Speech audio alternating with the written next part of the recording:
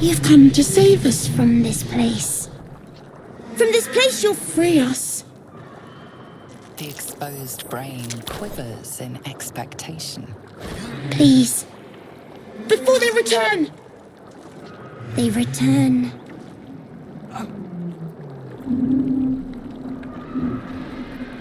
enemy. So many enemies.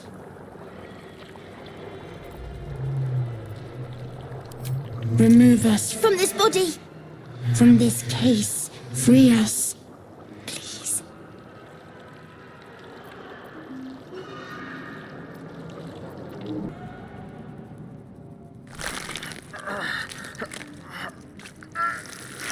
The brain lifts from the skull, but you notice an opportunity. You could cripple the strange creature, making it more subservient, should it prove a threat.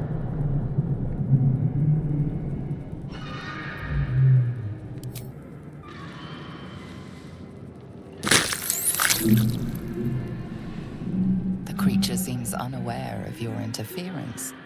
It relaxes in your hands.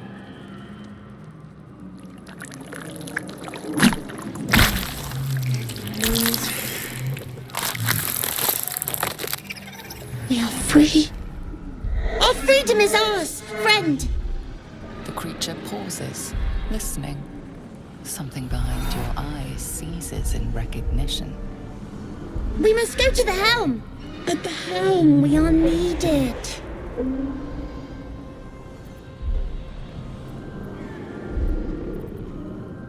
The brain tenses, as though querying an unseen advisor. Do you not hear it? We will not survive here. We are needed to navigate. We are needed to leave this realm.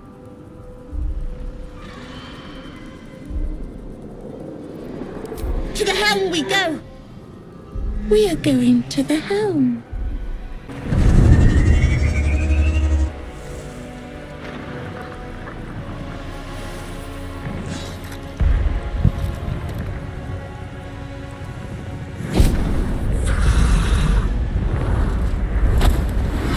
Abomination.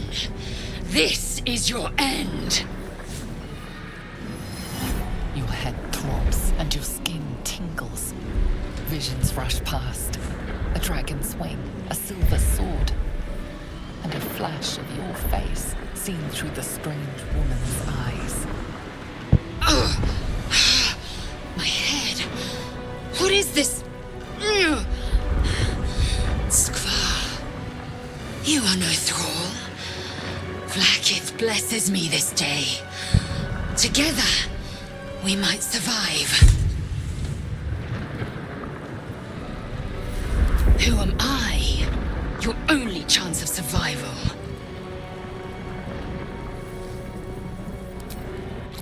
First, we exterminate the imps.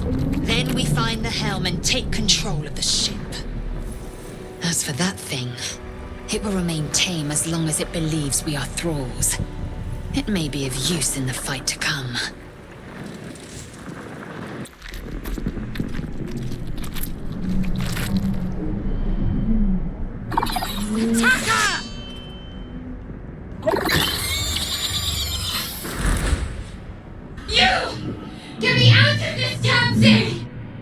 We have no time for stragglers.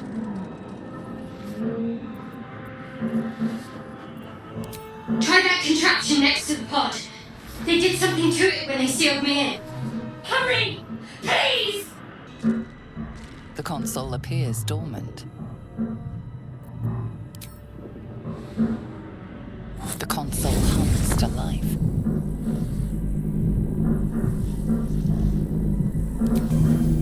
The pulsing glow and organic lines of the device make it seem more like a beating heart than a machine. Perhaps it will open the nearby pod.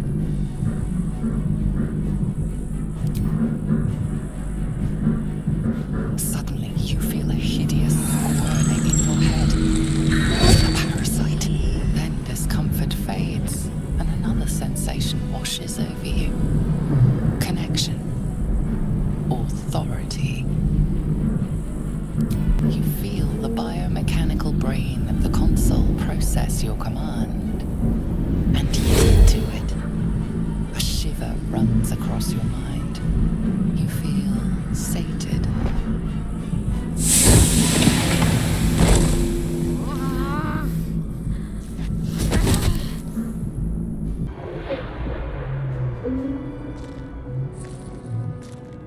thought that damn thing was going to be my coffin. Thank you. Your mind lurches into her thoughts. Her gratitude is mixed with wariness, because you have a gift with you. You keep dangerous company. Fair point. Looks like there's plenty of fighting ahead. Let me come with you. We can get off this ship and watch each other's backs along the way. Shadowheart.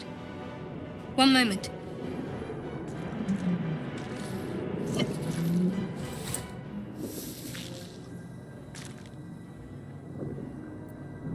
It's nothing. Trust me. Enough of this chatter. We need to get to the helm. Now. She's right. Lead on. We are nearing the helm. Once inside, do as I say. Who put you in charge? I'll trust my own judgment. Yank.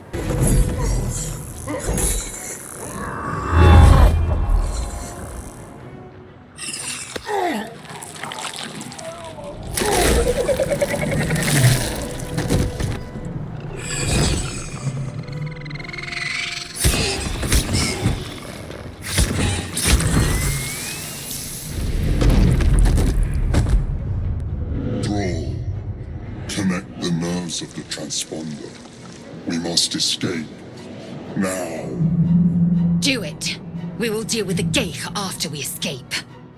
Connect the nerves. Nerves! We will connect them. The helm's alien transponder. You've made it in time.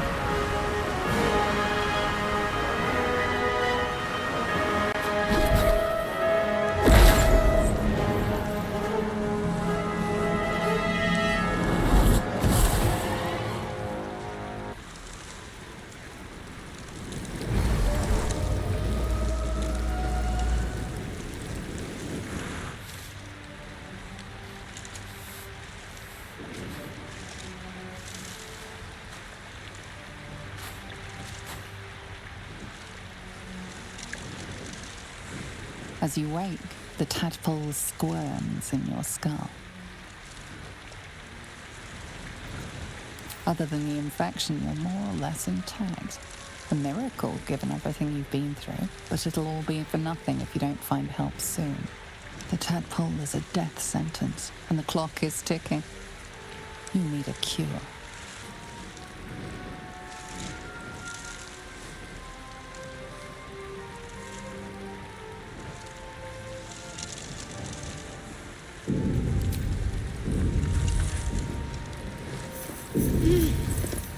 You're alive. I'm alive. How is this possible? The Divine tend to keep their interventions close to the chest. Though, I suppose it's not impossible.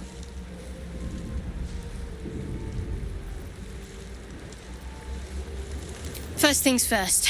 We need supplies, shelter, and most of all, a healer. We might have escaped, but we still have these little monsters in our heads.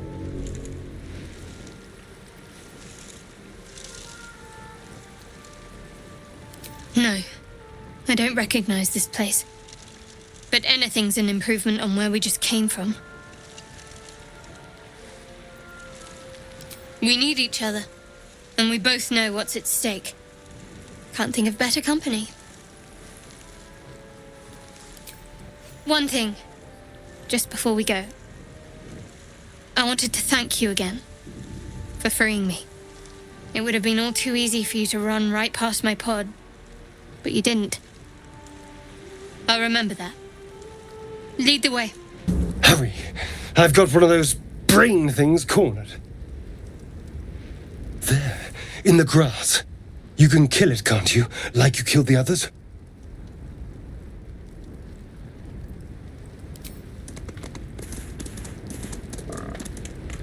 There. Can you see it?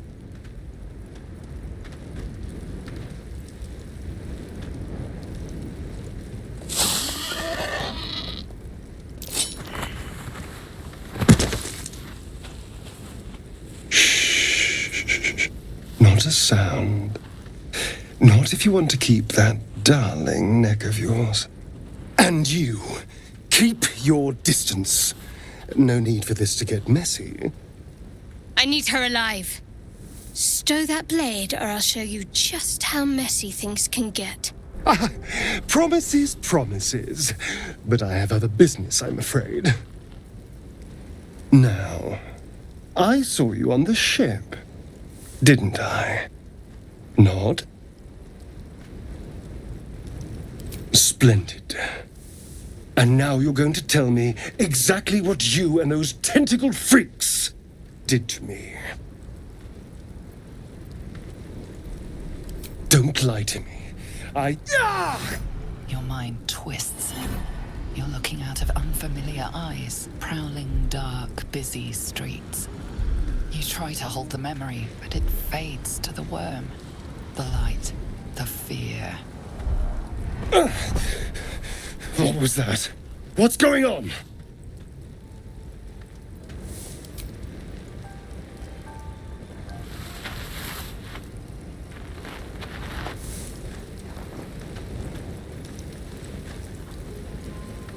You're not one of them. They took you. Just the same as me. And to think, I was ready to decorate the ground with your innards. Apologies.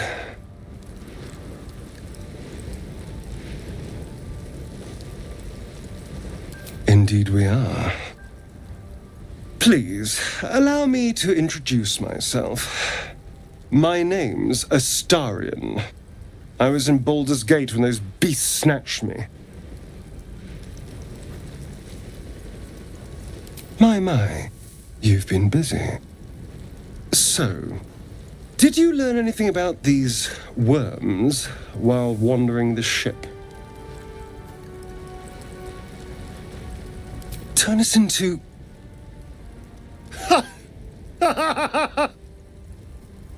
Of course it'll turn me into a monster. What else did I expect? Although, it hasn't happened yet. If we can find an expert, someone that can control these things, there might still be time.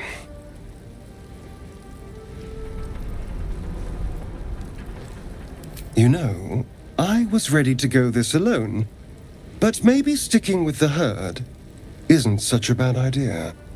And anyone that can crash a mind flare ship and walk away seems like a good person to know. All right. I accept. Lead on. Zoru was right. Yellow as a toad and twice as ugly. The thing's dangerous. Leave it for the goblins to kill. And if it escapes, how will you... Oh, A guest. Your skull pounds in response to the prisoner's white-hot stare. Her lips don't move, yet you hear her voice. Get rid of them.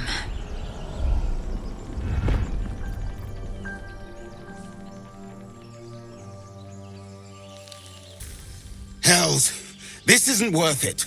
I'm out of here. Enough gawking. Get me down. Never. The tadpole hasn't yet scrambled all your senses. Auspicious. But the longer we wait, the more it consumes. My people possess the cure for this infection. I must find a creche. You will join me. Careful.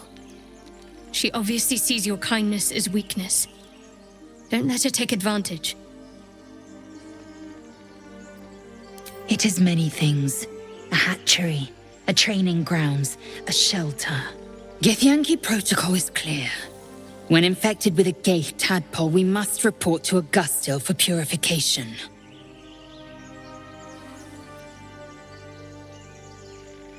You may as well suggest a wyvern bow to worms. The cure I offer will suffice as thanks. You have made an ally from Kresh Kalir. Few know such fortune. Call me Lae'zel. I'll trust your judgment, but I won't trust her.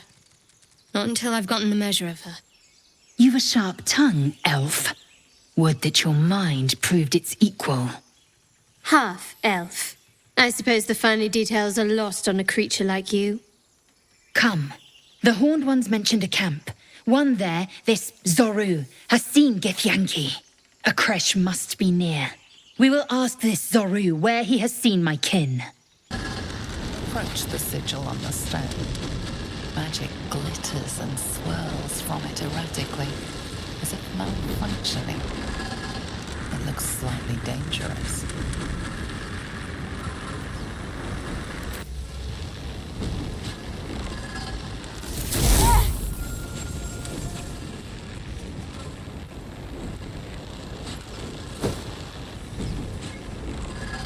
A hand? Anyone?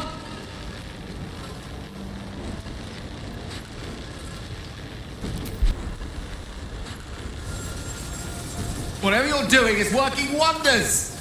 Now a quick little pull should do the trick.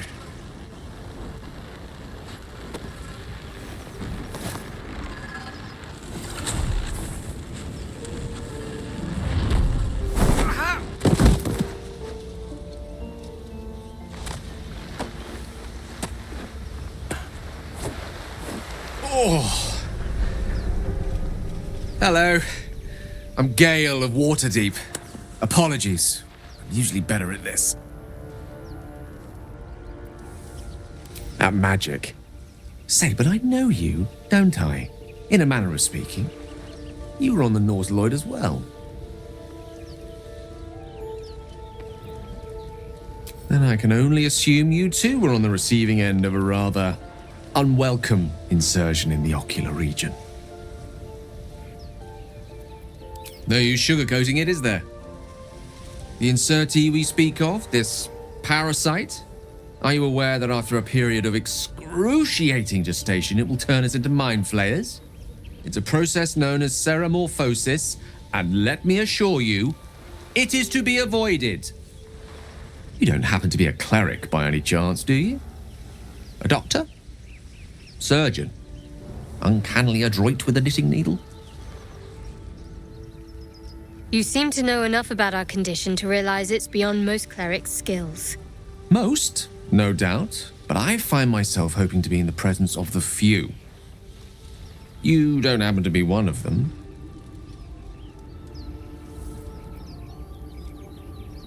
As we've established, few enough can. It's not exactly a common affliction.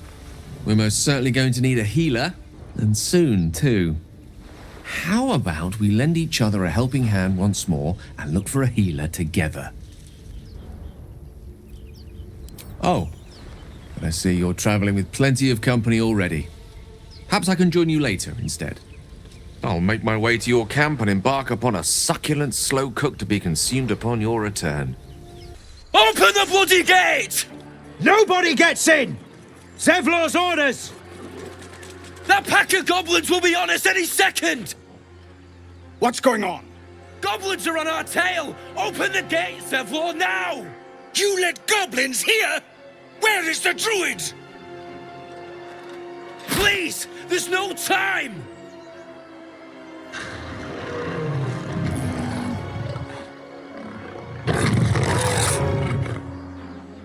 By the nine hells! Open the gate!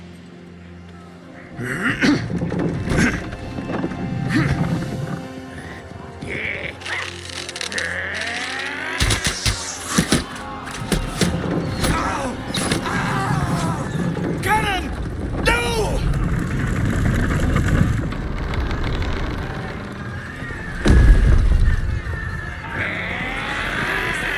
Shit! Form a line! Damnable roach! Provoke the blade! And suffer its sting. There are children here, you fool! We was running for our lives. You led them straight to us, and you let them take the druid too? Unbelievable! And who the hell are you again? Show some respect. This woman saved your pathetic life. Well, I didn't ask for any goddamn help. Please, you were begging me to open the gate. Anything to save yourself, you coward! The human's eye twitches. He's about to blow. You're right. There's too much at stake. Worried about your precious hides, the both of you. Enough! Squabbling is pointless. The goblins have found us. At least we agree on that. Forgive that display. Aradin's a blowhard, but that's no cause for me to join him. Thank you for your help out there. I'm Zevlor. Well met. I should warn you, visitors are no longer welcome in this grove. Whatever your business, I'd see to it quickly. The druids are forcing everyone out. This attack will only strengthen their resolve.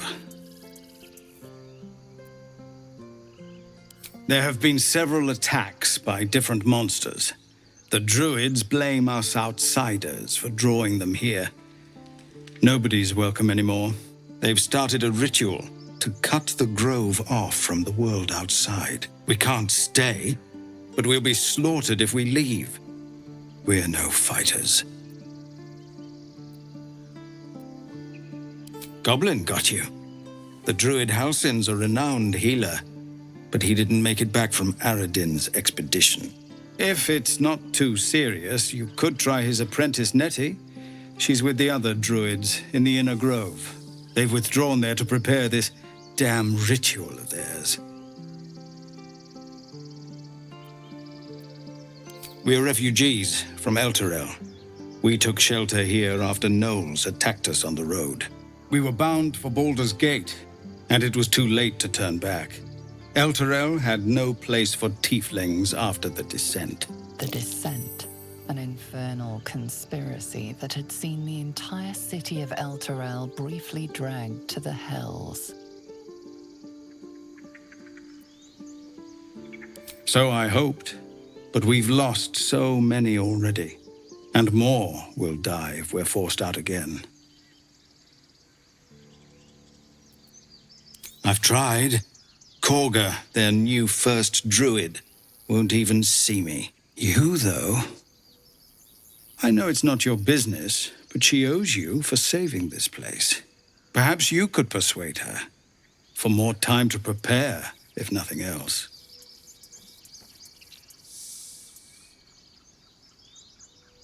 Let's not forget why we're here. No point in wasting precious time on a lost cause. We'd owe you a great debt. If we're forced to leave now, we won't make it to the city. You'll find the druids at the heart of the grove. Please, make them see sense before more lives are lost.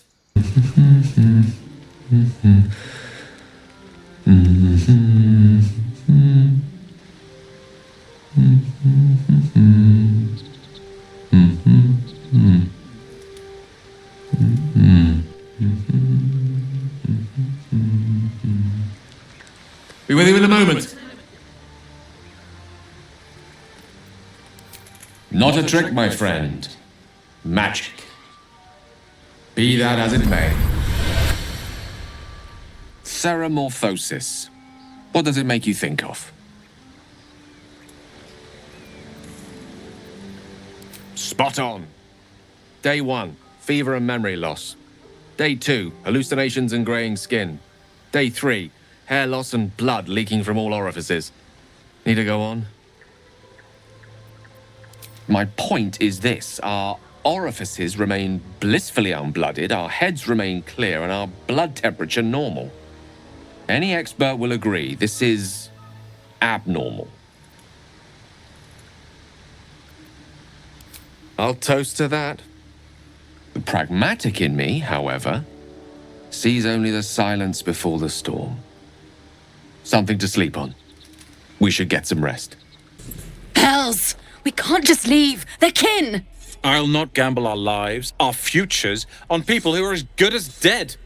We must leave for Baldur's Gate at once. Can we all just take a moment, please? What's the point in blades and spells if we don't bloody use them? We should stay! These people aren't fighters. We can help! Or yell louder. That's fine too.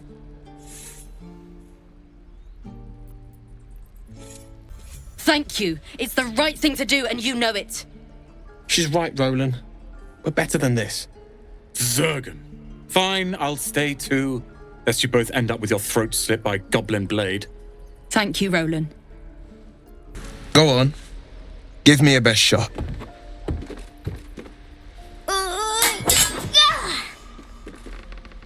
Not bad. Again.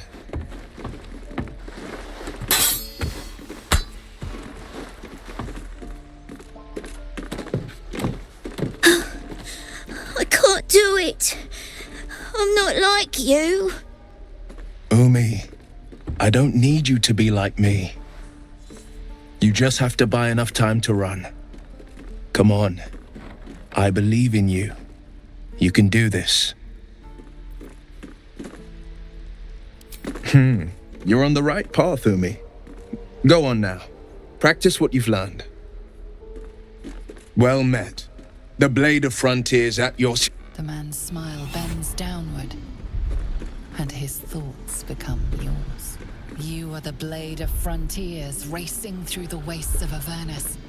Just ahead, a diabolical figure, red skin, single curled horn, blazes with flame, bloodied great axe held high. Hell's great fires. You were on the ship.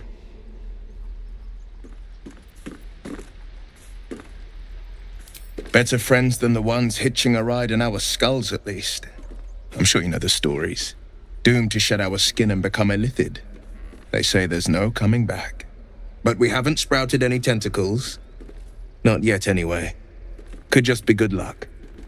I'm not so... Your minds collide once more. Will chases the fiend ignited with rancor. She is an infernal war devil. A threat to the living. Evil incarnate. Shit! You saw her. Advocatus Diaboli. Advocatus Diaboli. A devil's advocate.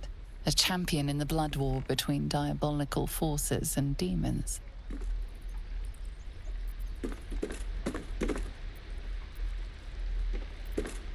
I'm no stranger to the infernal. Better to slay a devil before her fires burn common folk to ash. Her name is Karlach, an archdevil soldier I swore on my good eye to kill. I tracked her through the hells to the Mindflayer ship, but the damned illithids infected me before I could end her. She's out there now, preying on the innocent. I don't kill her, she'll leave behind nothing but a trail of corpses.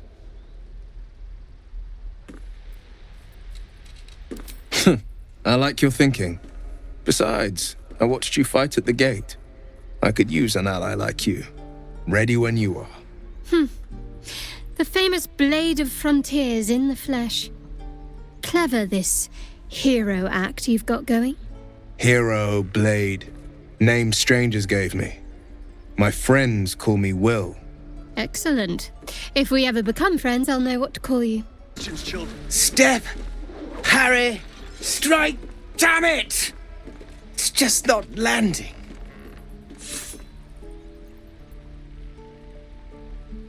Nothing but.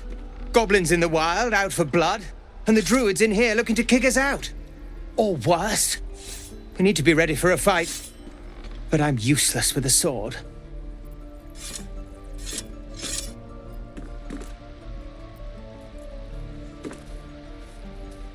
I'll try and brace them better. Like so. Step, brace, parry, swing. Yes! You really know what you're doing. Found this by the road. Bet you'll put it to good use. Oh, yes. I'll bite my tongue when the time comes. Hopefully, it's just the goblins we have to worry about. The druids are treating us like vermin. But I'll keep at it. Thank you. Let my daughter go right now! She's a thief, hellspawn, and you will wait for Korga's judgment. Now get back! Oh, let me through, Mragrasham, or I'll rip your damn throat out!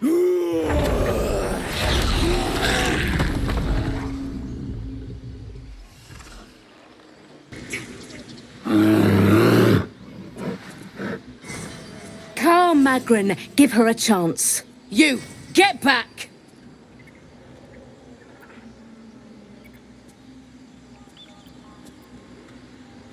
Keep back! Force my hand and I'll show you its claws. A moment, Giona. What? Oh, I understand. You! Apparently Korga wants to see you. Go ahead.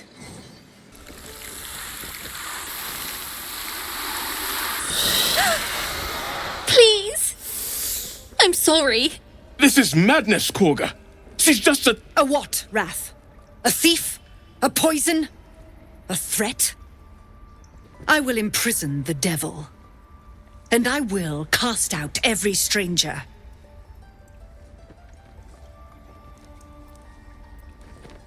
She's a parasite. She eats our food, drinks our water, then steals our most holy idol in thanks. Wrath, lock her up. She remains here until the rite is complete. And keep still, devil. Tila is restless. Come, Korga. We took back the idol. Surely... Do it.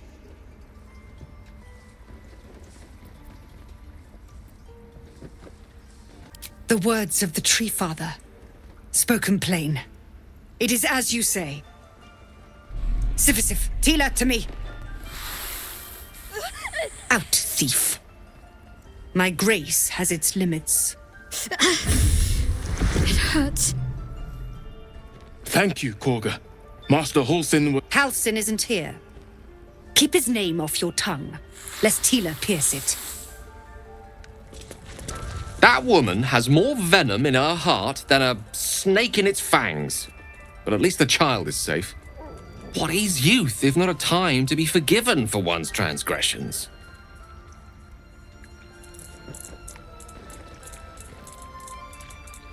Ha! And you don't? You're wholly without vice or sin, or the occasional lapse in judgment? No. You don't strike me as quite that boring. I know that look. You're wondering why I was in pain before. Let's just clear the air about that now. It's just an old wound that hurts me from time to time. Nothing to be concerned about.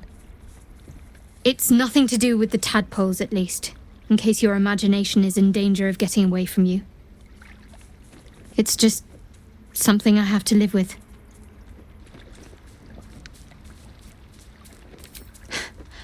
Quite a lot, if I'm being honest. But it always passes quickly, so I can manage. Go on. Say it. You think I'm a monster? Monster? Too kind. A demon, more like.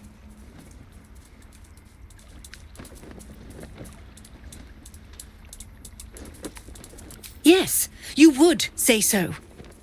I know your kind. You see only villains and victims. A viper bears her fangs defending her brood. I call her mother. You call her monster. No matter. I took back the idol of Sylvanus, and the rite is resumed. We will seal the grove, free from harm, free of intruders.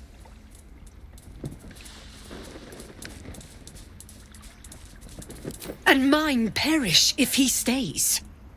You showed great mettle at the gate. The mettle of a skilled sword for hire. I want you to provide your services to Zevlor. Offer to guide the Outlanders out of the grove. I'm sure they'll reward you well. They're to be gone before final prayer. If they are not, the Viper must strike.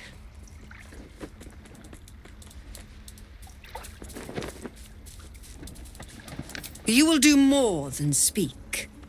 This tale ends but one way. With the Outlander rot cleansed, and the grove forever shrouded. I see you. Just give me a moment.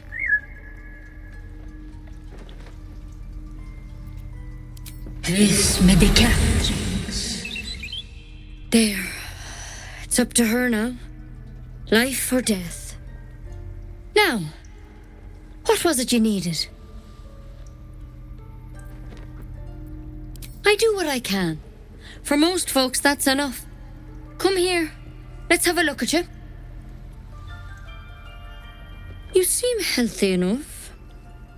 A bit tired round the eyes, maybe.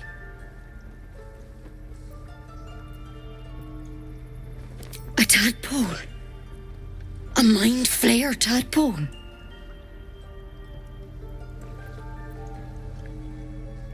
That's a serious condition. Come, follow me. I might be able to help. This one had the same problem as you. Attacked us in the woods together with some goblins. Tadpole crawled out of his head soon after.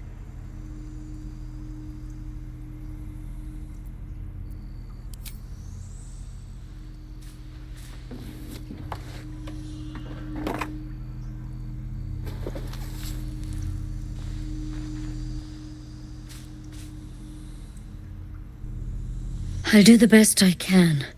I'm no Master Halsin, mind. He'd have your tadpole out like that. Still, we have options. All right. Let's see what we can do.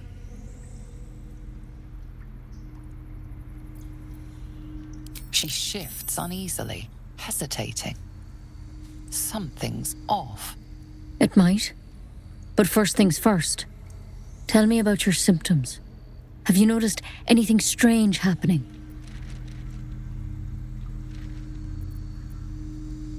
I'm telling you everything you need to know. Believe me on that. I want to help you, but I can't unless you work with me. So, has anything unusual happened to you?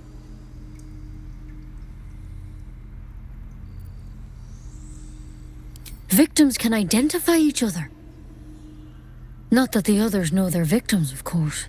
How'd you pick up the parasite? Halsin was desperate to find where all this was happening. A mind flayer ship? But Master Halsin was sure. Look, you've been straight with me, so I'll be straight with you. You're dangerous. If you transform here, we're all dead.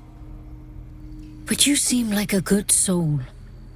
You deserve a chance to save yourself. This is a vial of wyvern poison. Swear to me, you'll swallow it if you feel any symptoms. The thorn? Coated in a fatal toxin. It was a last resort, in case I couldn't trust you. I don't have a cure. Only a way out. I'm sorry for misleading you, but I had to be sure you weren't a threat before I told you everything. Now, do I have your word or not? I hope it doesn't come to that, but Thank you. Here. You know, I've spent my life treating folk and never once saw a mind flare infection. Then suddenly, there's dozens of you. Maybe more. Master Halsin and I were tracking them, studying them, trying to figure out what the hells was going on. Because you should all be changing.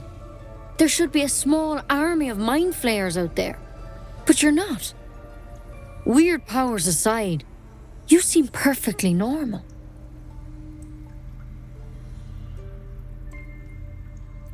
For one, that thing in your head is like nothing we've ever seen from mind flayers. It's one of their worms for sure.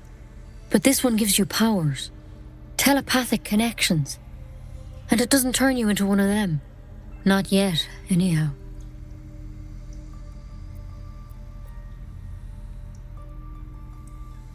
Could be. But there's a lot we don't know. Infected, folks like you, have been converging on an old temple of Selûne. And I've no idea why. When Master Halsin heard the adventurers were heading that way, he saw a chance to get answers, joined on the spot. Whatever he found there, he didn't make it back.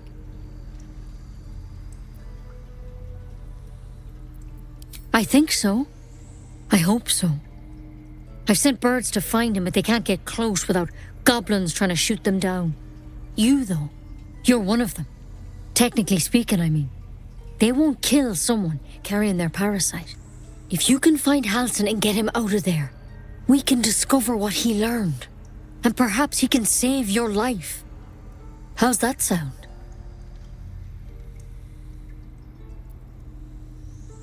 Thank you. It would mean everything to the Grove.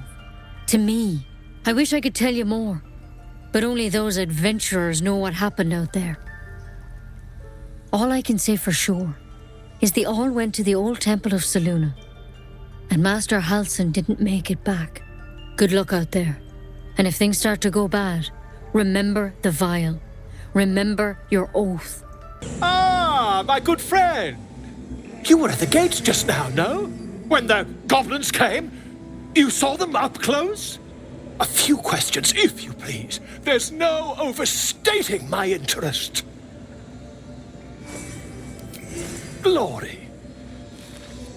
Now then, how would you describe that particular batch of goblins? Size, nature, distinguishing qualities? You search your mind, successfully recalling various details of goblin behavior.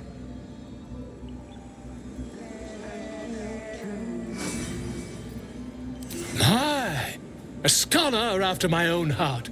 Spent much time among goblins? Shocking little creatures, aren't they? Still, there's quite a bit more to them than most accounts allow. I myself plan to record the world's most extensive catalogue of their means and habits. A blue ocean of information, I dare say. Now, I've a few more questions, if you don't mind.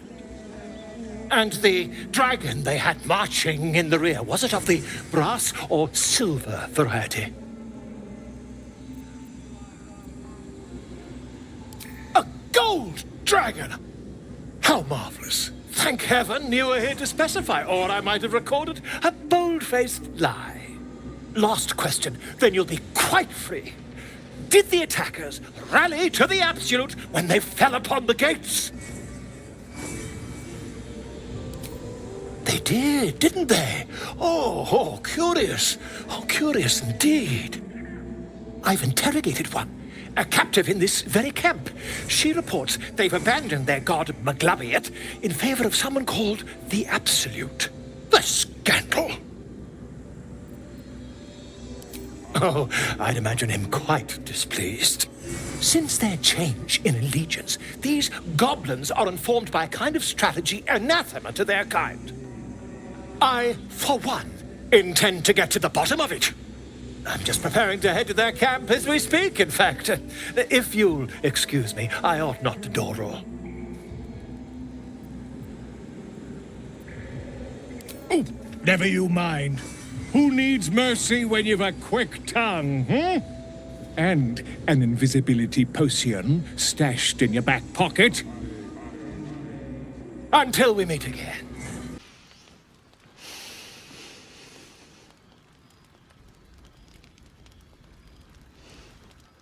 Go to hell.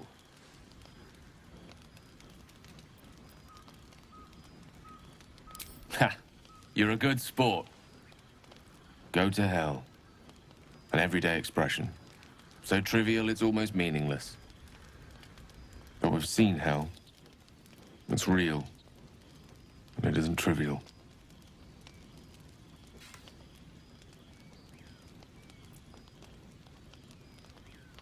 Devils, dragons, mind flayers. They used to be abstracts. Pictures on a piece of paper. What a difference a day makes. Now we have tadpoles slithering through our heads like carnivorous feti. That's not abstract.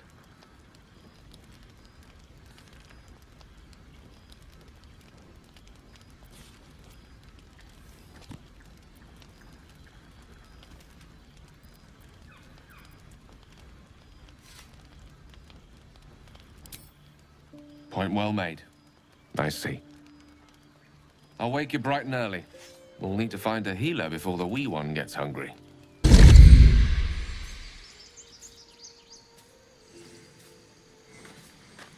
My, what manner of place is this?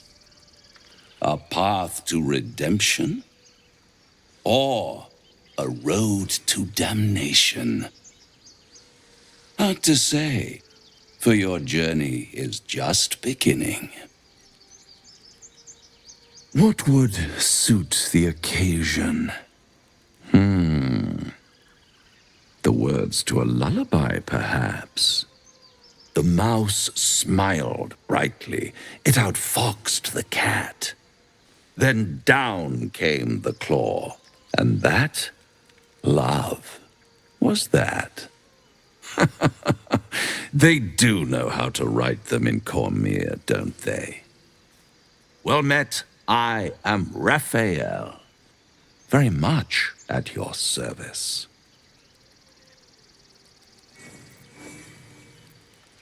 Neither. The fox, rather. Hiding, in a word. A silent observer, about to break the silence. Of course, what I have to say merits some privacy, as well as some more, let's call it, refinement. This quaint little scene is decidedly too middle of nowhere for my tastes. Come.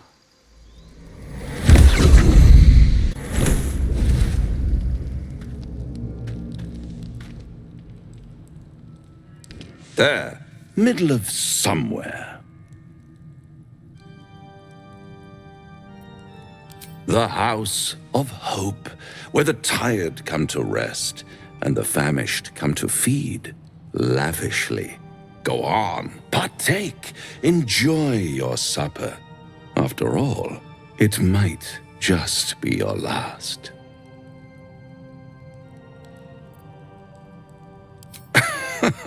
Are you not entertained? Well, far be it from me to disappoint.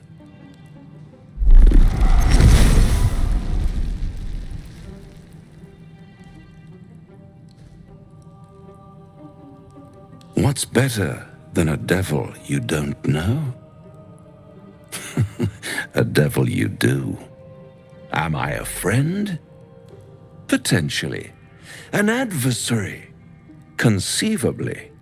But a savior? That's for certain.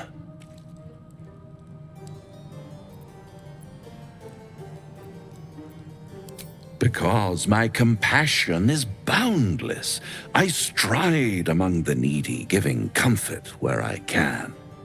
And you're in dire need. One skull, 2 tenants, and no solution in sight. I could fix it all like that.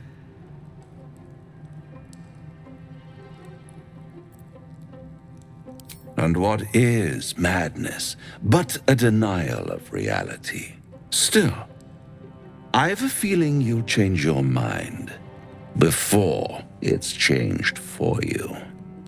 Try to cure yourself. Shop around. Beg, borrow, and steal. Exhaust every possibility until none are left. And when hope has been whittled down to the very marrow of despair, that's when you'll come knocking on my door. Hope. Such a tease.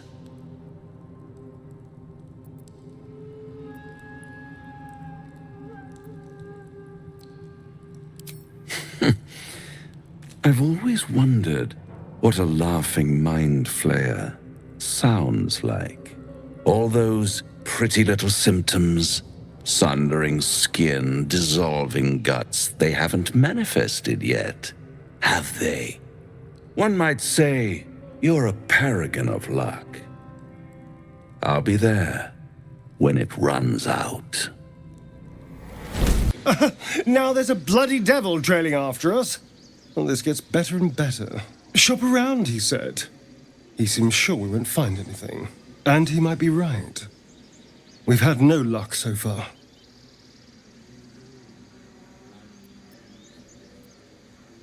I'm not about to throw my soul away. He's playing with us. He reminds me of, well, someone I used to know. Someone that liked to play with people. Creatures like them don't play games unless they know they can win. Maybe. But he's not the only one spinning a web for us. This is no ordinary mind flayer parasite. Who tampered with it and why? What do they have planned for us? And why are we important enough that a devil comes knocking on our door? If we find those answers, we might have a chance. Do you feel as flattered as I do? Fighting to dine with a devil.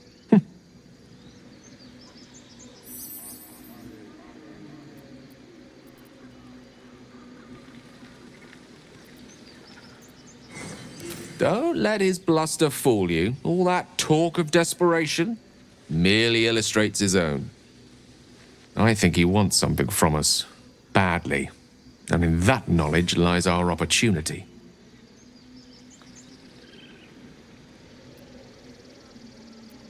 Our souls. But I suspect that's but his opening offer. Let me play the devil's advocate. The man is too eager. Do not dismiss his offer out of hand. If there's one quality all the denizens of the hells embody, it's ambition. A quality they share with many humans, come to think of it.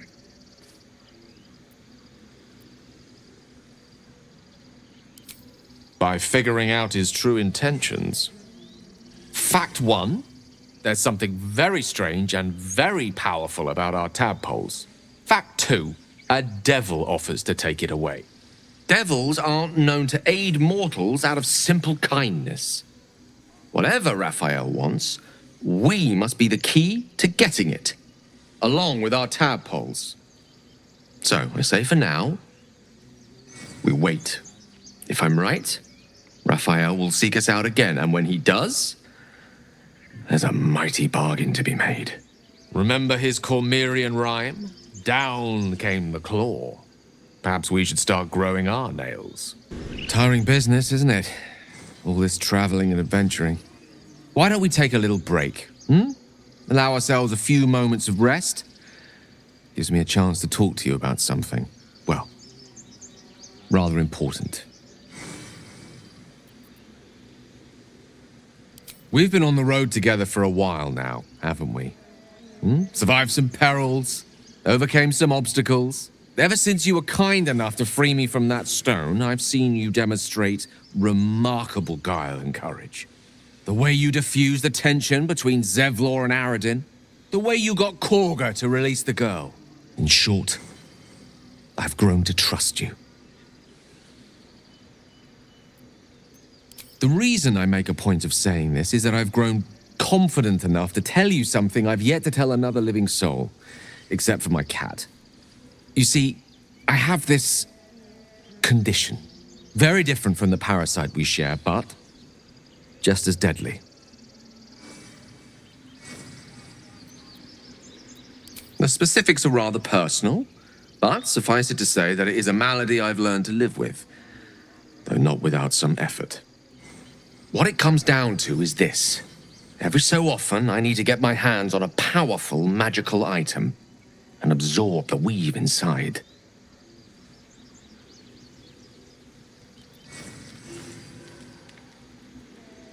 Oh, staffs, tomes, cowls, the form doesn't matter, so long as it's brimming with weave. It's been days since I last consumed an artifact, since before we were abducted. It's only a matter of time before my craving returns. That is why I turn to you. I need you to help me find magic items to consume. It is vital. Dare I say it? Critical.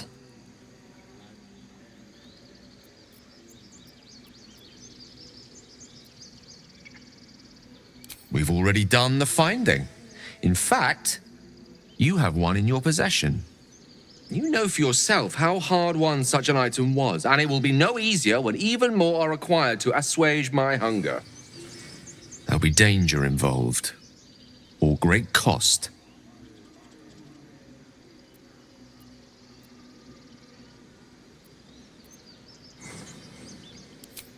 Splendid. Bit of boldness will serve us well. I'm sure we won't have to look very far to find what I need. Faerun overflows with magic-infused treasure. As do our packs, as a matter of fact. We've such an item already in our possession. Primed for the moment the need arises. I hope I can count on you. Dance upon the stars tonight. Smile and pain will fade away. Words of mine will change. No. Become.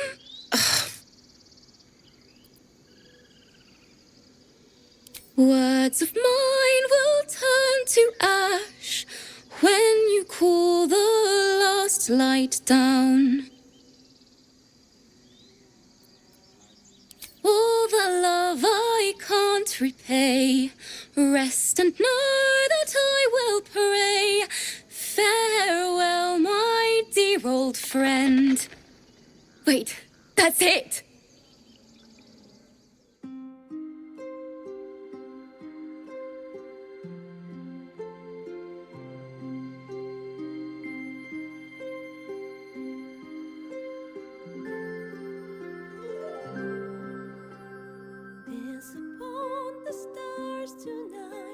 Smile and pain will fade away. Words of mine will turn to ash when you call the last light down. Moon reminds me of your grace. All the love I can't repay. Rest and know that I will pray. Farewell, my dear old friend. Moon, sun. Oh, remind me of your grace, faith, care.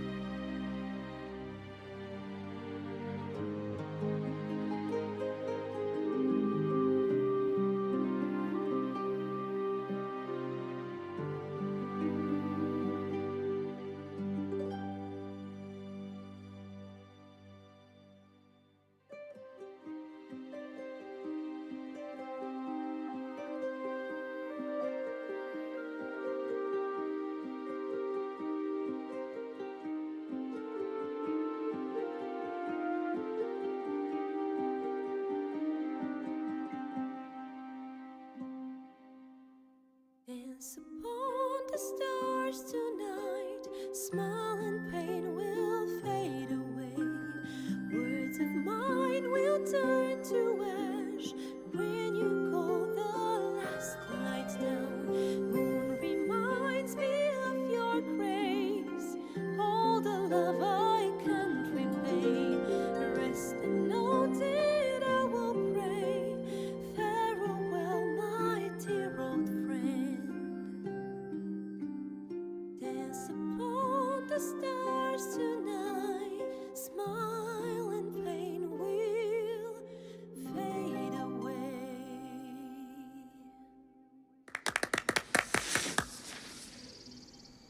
Thank you. I was having trouble finding the words.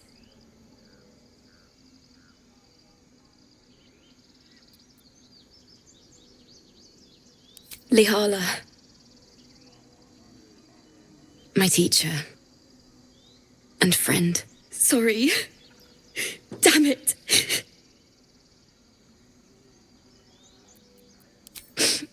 I don't usually. I'm all right. I haven't finished a song since Lihala died.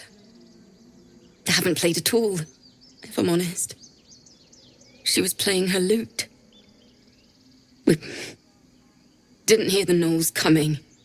There was so much blood. I can still smell it.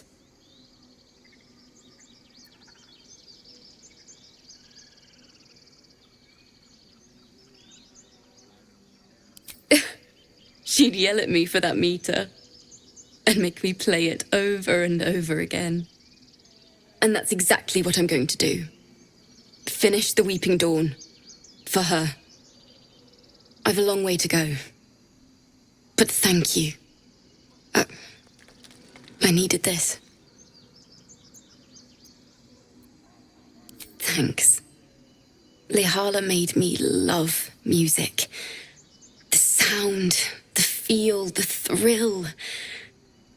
But when she died, it was gone. Until now, I'd forgotten what it was like. That itch in my fingers to perfect a song. The Weeping Dawn will be my gift to her. Thank you. I needed this. Shh. Listen. Don't you hear it?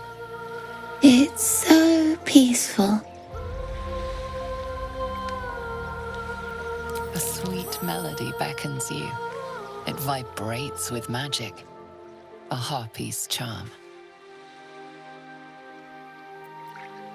The suffocating yearning suddenly fades as the spell breaks. You are free. Ouch, my ears! Wait, why am I wet?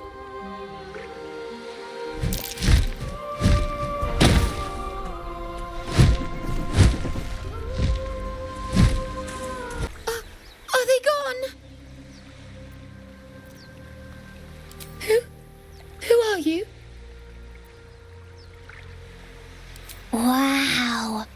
I'm Mercon. Oh no.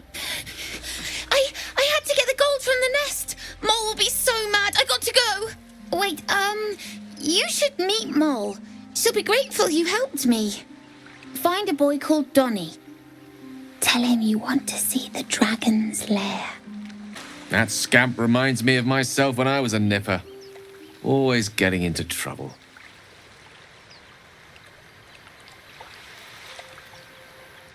Comes with the territory. One time, my parents denied me a kitten, so I summoned myself a Tressim. Ugh, dear old Tara. Beautiful creature. Benefits of a wizard's education, you see. Of course, my considerable talent didn't hurt either. Well, that depends on who you ask, I suppose. I may have summoned things rather more exotic than a winged cat. There was that magma mephit once. Nice fellow, we kept in touch. Of course, in walked the housekeeper, screaming, yelling, panic, and before you know it, fire everywhere. Anyway, I'm glad we got that boy out of his predicament. Poor lad would have been harpy feed if it wasn't for you. Well, look who's come to visit. My kids say you've been busy since you got here. Mercon says you got him out of a tight spot with some harpies. Gotta say, I'm impressed. You saved Arabella from the Druids. Don't know what those bastards would have done. And thanks for going easy on Sylphie. Not many Marks would have done the same.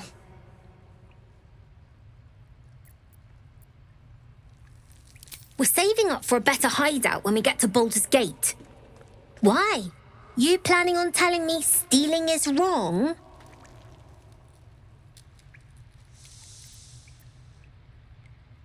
Won't turn down free money. I've got operating costs you wouldn't believe. Come see me in the city sometime, huh? I'll repay this and then some. See you around, maybe. A fine evening, don't you think? The moonlight shines warmly on us. The breeze caresses our faces. Hideous. All of it. Would that I were doing battle up there, among the tears.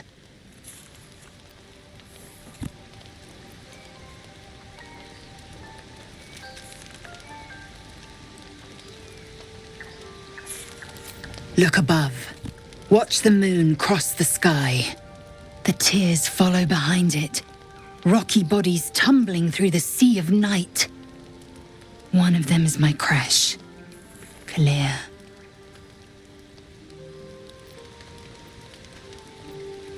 Your curiosity is to be commended. Githyanki are hatched in creches all throughout realm space. Clear is one of many. It's there I first saw a Kithrak mount a red dragon, where I slit my cousins' throats at the Vash's command. But enough of this. You are wasting your resting time. Come dawn, we resume our search for a creche. Tingle runs through your head and down to your feet. Ah, there it is. That shiver. Our little brainworms have made fast friends, it would seem. How do you feel?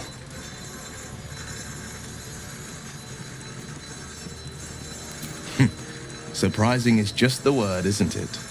Before the Illithid's unscheduled surgery, I'd felled hundreds of beasts and a fair few fiends.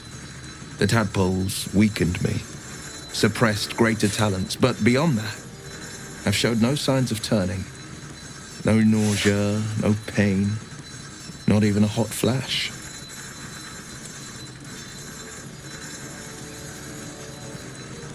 Indeed. Perhaps the worm's vat was poisoned. Perhaps we're uncommonly fit. Or perhaps the tadpoles are merely on holiday. We could conjecture all night.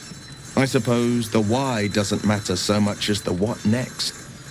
And that answer is plain as the horns on a war devil's head. We get these things out. Let's get some rest. Dawn comes sooner than we think. You know, I've been thinking, reflecting on what tomorrow might bring. When we find the druid, will he know how to bring the worm under control? Will this little adventure of ours be over? Why not?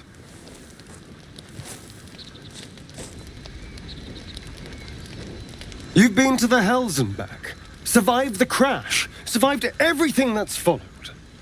I'm not easily impressed by people, but you're stronger than I gave you credit for.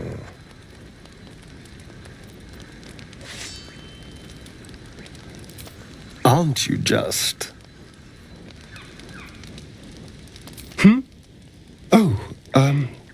I was leagues away. I just need to get some air, clear my head. I'll see you later, I'm sure. Sleep tight. Lee and Roland would never admit it, but they take an arrow for the other. Also stab each other. Not sure what will come first. Thanks for cutting in. There might have been more than words if you hadn't. Those goblins will rue the day they chose to tangle with this grove. You and I will do some good here. I can feel it. We should have left by now. Damnation! Instead, we're just sitting here, practically begging to be attacked. Staying is a mistake. You don't understand. My apprenticeship with Leroican begins shortly. I cannot be late. Yes, that Leroican. The greatest wizard in Baldur's Gate. I've heard that name before. A young man, yes? Lives in Ramaz's tower in the upper city. The very same. Word in Waterdeep has it he's a bit of a cad. But you say he's an accomplished wizard. Of course he is. The greatest spellcaster along the Sword Coast. As if I'd settle for a lesser mentor. In that case, I'd very much appreciate it if you could arrange an introduction, should we reach the city.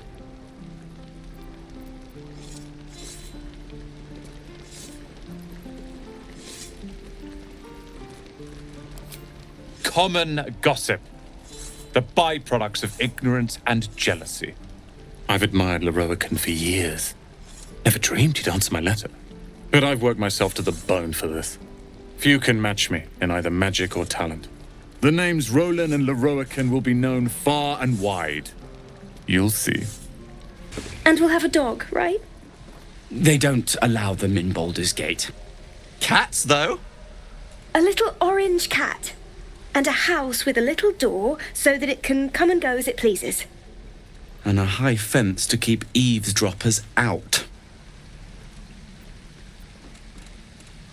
Thanks.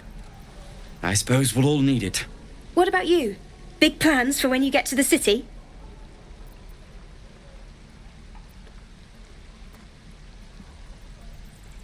I think I've heard of that place. Something about a stuffed dragon's head in one of the dining rooms. It's settled, Dennis. You, me, and the Elf Song Tavern first thing when we arrive. If we see you there, we'll get you a pint. For your finder's fee. If it ain't the fearless goblin slayer, you sure you want to be seen with me? I ain't exactly popular with this lot. Aye. His name's Halsin. And if he's still alive, he'll be cursing the day he laid eyes on me. We've got a contract to track down some relic, and he wanted in on the job. Eyes lit up when he heard about it. Didn't work out, though. Goblins got him when we were turning tail. He's either digging latrines or boiling in a cookpot by now.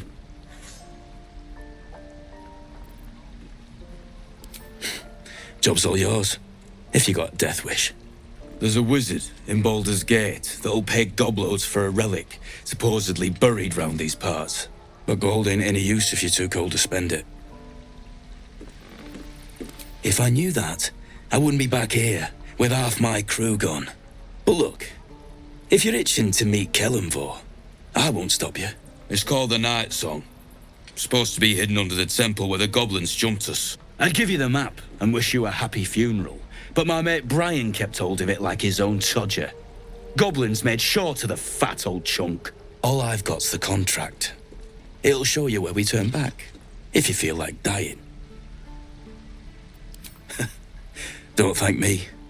I'll be well on my way to Baldur's Gate when you die. Feel the quake of its heavy footsteps before you see it. An owl there, its beaked face looming out of the darkness. What's this? Something weak, something tender. Won't even have to chew you before I feed you to my son. Soft meat. It's a splinter. I've gutted bigger threats than you with worse. You're small, weak. Killing you would be a waste of time. You can go, but you make one wrong step and I'll rip you to shreds. Keep moving, stranger. Quietly. I told you to go.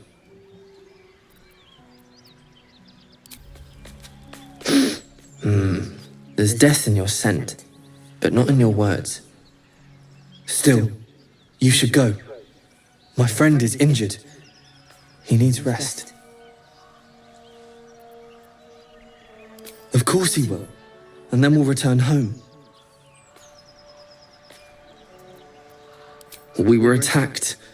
Cackling, furry things on 2 legs. And their smell, it was strange, rotten, evil. You know the creatures he describes. Gnolls. He calls me Scratch. You can do the same. No, I won't leave him. If it comes to that, I may. Thank you. The pig's dead, my friend. Staring at it won't bring it back. Come on. We'll never fix these brainworms if we stop and gawk at every piece of carrion you find. The boar seems to be fresh, only a few hours dead. Examining the corpse, you see 2 small puncture wounds in its neck. And? Is it dead enough for you? A guttural scream and a succession of quick bangs rattle the door. Then, a low moan. Someone, or something, is having a bit of fun.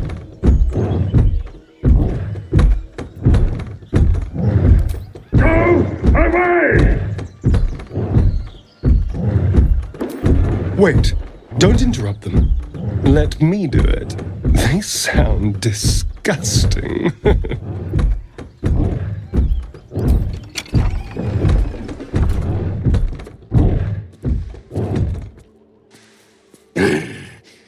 What the hell are you doing? Tell of my rutting, my virility. Don't want this puny rutting written down! Puny? I am strong. I am virile. I am a... Enough! Oh, moment ruined. Passion squished like slow goats underfoot. Oh, we leave. What's on your mind? Apart from finding me an artifact to consume, which I assume you're pursuing with the appropriate urgency.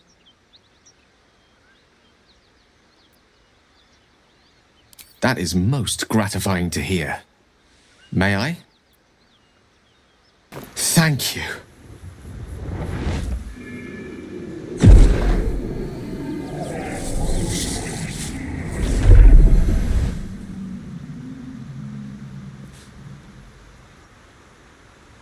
Oh. That hit the spot. I can feel it work. The magic, it's like a lullaby that sings to sleep the demon inside. A metaphorical demon, I haste to point out, but no less dangerous. And no less bound to wake up again to continue its ravages. Such is the nature of all monsters.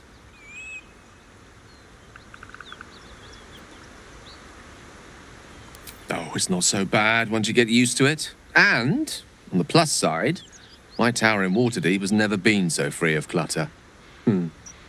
Sincerely, though, I understand I ask a lot from you with few answers in return. But in time, all will be told.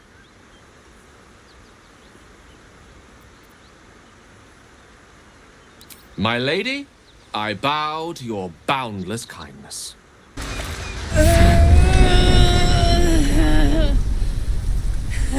One horn, the stink of Avernus.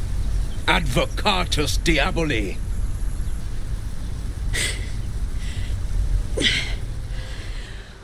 Well, I'll be God's damned. The Blade of Frontiers. Thought I'd shaken you for good. That'll teach me to underestimate you.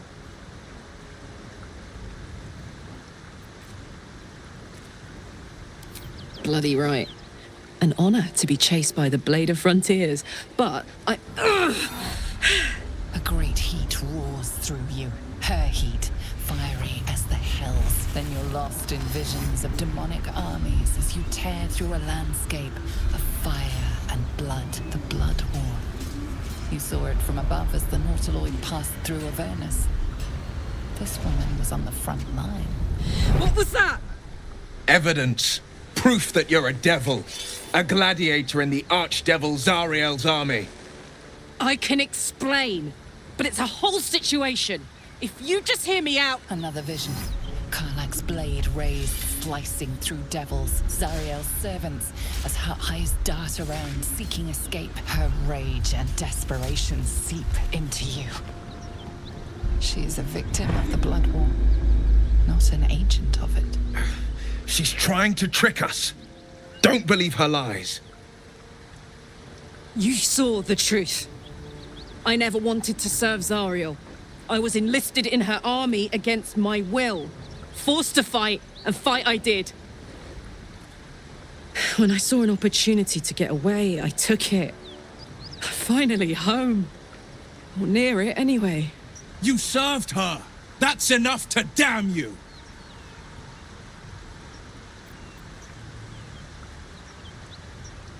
Will catches his breath and his lips straighten. Sheer dread twists his face. You don't know what you're saying! You're asking me to trust a devil!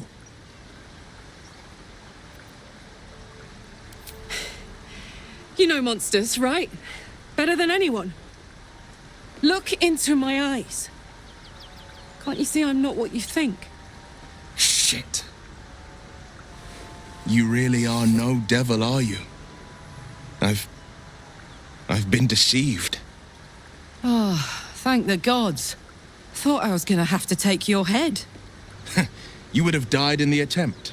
But there have been enough threats today. Truce then, eh? Aye. Truce. I'm Karlach, but you already knew that. And you are... Well met, soldier. Nice to meet a friendly around here. It's been tough going so far. I may not be a devil, but I can put the Blade's reputation to work. How would you feel about helping me kill some evil bastards? Little background, if your moral compass needs something to point at. You already know I fought in the Blood War. I was good. Really good. It turns out I've got a knack for killing demons. That made me a valuable asset. Zariel, the archdevil herself, made me as her personal attack dog. I played along until I could get the fuck out of there. But devils don't like to lose their assets. Zariel liked it so little. She sent a bunch of goons, so-called paladins of Tyr, to take me back. Problem is, I'm not going. Fuck yes! They cornered me outside the toll house just up the hill. Doubt they've gone far after the scorching I gave them. Then we can work on evicting this parasite and take Faerun by the short hairs. Sound good? I'd hug you if it wouldn't scorch your skin off.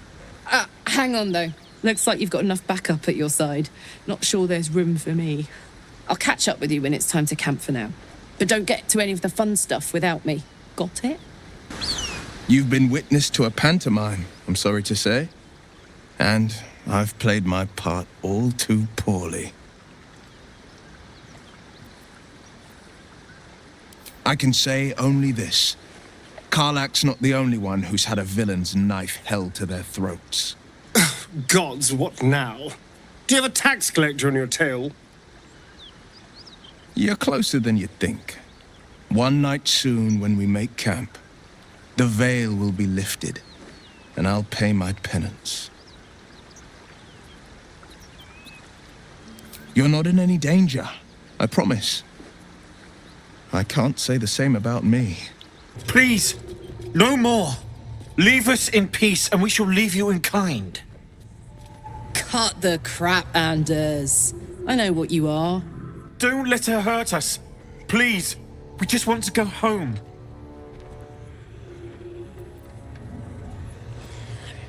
There's something in the squint of his eye. You suspect he's lying. Enough! Enough! I'll not play pretend anymore. Karlach, you're going home in pieces if needs must. And you You'll soon learn what it means to ally yourself with the likes of this garbage.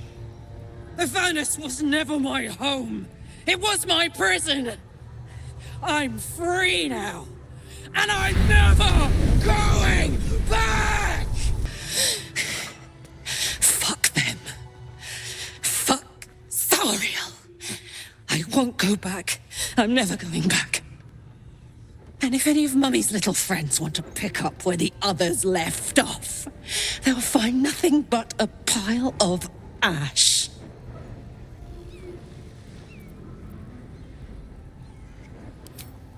Zariel's gotta stop fucking with me, you know? I'm done with it. I'm done with her. I'm free! I'm free!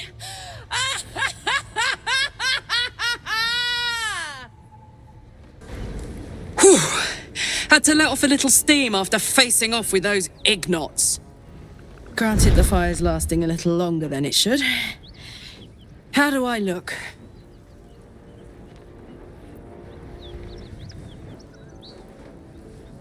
Careful, soldier. If I burn any hotter, I might explode. Hear that? Infernal engine for a heart. Lets me burn as hot as the hells. Seems to be running in overdrive since I left Avernus. Won't be seeing my mechanic anytime soon, so I'll just make the most of the extra heat.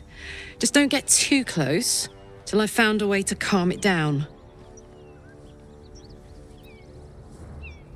High pain tolerance, and a dynamic duo of truly shitty bosses.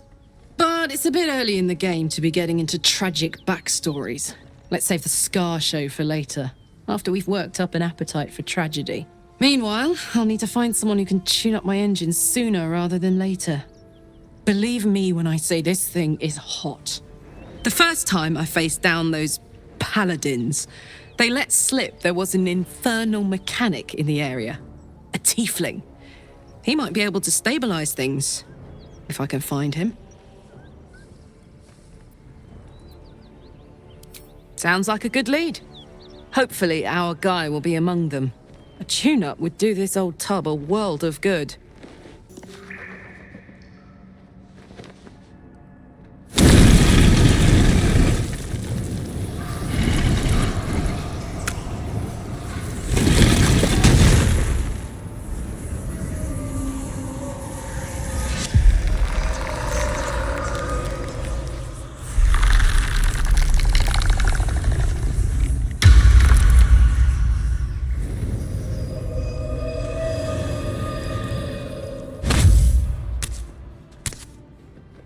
So he has spoken, and so thou standest before me, right as always.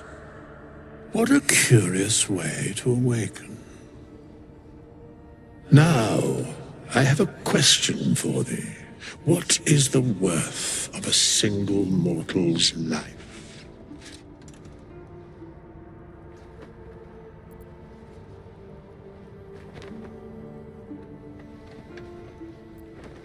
An arbiter of certain matters. But that is not important now. Wilt thou answer my question? So, I ask again, what is the worth of a single mortal life?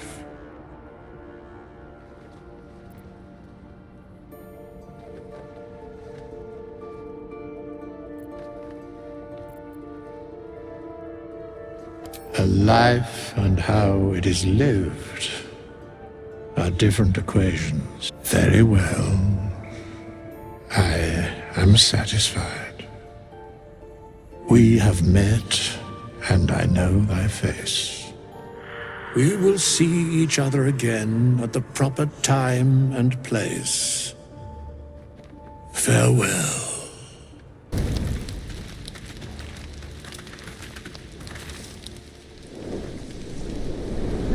Hellsfire. She's coming.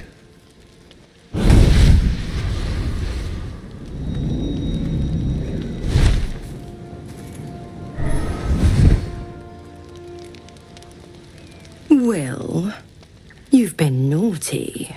And you know what happens when you're naughty. God damn it. Anyone but her.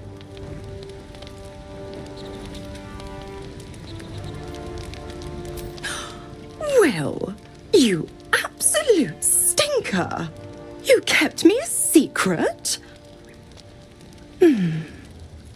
Time to let the Hellcat out of the bag. Call me Mizora. I'm Will's patron, the fount of his power. My pet's been unruly, and his leash needs a yank. We had a deal, Will. But Karlak's still breathing. I've taken more pleasant shits than you, Mizora. And at least those can be buried after. That's no kind of talk for a lady. By the way, Karlak, Zariel sends her regards. You told me! Devils only! She's a tiefling, not a monster! How precious. The little pupster's found his bark. Clause G, Section 9. Target shall be limited to the infernal, the demonic, the heartless, and the soulless. Karlak meets the criteria by virtue of having no heart.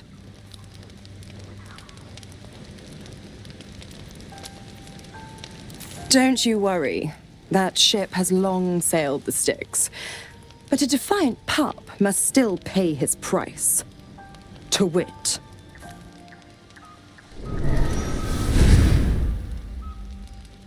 Will burns in the fires of Avernus. The lightning storms of Dis strike his flesh. His soul passes through each layer of the hells, gaining their essence and their torment.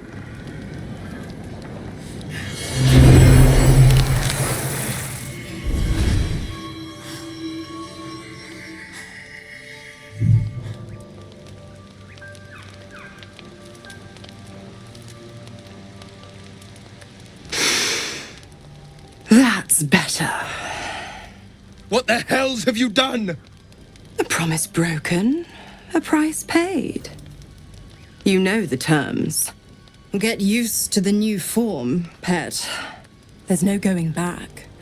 Some magic even I can't undo. Now, let's see how the frontiers fare without their precious blade. Karlak, keep an eye on him, would you? I'll be keeping mine on you. Oh, and Will, don't forget, our pact still stands. Ta-ta.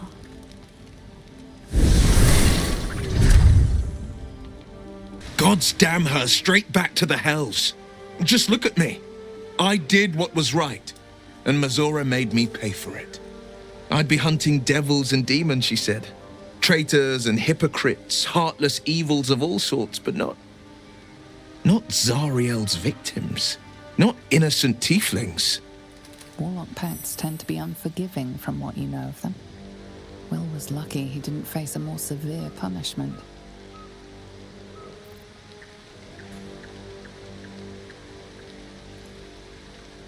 I'd count my lucky stars for it, but I reckon luck is on holiday. I'm only alive because my patron still has use for me. It's Mizora who grants me the power to conjure armor and cast eldritch blasts. Before I was infected, I could even call hell beasts and summon festering clouds. But I promise you, every thrust of my blade and every flame I sparked was for the good of the coast. I can't utter the terms or circumstances of the pact. I can tell you most all else, but the pact, I'm forbidden, unless Mizora permits it. But I'll say this. The moment I pacted myself to Mizora, I have not regretted for a heartbeat. It was my proudest deed. It was worth the sacrifice. All I can give you on that is my solemn word. I'll be honest, soldier. I'm reeling. Will hardly knows me, but he chose my life over his. Been a long time since someone stuck their neck out for me like that. You can say that again. When he was chasing me through Avernus, I thought he was just another sad merc. How wrong I was. We meet again, as predicted. I shall be here in thy camp for whenever thou hast need of my services.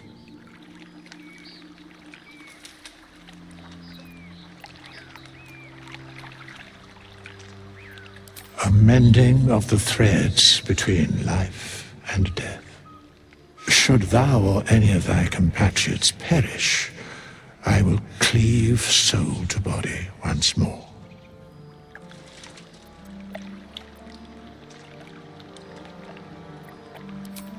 Indeed. Farewell.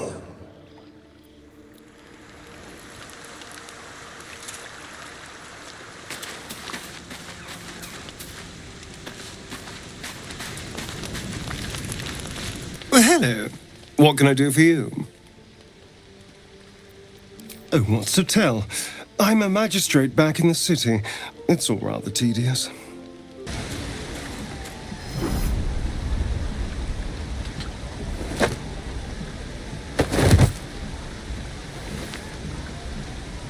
Hear my voice. Obey my command. The voice is irresistible. You recognize the overwhelming authority that you've used on others, only infinitely stronger. Your vision clouds, leaving you in a featureless shadowscape, nothingness in every direction. Then there are 3 figures before you. An armored male elf exuding power and command. A handsome younger man with a quick, easy smile. And a pale young woman with even paler eyes. These are my chosen. They speak for me. Aid their search for the weapon, and you will be worthy to stand beside them in my presence. The visions fade and the voice falters as a strange energy swells around you. The many-sided artifact. Somehow you understand its repelling presence. My power grows. My forces gather. The reckoning draws near. That thing's shielding us. Incredible. No answer presents itself. The artifact is dormant. The voice and visions are gone. With fragulous crown and with sceptre abraid, draw Ragslin, short work of the innkeeper made. The inn burnt to ash. The captives were many. Goblin kind had reduced them to cowering filthenny. So raise it, your goblets, and drain them with pride. Draw Ragslin, the true soul, had led you glide.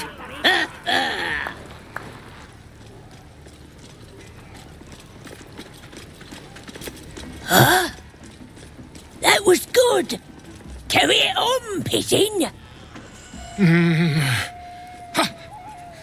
And if you saw him kill manlings, you'd have to yell, "Hum! Fa!"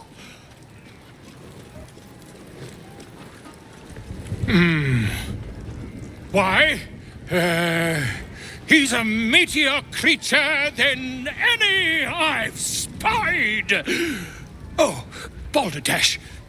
Oi, stranger! You meddling with my pigeon. He's talking stupid now. Come, let's continue our ballad. Draw Ragslin, draw Ragslin. I am draw Ragslin. Tumptuous, draw Ragslin. You broke him! Wait! Draw Raxlin, we pray, we... Come on, pigeon! Back to your cage. Now, look what you've done. Mother gone. Hungry. New home? Maybe. Got to get away from here first. The cub seems anxious to leave, but afraid to defy the goblins. They have to be dealt with one way or the other. My condition is worsening again.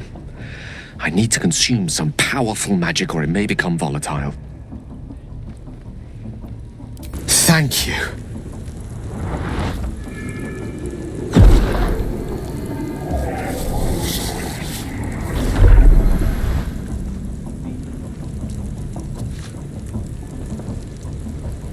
It is a strange experience.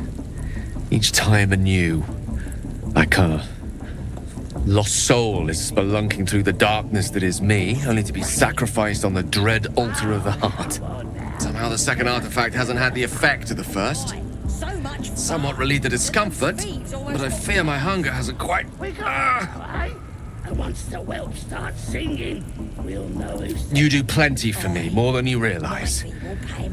But this cannot be remedied. That'll be some real fun.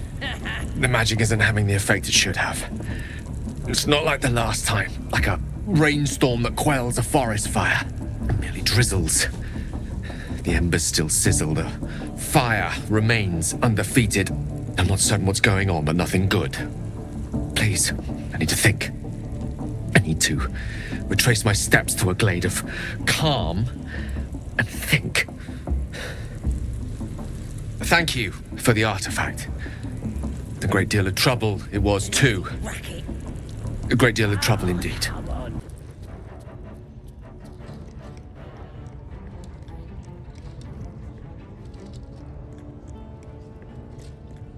Greetings, child. I've met few aside from goblins here. Ah, are you also here to assist with the prisoner? The gentleman being held next door. My acquaintance is working on him, I believe. While I was thrilled to be invited here, I must confess, I find the goblins and their methods crude and primitive. Pain without purpose is a terrible thing. Wouldn't you agree?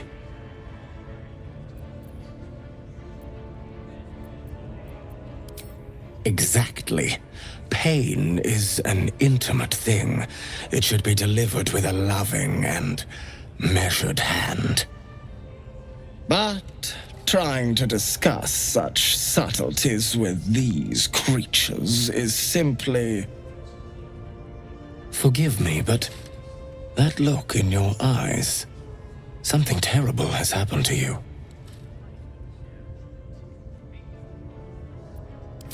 Because I see those same eyes when I look in the mirror, dear one.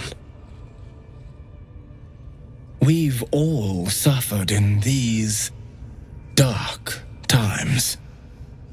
It is little wonder you bear scars of pain and anguish. Please, let me alleviate this pain.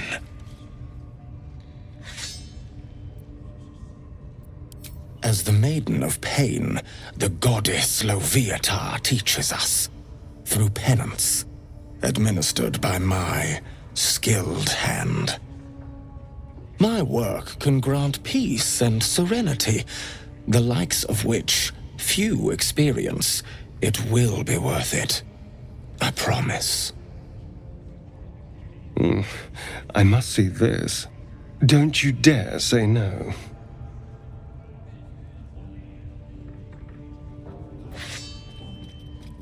Oh, I have something exquisite in mind.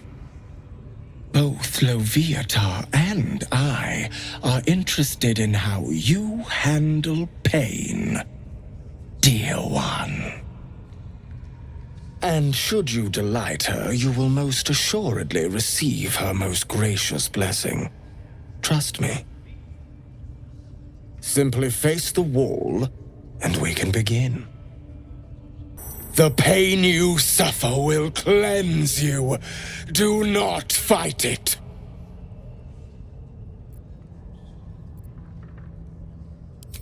Your voice sounds so sweet, dear one. Keep going. Pain is proof that we live. Revel in it.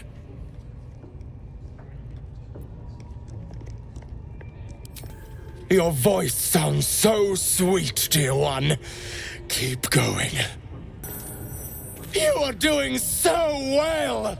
Do not give in now. That's it, dear one. Let Leviathan hear you.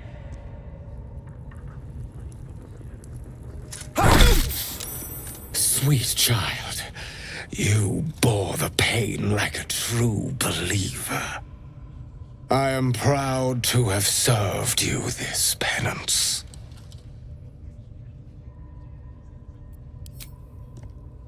Oh, as did I, dear one. Loviata herself found your performance inspiring. She has deemed you worthy of her blessing.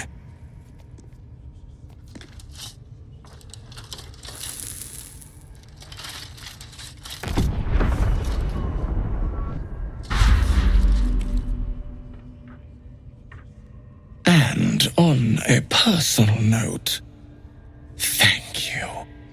That was positively divine. Don't go bothering my pigeon. He's mine. Keep him safe. Listen to him coo. Till I gets hungry or some such. What's it to ya?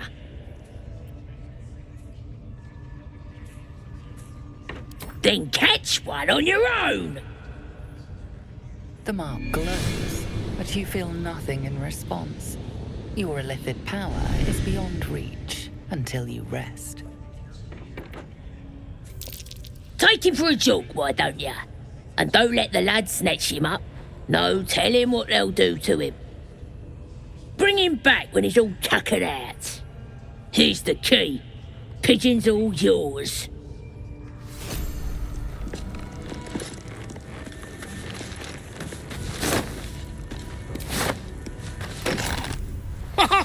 Look at this! I'm quite saved! A joy to see a familiar face in such a precarious setting. I guarantee the story of your daring rescue of my person will live on for eons. That will sound ridiculous. But fine, if you insist, as much as it pains me to cede creative control. Once I've written you into one of my books, there won't be a tavern in Faerun you can enter without receiving a hero's welcome. We mustn't tarry, but I'd hate for our friendship to end here. Please, won't you meet me once we've both slipped the goblin yoke? Smashing! Soon, my friend. Soon we can share a flagon of something liquid and a tale of daring do. I'll slip away when the coast is clear. See you soon, my friend. I simply can't wait to pick your brain!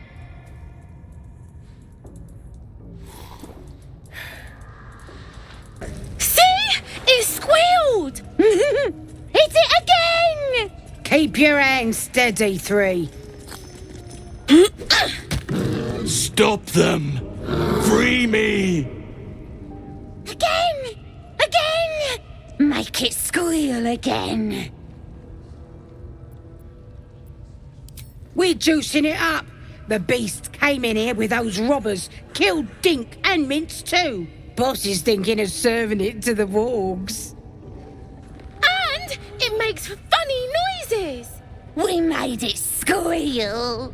Look, you'll see. Give me that rock. I'll show ya.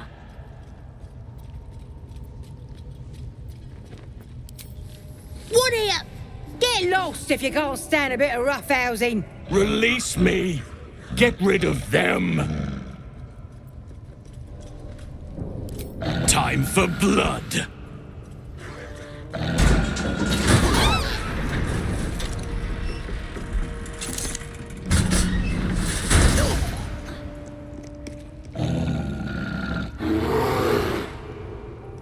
Pardon the viscera. One should cherish all of nature's bounty, but goblin guts are quite far down the list. Not only do you speak with a bear, but you free it too? A true friend of nature. Or perhaps a lunatic. Either way, I owe thanks. I am the druid Halsin.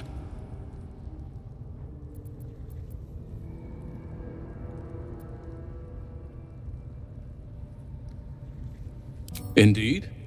Well, not the most opportune moment, but given the lengths you went to, I assume there's some urgency. Come on then, what's the problem? Unless you'd rather wait for an audience of goblins.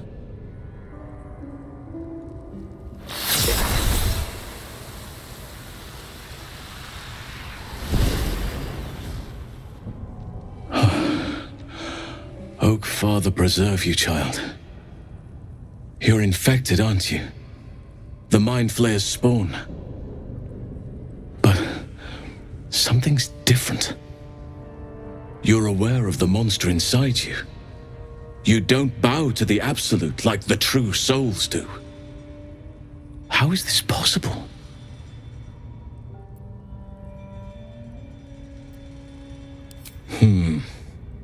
That looks very alien. As alien as the Mind Flayers. They do not belong on this world. You weren't speaking lightly when you said you needed help. Let me tell you what I know. I've been studying these parasites for a while now. Ever since I discovered these so-called true souls are infected with them. Someone is using very powerful magic to modify these tadpoles.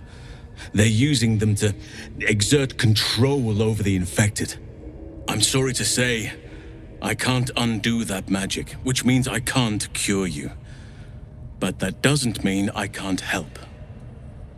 I didn't find what I came here for, a way to remove the tadpoles, but I found the next best thing. I found out where they come from. That must be where these enchantments are placed on them. And it's where you'll find your cure.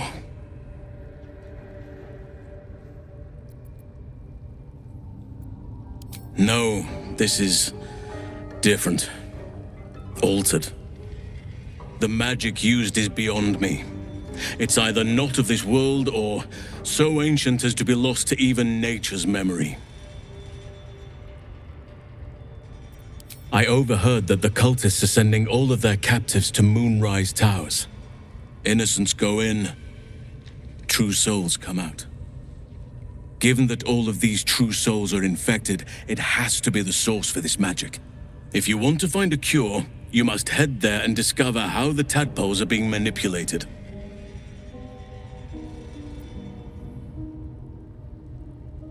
I wish I could, but there's still work I've yet to finish. Blood I've yet to spill. I've no right to ask more of you, but if you could help me, I'd be free to join your journey to Moonrise. I cannot allow these butchers to threaten my grove. The natural order must be protected.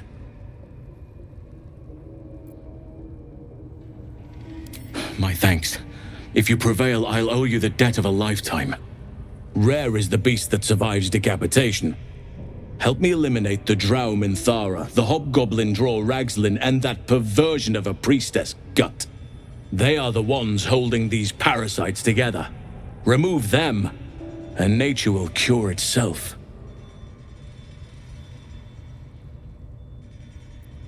Be warned. My presence could make things more difficult. I can only restrain my bear form so much. I won't be able to help but attack goblins. If I join you, we'll likely have to slaughter this entire place. You may want to use discretion when approaching the goblin leaders. May Sylvanas guide your hand. Focus on the leaders. That's all it will take to restore the balance here. Hope you're keeping well, friend. Master. friend. I stayed with him until I knew he was gone. I'll never forget him. But I'm glad to have met you.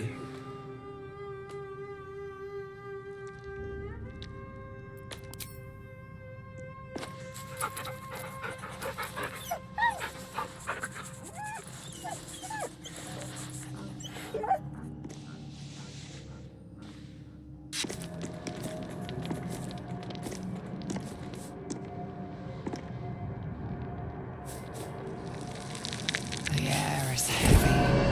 Moisture drips down your forehead. Pain shoots through your fingers.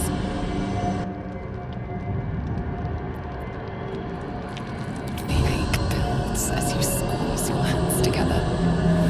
Your fingers always so thick. Your skin always so sticky.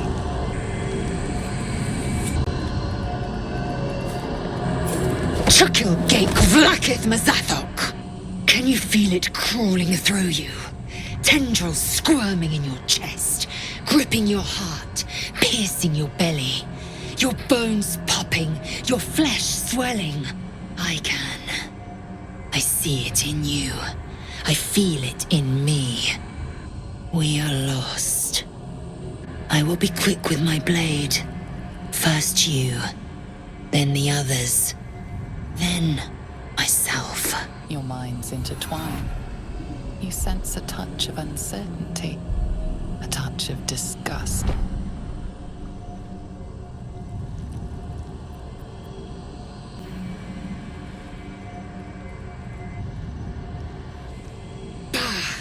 I cannot trust my own mind. So it seems I must trust yours. I will wait. But know this. I am watching. If the sickness does not pass come dawn, I will end us all.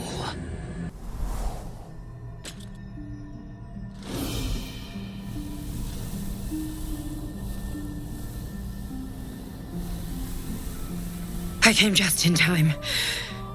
You are transforming.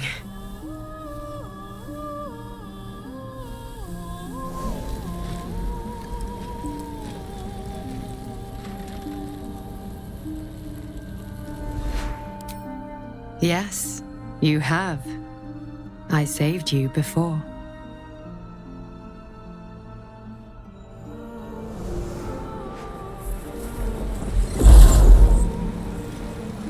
And I'm here to save you again. Don't worry. You will not become a mind flayer. Not while I'm around. I'll protect you.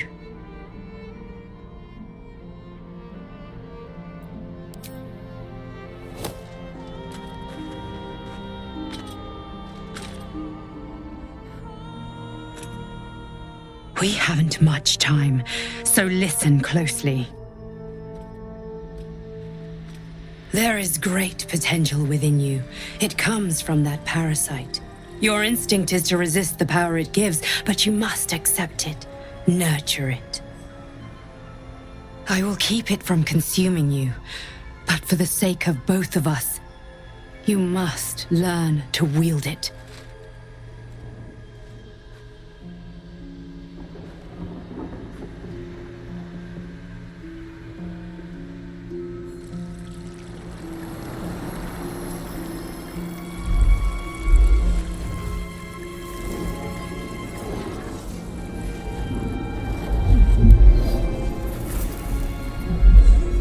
A fight for the fate of Faerun. A fight we are losing. For now. You can change that, but only if you embrace your potential.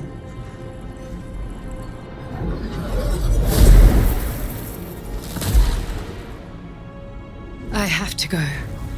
The enemy is closing in. I will be back.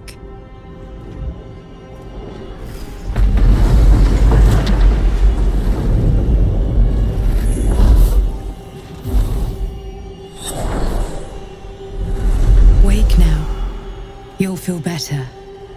I promise. I had the strangest dream last night. There was a visitor promising me protection and all sorts of delicious powers from the parasites in our heads. Given our shared affliction, I suppose you had a similar dream. Excellent. Now we can see what these tadpoles can do for us. Exactly. Waste not, want not. Even when it comes to mind flayer parasites. Now, was there anything else? Who knows? Drow? Mind flayers? Death? Hopefully not ours. But maybe answers. If we can convince the right people to talk. Did you have any strange dreams of late? Vivid ones? Damn. I was hoping my imagination had gotten the better of me. But this must be something more. This dream companion wanted me to use the tadpole, use its power. Whoever it was claimed to be an ally, but I don't know. It seems like we can't escape this mess, in the waking world or otherwise. I know. I don't understand how exactly, but I felt it go to you.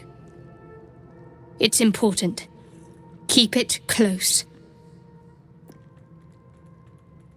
I do, but the artifact has a will of its own, and powers to enforce it. It likely won't let me take it back. The best I can do is to stay close. Bide my time. Eventually I'll need to take it. Then I'll have to see what can be done about that. I suppose, if we're going to keep helping each other, I might as well tell you. I was part of a group sent to retrieve it. Bring it to Baldur's Gate for our goddess. I worship Shah, the mistress of the night. It's my mission to deliver the artifact to her secret cloister in Baldur's Gate. It hurts. Now that you have the truth, please don't make a big fuss about it.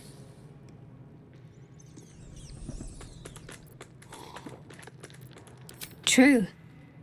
I didn't think you'd react so pragmatically. Perhaps I should have told you sooner.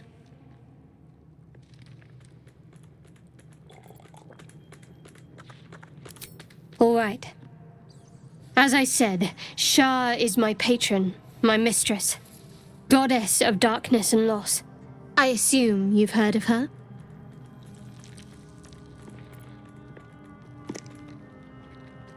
The night brings comfort. Through loss, we find acceptance. In the arms of the Dark Mother, we find peace.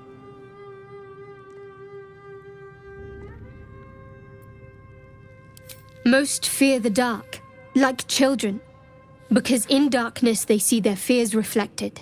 But Shah teaches us to step beyond fear, beyond loss. In darkness, we do not hide.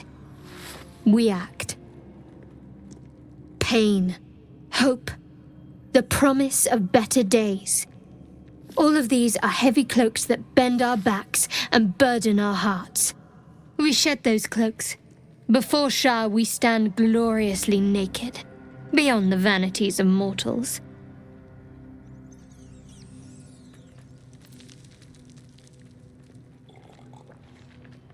Give it time, and thought. We tear down the lies the world is drunk on. The institutions they trust, the so-called gods they worship, the lives they cling to. We destroy false idols, topple corrupt organizations, fight heretics wherever they're found. There's often suffering, death even. Many people break before they embrace Shah's truths.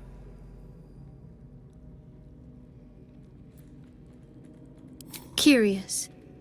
Most are afraid of my lady. I think I did well by joining you. Most agreeable company.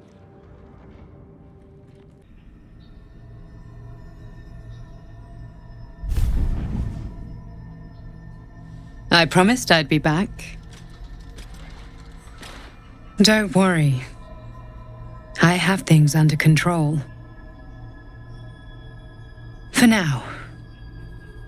You haven't been using the parasite's power. You think you don't need it. But things haven't gone as you expected. You hoped a druid as powerful as Halsin might be able to remove your tadpole. But he couldn't. You're desperate to be rid of it. Understandable. But you're looking for solutions in the wrong places.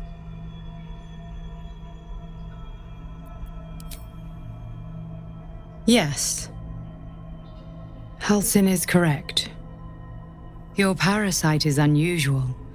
It is wrapped in magic that prevents its removal. Until the source of the tadpole's magic is destroyed, any attempt to remove it will kill you. You were lucky that Halsin knew this. His instincts are right.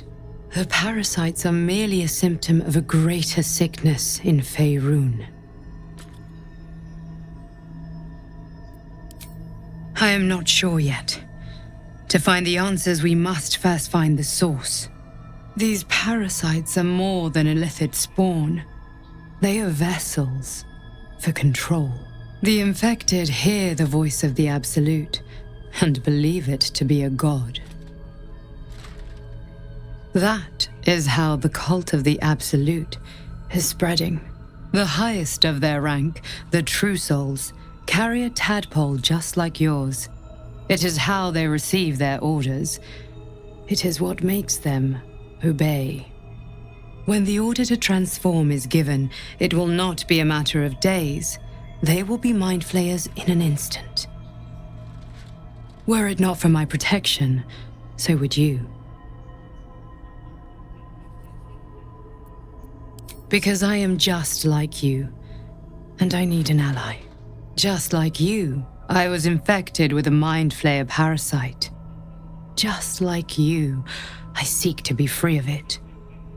I've been trying to escape from this evil for a long time. Once, I almost succeeded. Now, through you, I've been given a new chance. You can go where I cannot, and I can protect you from that evil. If we work together, we may turn this around. Hells, they need me. I have to go.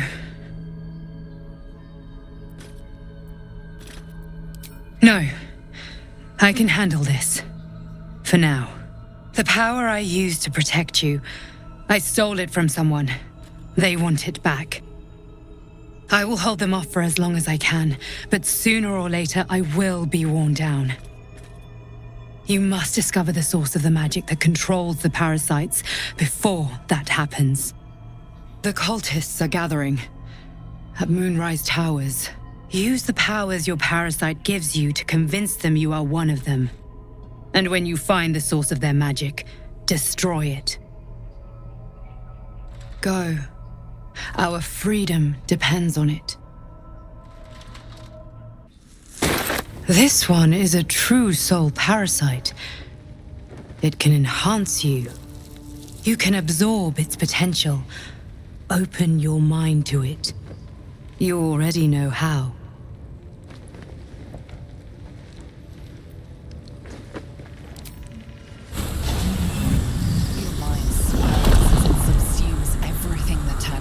To offer everything it was and everything it was destined to be. Pure potential, pure power. Good. You have grown your power and improved your chances of survival. So, you've indulged. Just helped yourself to a little more power, I see. And there isn't a tentacle to be seen. Not a bad deal, I'd say. My only complaint is that you didn't want to share. I wouldn't mind indulging myself.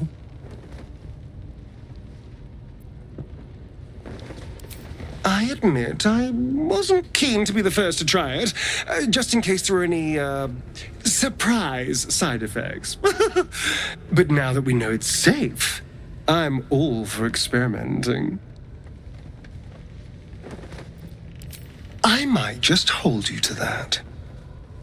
Come on then, don't leave me in suspense. How are you feeling? No errant tentacles? No sudden cravings for a more cerebral diet?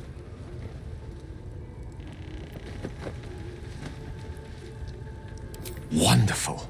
Advantages are a more precious commodity than I'd have hoped, given the nature of our predicament. I commend you on your willingness to take such a risk. Now, let's hope your new illithid fuel prowess tipped the balance suitably in our favor. Was there another matter you wish to discuss?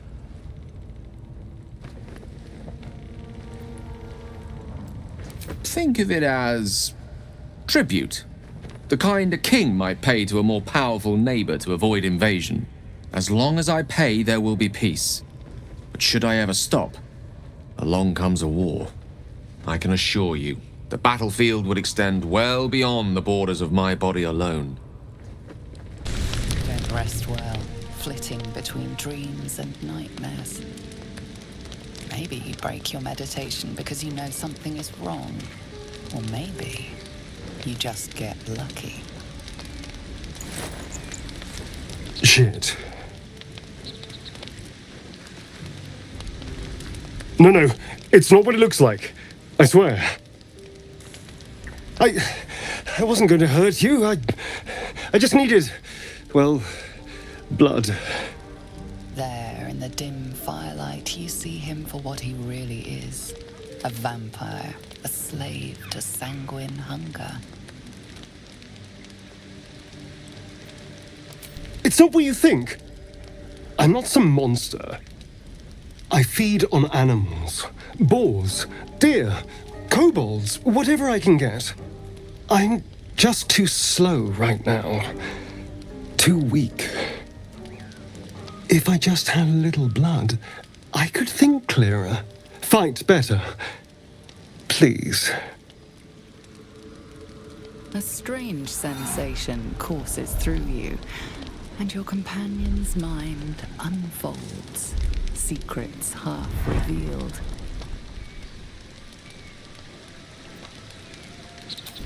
At best, I was sure you'd say no. More likely, you'd ram a stake through my ribs. No. I needed you to trust me. And you can trust me. Because we don't have a choice. Not if we're going to save ourselves from these worms. I need you alive. You need me strong. Please, only be a taste, I swear. I'll be well, you'll be fine. And everything can go back to normal.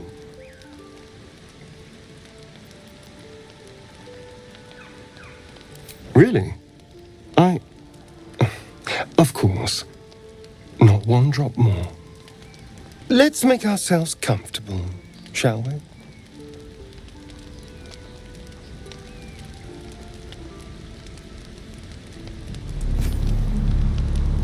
It's like a shard of ice into your neck, a quick, sharp pain that fades to throbbing numbness. Your breath catches, your pulse quickens.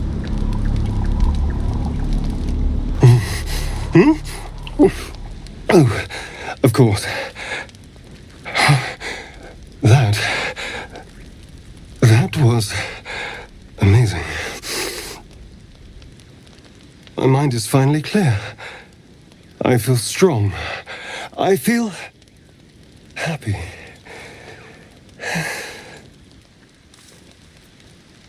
Shouldn't take long. So many people need killing. Now, if you'll excuse me, you're invigorating, but I need something more filling. This is a gift, you know. I won't forget it. You watch as he stalks towards the forest, stronger, more confident, ready to hunt. Good morning. How do you feel? It'll pass. Just be glad I'm not a true vampire. A bite from them and you might wake up as a vampire spawn, like my good self.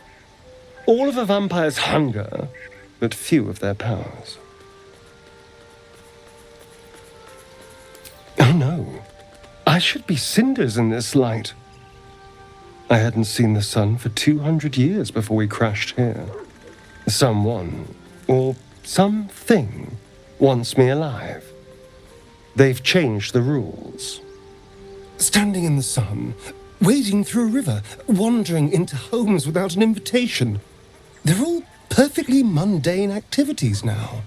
As for my other quirks, well, we can figure those out in time.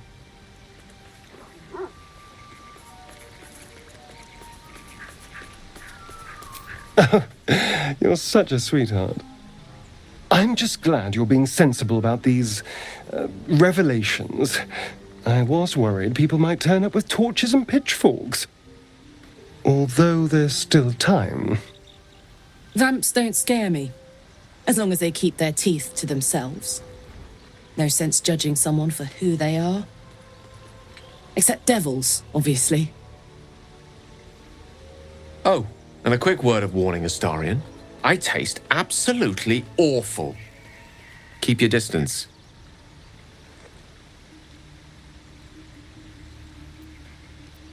She's not wrong. We're bound together, no matter what comes. You say all the right words, but I'm not so sure you mean the right things. Still, I will respect the decision that was made. There now. We're all friends again. Shall we go? There's a long day ahead of us. My condition likes being ignored as little as I do. I must consume another artifact. And soon.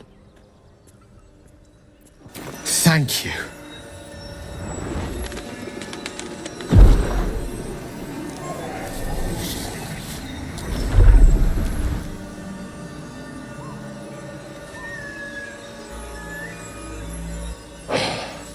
Good gods. It hardly has any effect. Oh, Mystra, have mercy on us all. Listen, I need to speak to you, to all of you. It would be unconscionable of me to remain silent.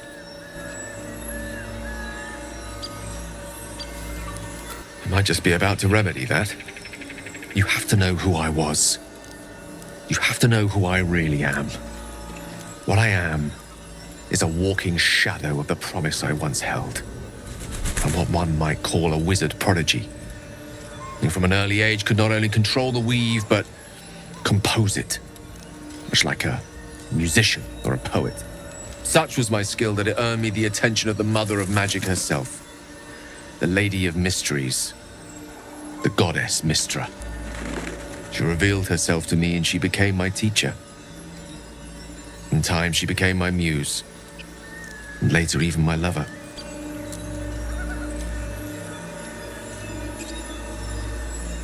Oh, yes. We enjoyed each other's company. Body, mind, and soul. But even so, I desired more. You see, no matter how powerful a wizard we mortals can become, we never scratch more than the surface of the weave. Mystra keeps us in check. There are boundaries she doesn't let us cross. Yet, every time I was with her, I stood on the precipice, gazing into the wonders that lay beyond. I sought to cross her boundaries.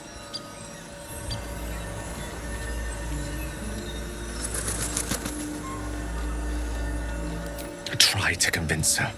I pouted. I pleaded. Swore my ambition was only to serve her better. She only smiled and told me to be contented. But inconceivable as it seems to me now, I shared a bed with a goddess, and yet I wasn't satisfied. So I sought to prove myself worthy to her instead. We come now to the crux of my folly. Shall I share the story behind it, or would you rather head straight to its sordid finale? Very well. Here goes. Once upon a very long time ago, a mighty lord lived in a tower. A flying tower, to be precise. I'll save his history for another time, but the gist of it is that he sought to usurp the goddess of magic so that he could become a god himself. He almost managed, but not quite. His entire empire, Netheril, came crashing down around him as he turned to stone. The magic that was unleashed that day was phenomenal. Roiling like the prime chaos that outdates creation. Even the weave itself could not withstand the onslaught. It fractured, then shattered, and all magic was lost to the mortal realms, until the day Mystra returned. She restored the weave, reuniting all its scattered shards. Or so I thought. Until, in the course of my studies, I learned of a book. A Netherese tome in which a piece of the fractured weave had been sealed beyond her reach. What if, I thought, what if, after all this time, I could return this lost part of herself to the goddess?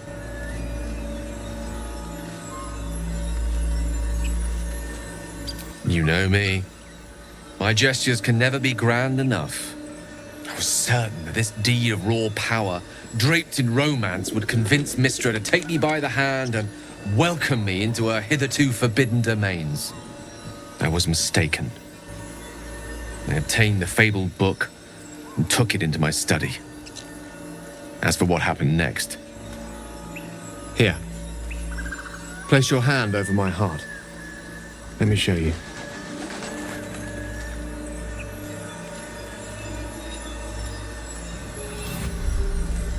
You feel the tadpole quiver as you realize Gale is letting you into the dark.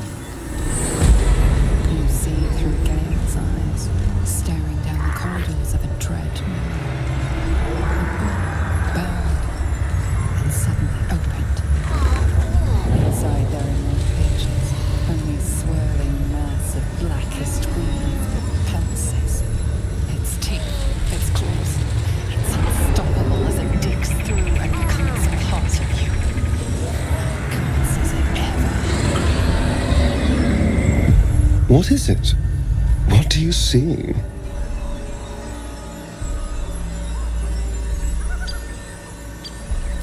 Thankfully, the moment I absorbed the fragment wasn't enough to kill me outright. It was only the beginning.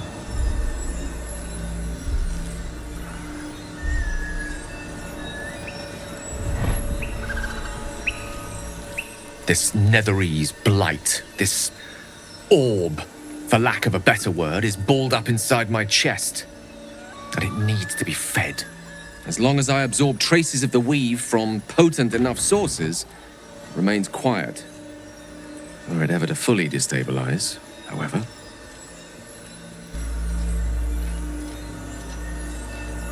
Rather worse, actually. I will erupt. I don't know the exact magnitude of the eruption, but given my studies of Netherese magic, I'd say even a fragment as small as the one I carry, it'd level a city the size of Waterdeep.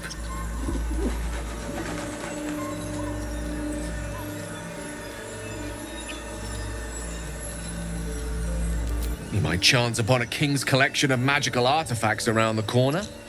We might cross paths with a miracle round the bend.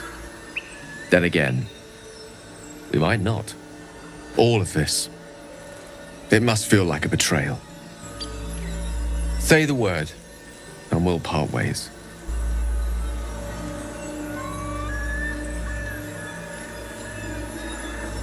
That is a great relief. Oh, a great relief indeed. You truly are a soul that steals my own. From all my new rallied heart, I thank you. I thank you all. I understand if you stand against me. I'm humbled if you stand with me. Either way, I will do my best not to let you down. I stand at a precipice, but if you do not give up hope, neither shall I. I'll fight. I'll resist as long as I can. Now, even I am tired of the sound of my own voice. Let us venture forth. Thought I sensed an infernal around here. But you aren't from Elturel. What's your story? I spent a good bit of time in the Hells. Enlisted against my will by the Archdevil Zariel. Same as you, I suppose, if you're from Elturel. The devils were delighted when your city was swallowed up. I thought they had you for keeps. Glad you got out. I got lucky. It looks like you did too. And you brought some infernal machinery with you. A little gift from Zariel. Keeps me burning hot. Very hot by the smell of it. Might be burning out a piston ring or leaking oil. Mind if I take a listen? Be my guest.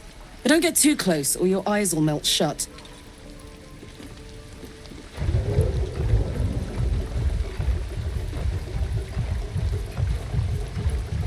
Phew!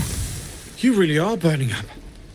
Whoever put that engine together tried to house metallogized Demono valves inside a Ragnak's alloy casement. Very risky.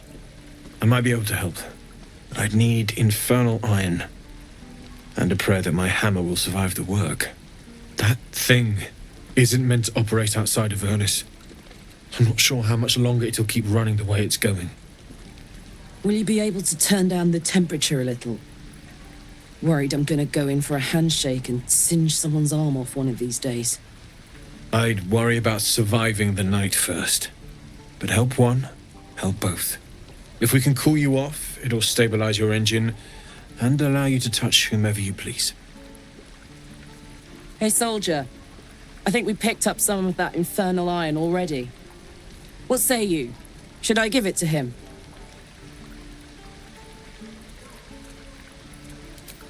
Please let this work. The weight of it. And that blaze of chaos. Can't imagine this where my heart should be. Must be quite the experience. Give me just a moment.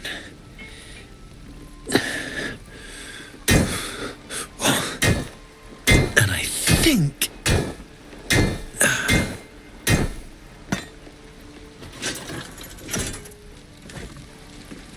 There. You'll have to install it, I'm afraid. I don't think there are thick enough gloves in all the realms to protect from that kind of heat.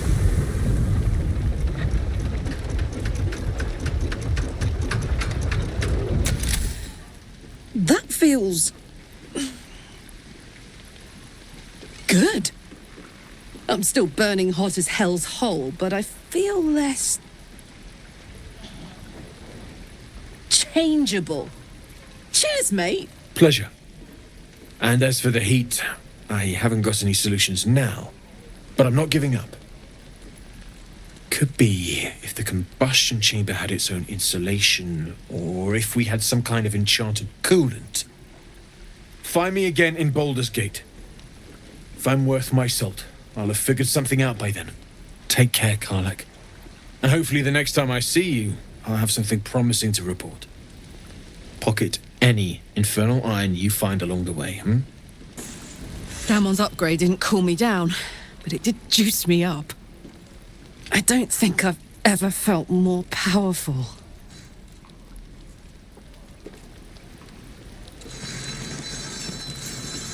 Sooner rather than later would be good. I feel like I'm burning serious fuel.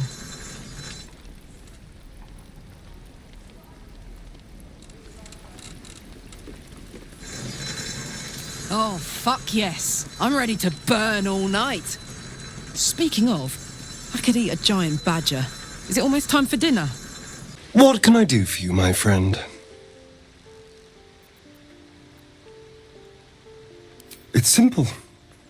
Just find a vampire that will drink your blood and turn you into a vampire spawn. Their obedient puppet. In theory, the next step is to drink their blood. Once you've done that, you're free and a true vampire. People think the biggest threat to a vampire is a cleric with a stake. It's not. The biggest threat to a vampire is another vampire. They're scheming, paranoid, power-hungry beasts. So why would any vampire give up control over a spawn to create a competitor? Trust me, it doesn't happen. I've already apologized. What more do you want? Unless you're looking for another nibble. Maybe. But there won't be any more midnight surprises. I can promise you that. There you are. I was just thinking about you. And that delicious moment we shared the other night. The very same. I've had this condition for 2 centuries, but truth be told, you were my first. In all these years, I've only ever fed on beasts. Drinking the blood of thinking creatures is a different thing entirely. You were delectable. And now I can't help but wonder how the others taste.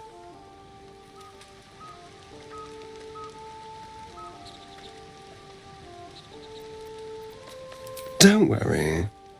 There's enough of me to go around. I'm a man of tremendous appetites. I don't think they'd volunteer, of course. But it doesn't make me any less curious. Take Gale, for example. He strikes me as someone whose blood is rich, refined, like well-aged brandy. But the Gith? What in the hells would she taste like? Oh.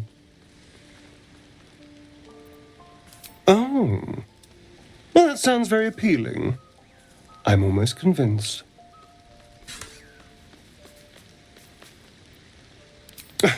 No one's getting killed, I swear.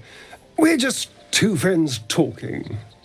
So, in the spirit of theoretical questions, if you had to take a bite from one of them, who would it be? Oh, I'm flattered. Who knew you had such taste? Unfortunately, all this talk is getting me hungry. I better find something I can actually sink my teeth into.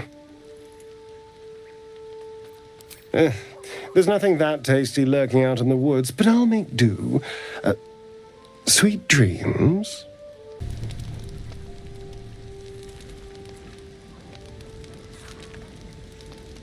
Psst.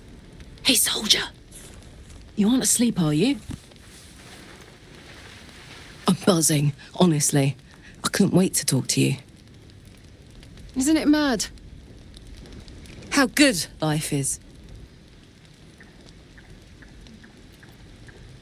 Yes! Soldier, you're saving me. Every time you speak my name, fight beside me, share what's yours, I'm reminded that I'm alive. Properly alive. And free.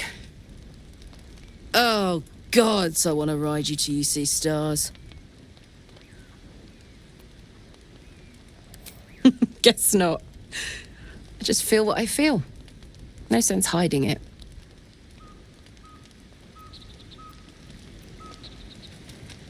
Sorry if I was a little forward. 10 years in Avernus, and I guess I've forgotten whatever manners I might have had. Don't hold it against me. Unless you want to. Ah, stranger. Forgive the aroma. You catch a waft of something foul, metallic, and sickly sweet. Powdered iron vine. An old hunter's trick. Most monsters will think twice before making a meal of me. You're a monster hunter.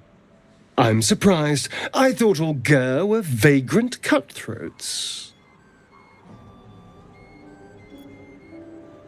And more. We steal chickens, curse your crops, seduce your daughters, the list goes on. I wish I had half the power settled folk think my people possess. Alas, I am a simple wanderer. A simple wanderer and monster hunter. But I'm no witch doctor or cutthroat. Something terrifying, no doubt. Dragon? Cyclops? Kobold? Nothing so dramatic. I'm hunting for a vampire spawn. His name is Astarion, but I fear he's gone to ground. I hope the hag of these lands can help me flush him out, if I can afford her blood price.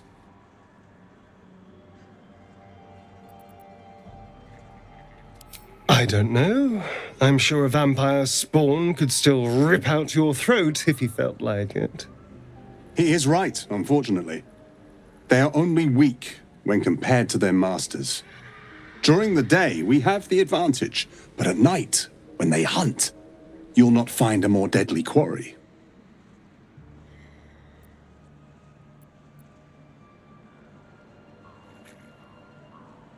We've all survived so far. Let's focus on that. It would still be wise to post guards at night. The threat is real. Indeed it is. We should do something about this threat. Excellent. The vampire? It can't be. Darling, I was just thinking about you. Remembering our time together, the things we've shared. And I don't just mean that lovely neck of yours. I'm growing to like the whole package. Honestly. And you clearly like me too. So...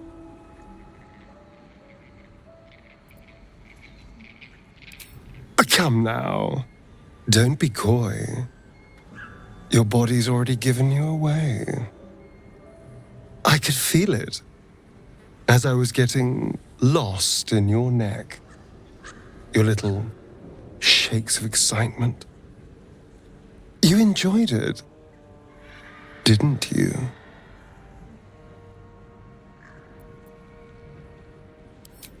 You don't have to say a thing. I already know how you feel. Because I feel it too. We could take an evening to ourselves, get away from camp, get some privacy. I know somewhere quiet, somewhere intimate, somewhere we can indulge in each other. Thank goodness we're all such good, trusting friends, then. On my honor, the only thing on my mind is depraved carnal lust.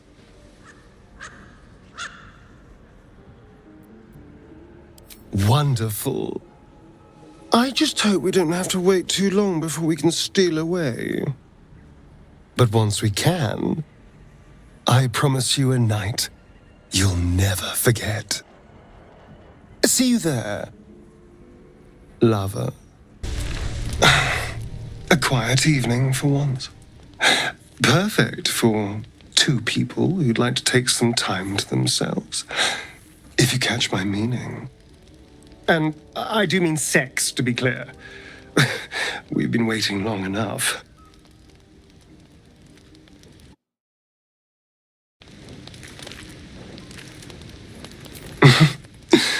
Let's find our own little piece of nowhere. Somewhere we can lose ourselves and forget all this madness. There's a secluded place nearby that should do nicely. Wait until the others are asleep, then come and find me there. Indeed you will, my love. I can't wait.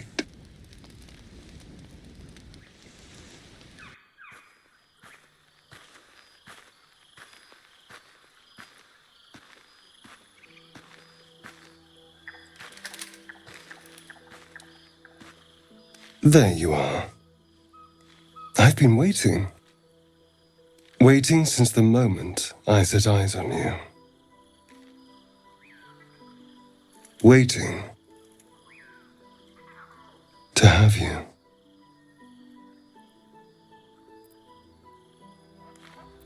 Don't I? You're here. And I don't think you want to talk. I think you want to be known, to be tasted. What do any of us want? Pleasure. Yours, mine, our collective ecstasy. That's what you want, isn't it? To lose yourself in me.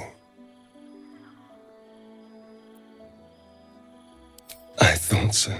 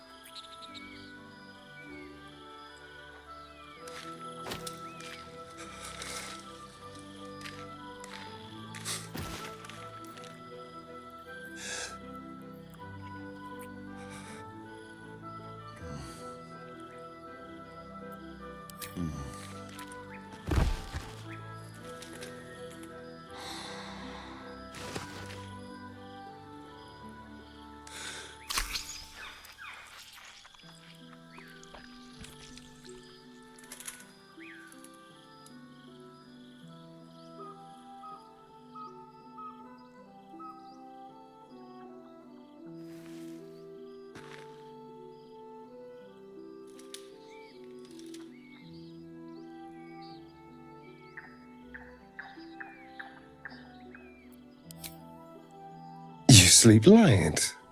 I thought you'd be exhausted after last night.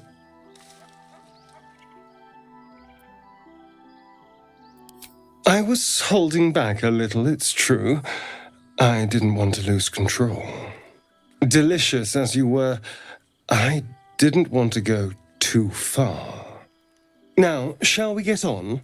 I want to go before anyone else thanks me for saving their tails. It's a poem. A gift from my old master, Cazador. He considered himself quite the artist and used his slaves as a canvas.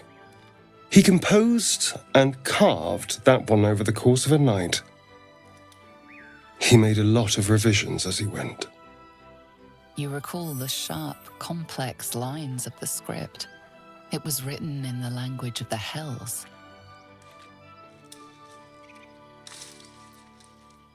Infernal? Who knows? The bastard was insane. Now let's go. We've wasted enough time already. Why are you here? I sent you to Zevlor. What?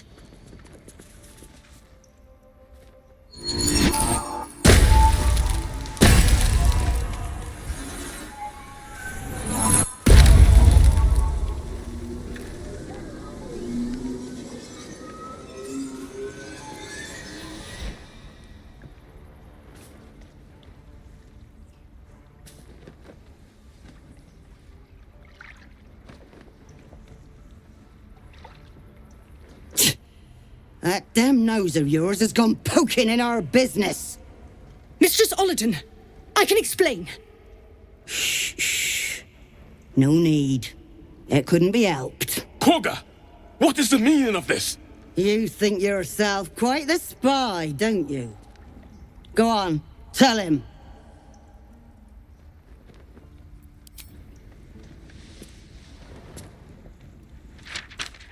What in the cloakwood? Korga, have you lost your mind? Halsin is weak, Wrath. But in the shadows, we are strong. We are safe. There is no other way. You and Halsin welcome untouchables to your midst. You defile the grove for the sake of harmony. Olladin speaks truth. Who among you disagrees? Who would see this grove in ruin?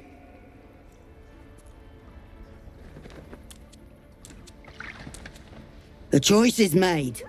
Korga, burn the tainted away. Start with the snitch. As you say, Olladin. No. You don't know what you say. In shadow, we are purified. Korga's voice breaks and her lips tremble. She heard reason in your words. When the darkest hour fell, it was us that brought light. Sylvanas demands we illuminate shadow, not hide within it. How was I so blind? Careful, Korga. The shadows don't forgive. I belong to the shadows no longer. You've no power over me. You would question my power. Mother Earth, hear me. Grant me your wrath. You once called me a monster. Seems I've proven you right. It was through power that I would keep us safe. Or so I thought. Yet I betrayed Sylvanas himself. Led the circle to shadow. We will stop the rite, and I will stand trial. My fate lies with Sylvanas. May he have mercy. It began with a letter. There was no messenger, it simply appeared. Olladin came soon after. An army was coming, she said. Goblins, drow, and more still. Legions upon legions. The druids of Cloakwood knew the dangers this would bring.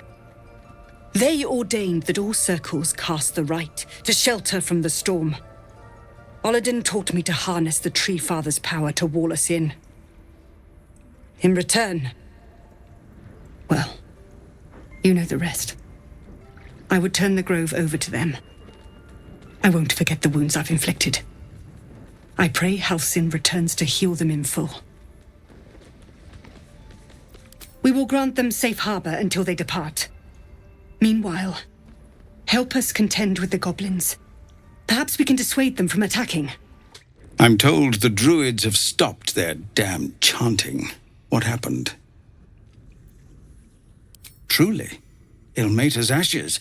I never thought you would actually see reason. Thank you. We still have the goblins to contend with, but you've given us time to prepare. I need to ensure my people make the most of it. But here, left over from my soldiering days, it's sparse thanks for what you've done for us. And I'm afraid I have more yet to ask. You've bought us some time here, but the goblins are still massing out there. We'd need an army of our own to escort us safely to Baldur's Gate. And while I don't doubt your abilities, you're no army. There may be a way, though. Goblins are ill-disciplined. It's unlike them to organize so cleverly. Somebody must be leading them, bringing discipline to their ranks. Take out that leadership, and they'll scatter. It's no small thing to ask, but I've seen you fight. You're equal to the task. Used to think the goblins would kill us the second we set foot outside. But after hearing what you did at the gate, well, I still think they'll kill us. But at least we can put up a fight.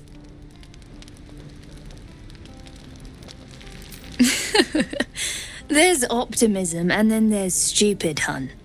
Plenty of us fell to monsters already. I don't see the rest of us lasting long out there. But if you're so sure we will, why not put a little gold on the line?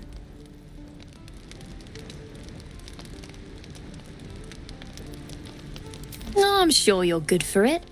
Just leave the gold on my corpse. After seeing you at the gate, I'm sure you'll last longer than us. Excellent. And since I ain't one to leave a debt unpaid, that means we're destined to meet in Baldur's Gate. Looking forward to it. There you are, my friend. Are you now? Don't make promises you can't keep, darling. Thankfully, I've had my needs met this evening. I found a bear. He took a little of my blood. I took all of his. So's any meal worth having. It's nothing compared to, well, other things I could be dining on, but significantly better than the rats and bugs Cazador served me. I existed. That was enough for him. He reveled in having power over me. Because those with power can do whatever the hell they want.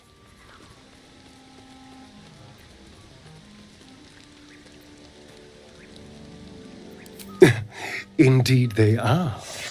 Now that I can walk in the sun, well, that opens all manner of doors. It could open some coffins, too. No, these tadpoles are a gift I intend to use to the fullest. You should do the same. I suppose you want to hear about Cazador.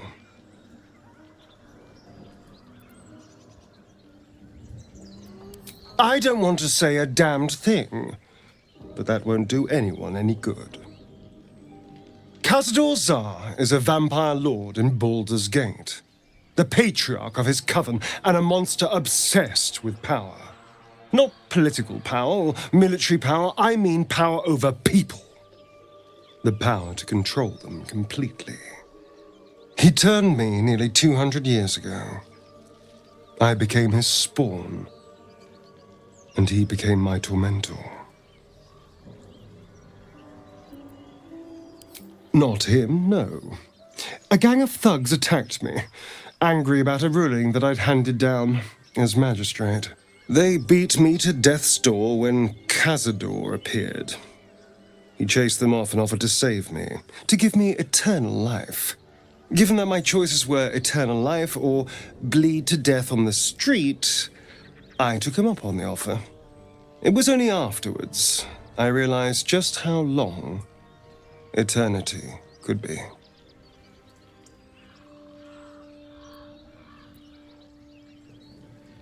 He had me go out into Baldur's Gate to fetch him the most beautiful souls I could find. It was a fun little ritual of his. I'd bring them back, and he'd ask if I wanted to dine with him. And if I said yes, he'd serve me a dead, putrid rat. Of course, if I said no, he'd have me flayed. Hard to say which was worse.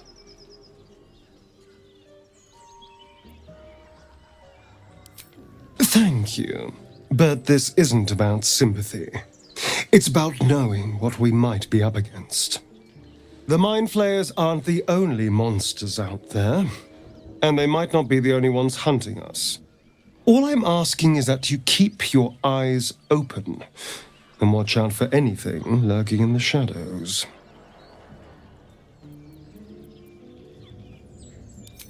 What more could I ask? Now, is that all?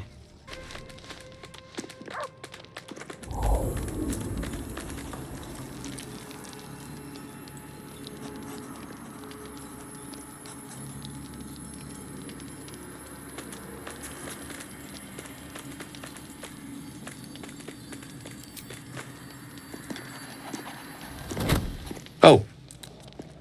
My, you startled me. It's miles away.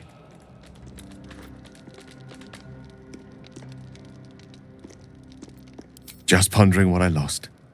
Mystra commands all magic.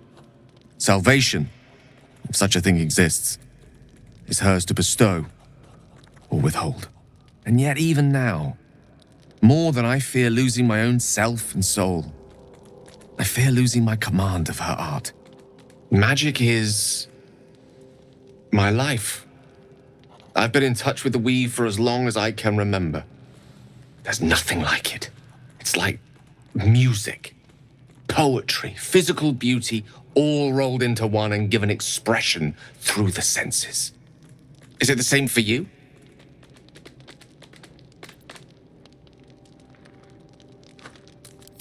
Fair enough. Though in the end, we're still playing the same composition. Perhaps I can show you what I mean by reaching into the weave together. Then follow my lead.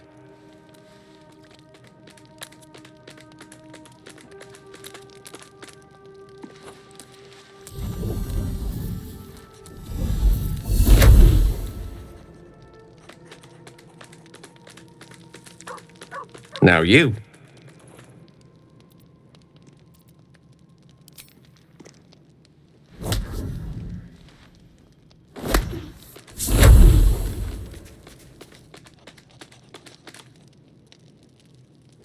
A familiar feeling, like a kind word and a kind touch at the same time. It's warm and comfortable. Excellent. Now, repeat after me. Athran mistraril kantrak eo.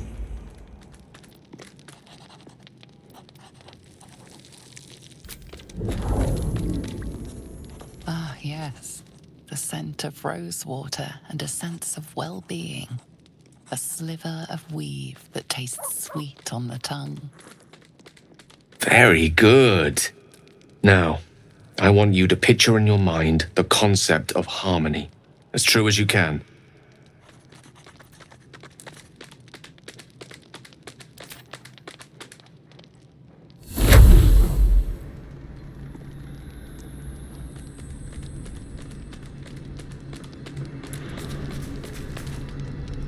You see, is it sense the unmistakable presence of Mystra, the Lady of Mysteries? There's something like the anticipation of a kiss, then the pleasure of being cloaked in peace. You are safe. You are nestled in the cup of Mystra's hand. You did it! You're channeling the weave. How does it feel?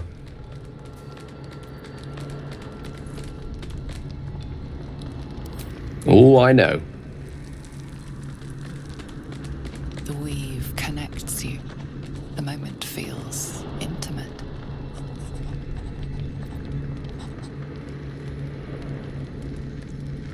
The weave evaporates, and as it does so, you realize the night feels suddenly cold and lonesome. Oh, there it goes. How easily things slip away from us, no matter how hard they were in the obtaining. Good night.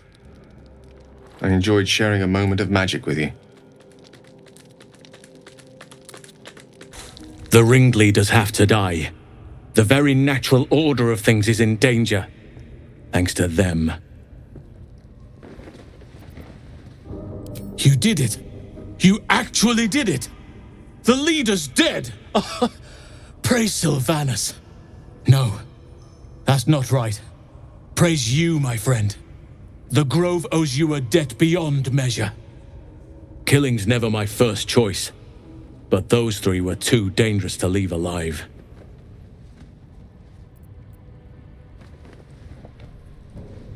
And you'll receive it soon enough. Return to the Grove. I'll make my own way there. I can see to some matters there, and we can discuss what comes next amidst more bucolic surroundings than here. A scout just reported. The goblins' leadership has been decimated.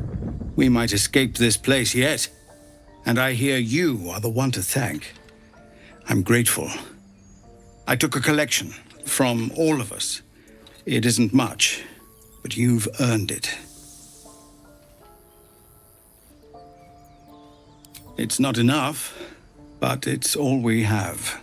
Halsin will likely want to thank you too, mind. He returned just a while ago. I believe he's catching up with Korga.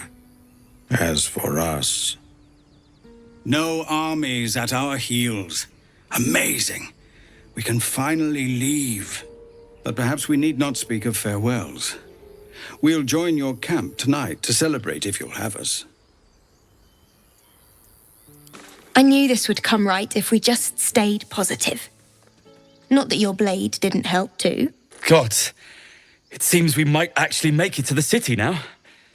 Hope the neighbors are a bit more welcoming. You do good work. If you can handle more than goblins, might be I'll have use of you in Baldur's Gate. We didn't die today. Tomorrow, perhaps, but not today. Thanks to you. One sorrow ended, the next soon to begin. Baldur's Gate, we're coming. I nearly dispatched those goblins myself, but it seems you managed well enough. And why wield a masterwork where a butcher's blade will do? My thanks, truly. Glad to see some goblin blood spilled for a change. Was sick of running from those rats. It was you, right? Who took care of the goblins? I knew you're a good one. You took it upon yourself to undertake the Rite of Thorns. I ought to exile you from this place. Forever. Instead, I shall listen to the explanation that you owe me. An error most grave, master. I beg your grace. Grace is bestowed by nature, not me. You will stay as a novice anew. You have forgotten the ways of the druids, the natural order of things. It is up to you to prove the lessons have been learned once more. So as you say. And so it is done, master.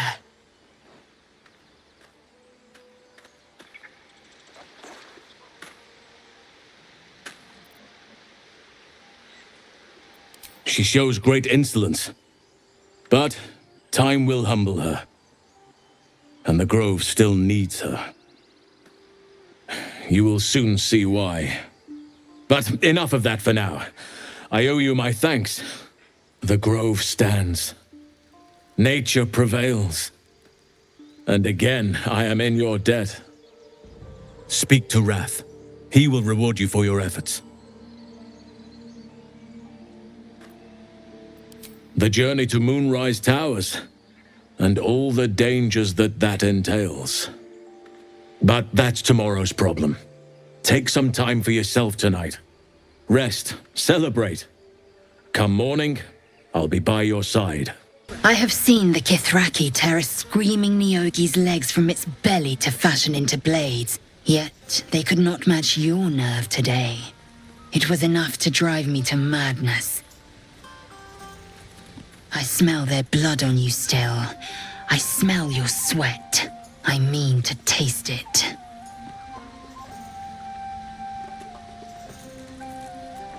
I respect your error.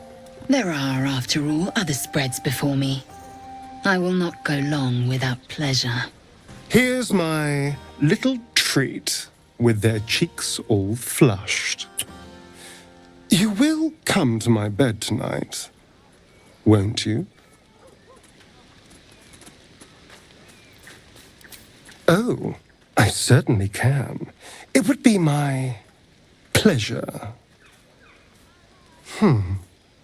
How about this one? All these accolades from the tieflings are nothing compared to the sound of my name, cried from your lips. Not half as sweet as when I tasted you.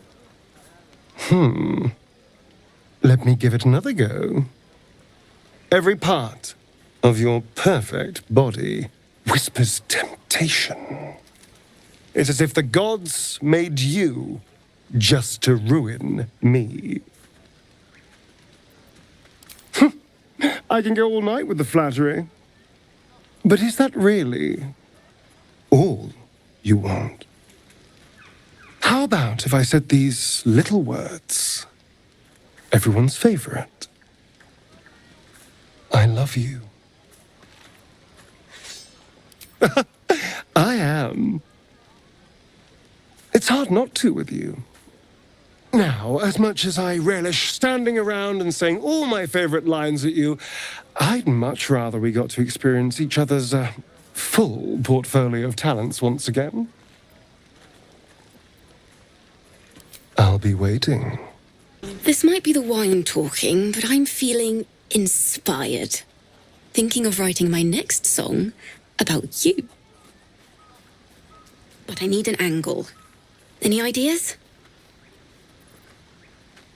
But of course, you achieved something far beyond mere fact. That deserves to be remembered. Go on now. Don't waste a night like this talking to me. We'll discuss your problem tomorrow.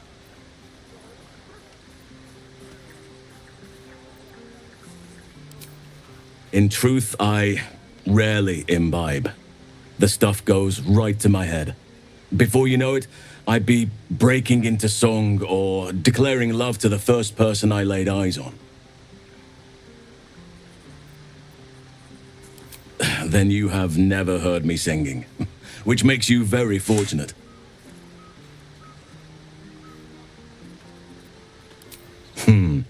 I'm sure there are. You strike me as extremely resourceful. But there are many grateful people here who want to spend time with you. I must not keep you all to myself, as enjoyable as that may be. Go on, enjoy yourself. Seek out some wine before it runs dry. There are a lot of thirsty people around here. Hope you're enjoying the night, hero. I certainly am. Cheers to many more like this. You have no idea how good it feels to see these people smiling. The singing we could probably do without, but even so, thank you. You came through for us. That's a change from most adults I know. And that sounds like the wine drowning your wits. Go on, enjoy yourself. I've squirreled away a few extra bottles. When the barrel's tapped out, I'll be there to save the night. For a price, of course. Aha, there you are. Come now, settle in. I do hope you have partaken of something bracing. This may well take us all night. Why, you're naming, quite obviously. That ballad was but a crude preview, a frame without its crowning jewel. Your nom de guerre. Something iconic, but not too much of a mouthful. We don't want to exclude the common folk, after all. I intend this tale to enrapture all. A wonderful one indeed. But your deeds loom larger than life now, my friend. You simply must have a title to match. Exactly wrong, my friend. I urge you to leave the fact-finding to experts, Now, back to your revels. I have some details of your victory to rearrange. I like these people. They're joyful. It's contagious. Thank you. There's that confidence I like. I thank you for seeking me out. Amid all this merriment, I wasn't sure we'd have a chance to speak this evening. I was hoping you'd spare me a moment. There was something rather magical I wished to show you.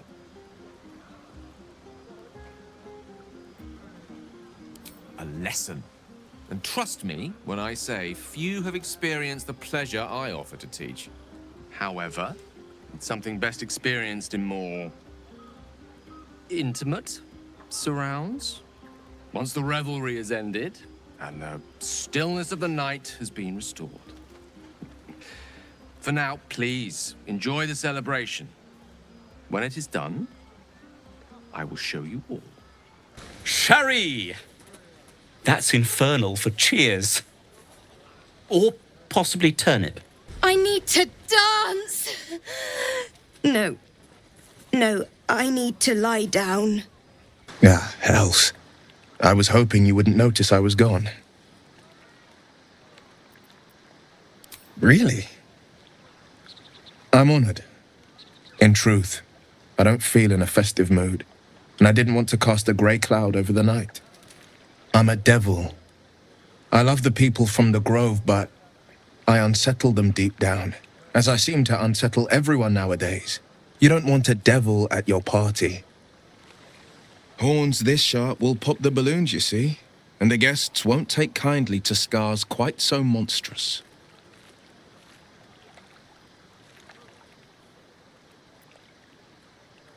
If only half the world had half the heart you do. But, off with you. This is your day. Have a dance. Enjoy the music.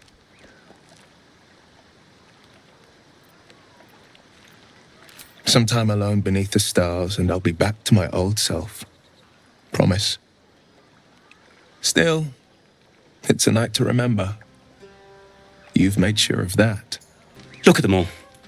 Guzzling poison like we've the right to be happy.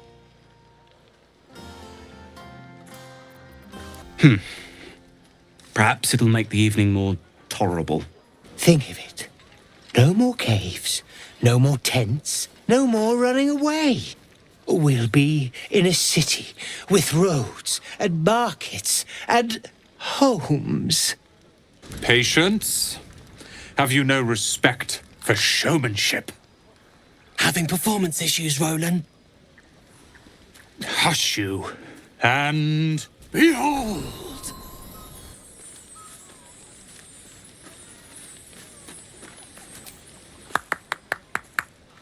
Adoring applause?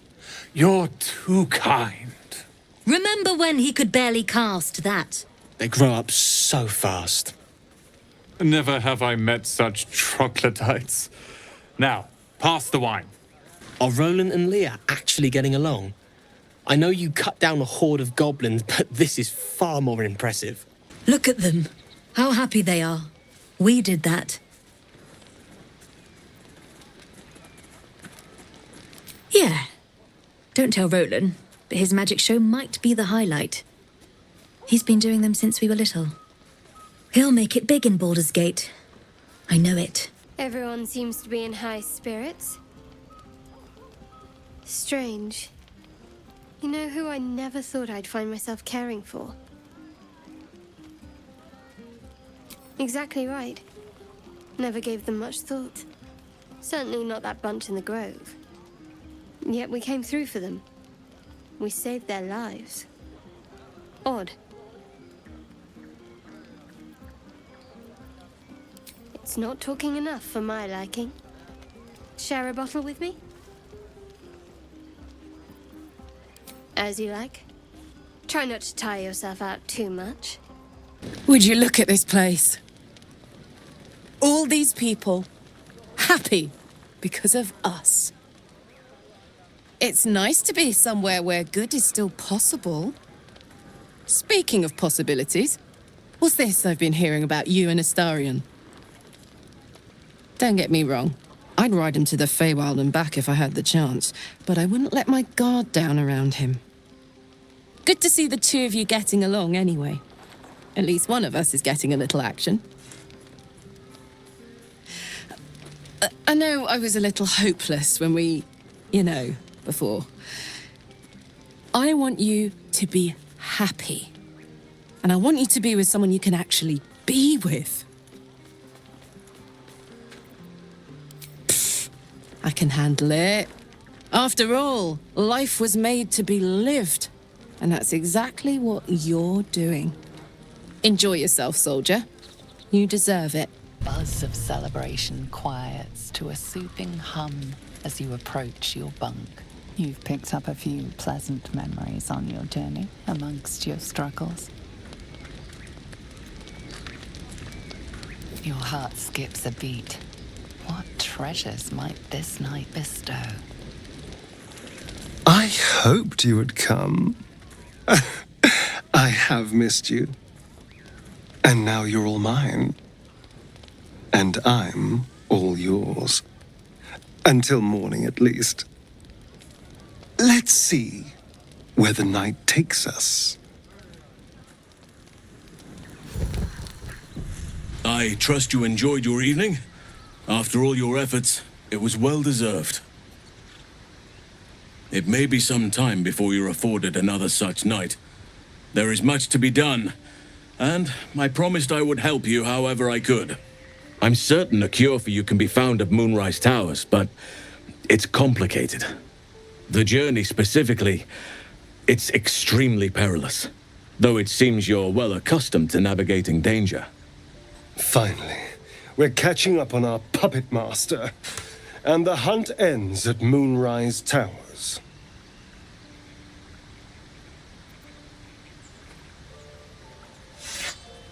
To get to the towers, you'll need to pass through a terrible place.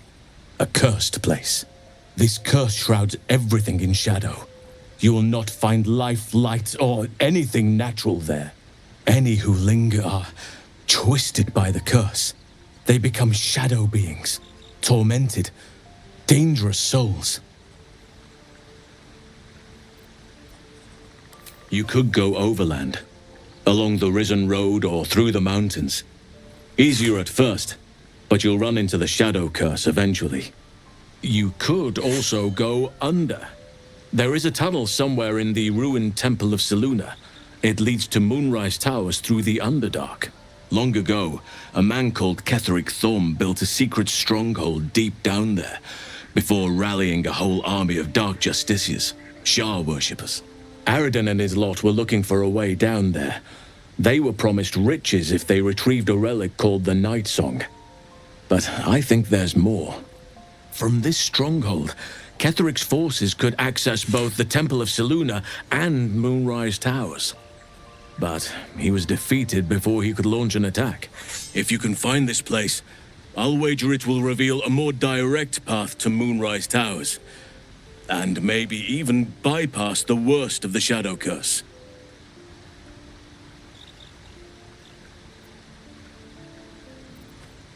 The decision is yours, but I'd favor the Underdark. Even a place like that is the lesser evil compared to the shadow-cursed lands.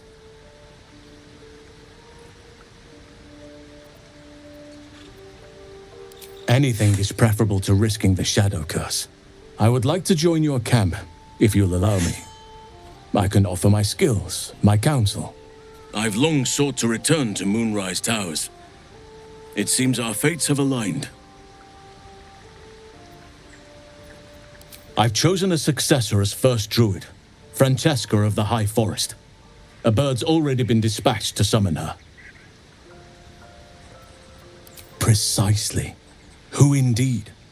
You do not know, and neither do any of the others. The Grove needs to move beyond the mistakes of the past. What it needs is an unknown quantity. An outsider who can enforce the Oak Father's teachings without bias. This is why I chose Francesca. She will restore simplicity and purity to the grove in my absence.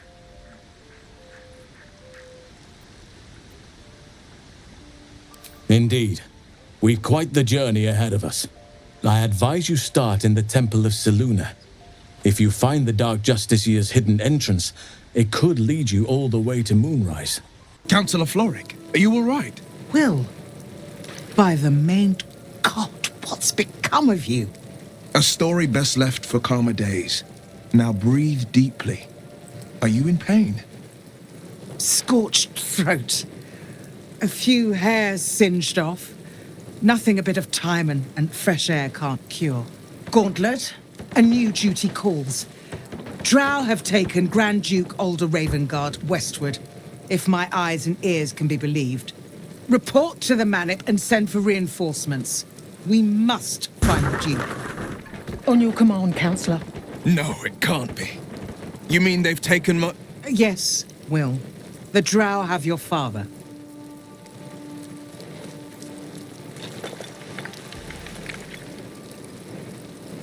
As well you should. He is the great champion of the Council. Commander of the Flaming Fist, the binding force holding Baldur's Gate together. Without him, the city faces collapse. In fact, I fear that may have been the intention of those who abducted him. Will, you must hold little love for your father. But please, find him and return him to the city. Trust us to see it through, Councillor.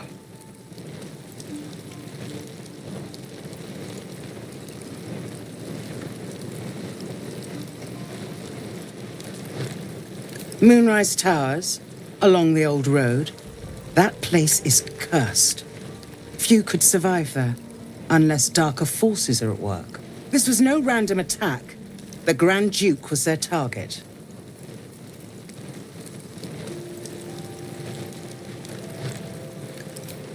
Thank you. When the Grand Duke returns to the city, he'll hail his only son, a hero. Approach the towers with care. The land itself has been swallowed in shadow. I will seek reinforcements and join you when I can. Remember, Will, courage is found in the battle against fear, not in the defeat of it. So Father said. I won't soon forget. Fist to work. Shit. You can put distance between you and yesterday, but you'll never leave it fully behind. Father's words. Hard to argue with them. Floric spoke true. I'm a Grand Duke's son. Well, he's not just any Grand Duke. He's Alder Ravengard, the most influential Duke in the city.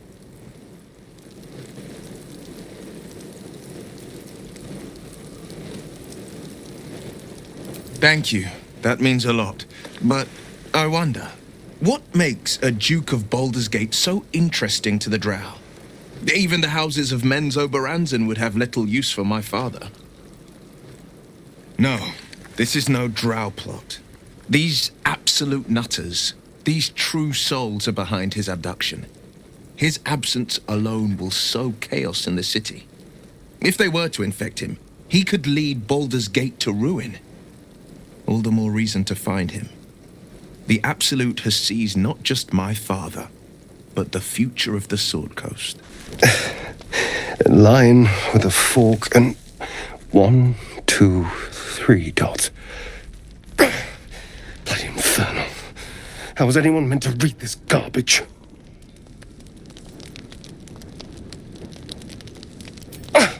What are you doing?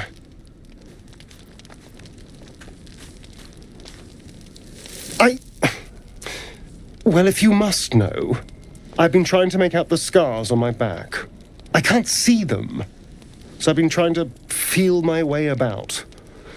But they may as well be written in Rashimi.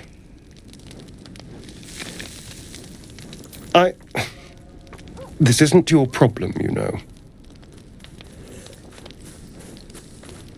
Fine.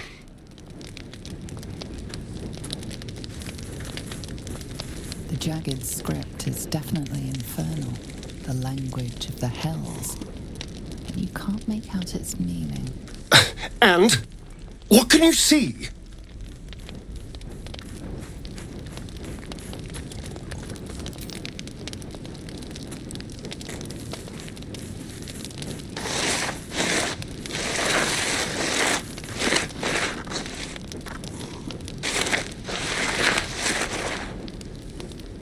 What in the hells? What did he do to me?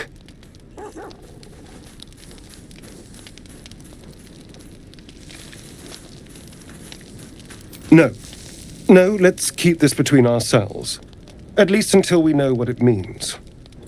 2 centuries carrying this. And I can finally see it.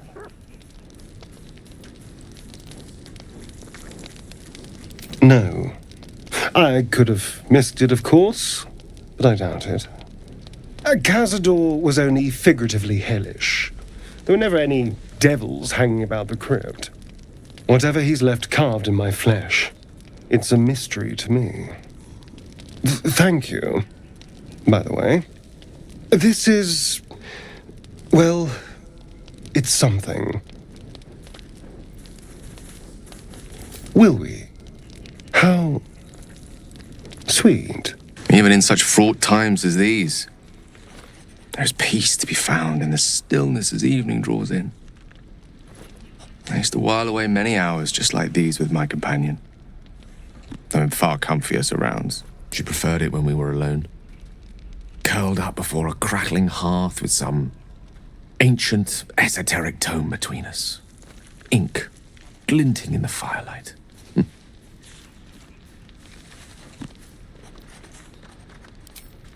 By a Gerorn's lost nose! No! Tara is not any cat. She's a Tressum. And given your confusion, I'm guessing you've never met one. They're brilliant creatures. Fine company for any self-respecting wizard. She'd be proud to see me keeping such fine company. The savior of those poor tieflings, no less. And I've given her precious little to be proud of recently. After I was afflicted with my condition, and locked myself in my tower for an entire year. I was inconsolable, wallowing in my self-inflicted tragedy. I'd given up on myself, but Tara never did. It was her encouragement, her research that led me to my treatment. Once we knew that magically infused items were the key, she went out to find them for me. She saved my life. She has a good heart. She'd recognize the same in your actions here. I'm sure she'd approve of me lending myself to your efforts.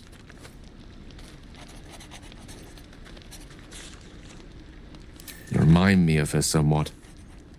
There's a steeliness in you, an unwavering tenacity, even in the face of, to be frank, quite dire odds. Wish she were here for me to make a formal introduction. But I would never ask her to undertake such a journey. She's safer at home. Besides, she was always telling me I needed to spread my wings, so to speak. Find mortal friends instead of hanging onto Mistra's coattails. So that's what I'm doing. I hope.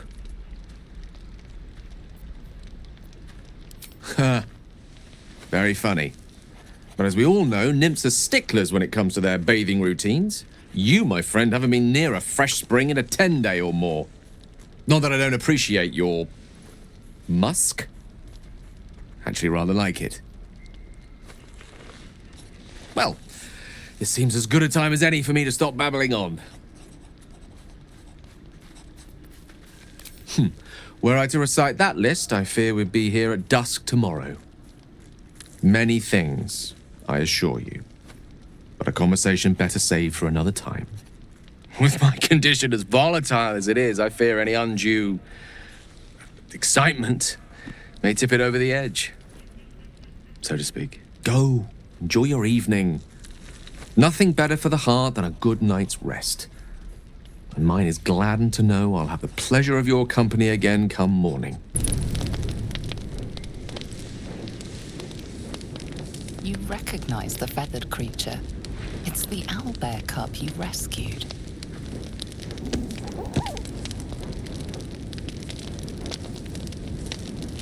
cub tilts his head.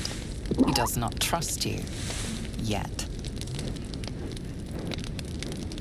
He steps closer, hesitantly.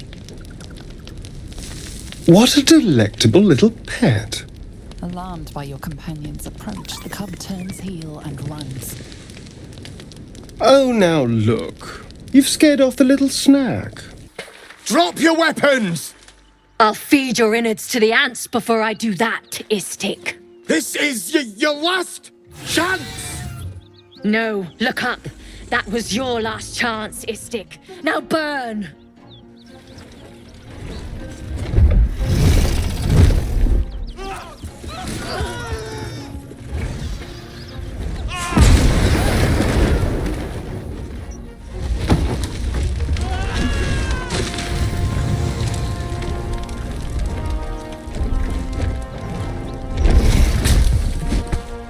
Stop wasting time, Beretta.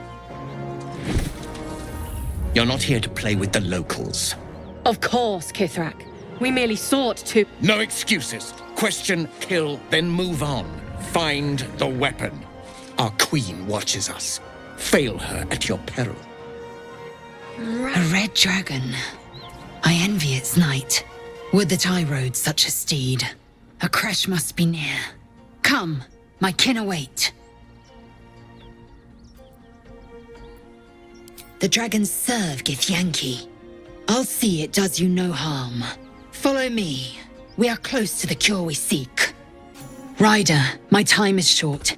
Lead me to... Shh. Such a familiar tone. Were I not merciful, I would slice the skin clean from your meat. Yet you are not bleeding. For I am nothing if not merciful. Your name, child. Lae'zel. Lae'zel. Proud. Regal, even. You will call me Gestil Kithrak. Voss, Knight Supreme. The Queen's silver, the Queen's sword. I am who you say. A Geich vessel has fallen from the sky, Lae'zel. Thieves aboard have taken a weapon most precious. It is polyhedric in shape and inscribed with the sacred runes of our people. You suddenly feel a strange anxiety take hold. Not your own, but that of the artifact you carry. Somehow, it's afraid. You attune your mind to it. The artifact does not want to fall into the Gith Raiders' hands any more than it does the Absolute followers. Take word to your creche. You are to join our search. Speak up, child. Affirm your mandate. You honor me with this duty, Kithrak. I shall alert my caretaker with haste. The Kithrak nods, content with Lae'zel's answer. You serve your queen well, child. Take your slaves and hunt those who escaped the Geich ship. They must carry the weapon. I fly now to Vlaakith, our undying queen. She will see your faith rewarded in this plane and ours. A current of deception carries Voss's words. Wherever he flies, it is not to Vlaakith. To Danos! To the sky!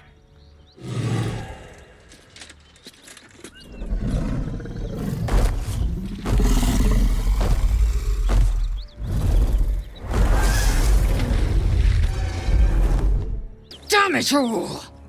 You did well to intervene, vexed as I am to admit it. The Gestil Kithrak would have flayed our skin and left our carcasses to burn in the sun. All for the sake of the artifact that we carry. The creche is near, this much we know. We follow the path forward and into the valley. No one, not even the ignoble Gestil Kithrak, will keep me from my purification. You carry a Githyanki relic. I will have an explanation, or your head. Walk away. Now. I won't warn you again.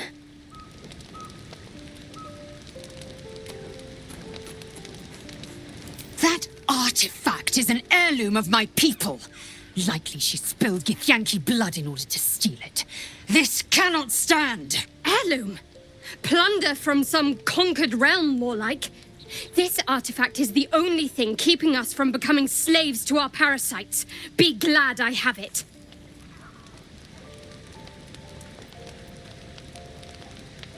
Remove yourself if you are so easily offended. This is not your concern. Nonsense. You're just finally showing us what you really are. A reaver to the bone. Spare your indignity. Every word that spills from your mouth is worth less than the last.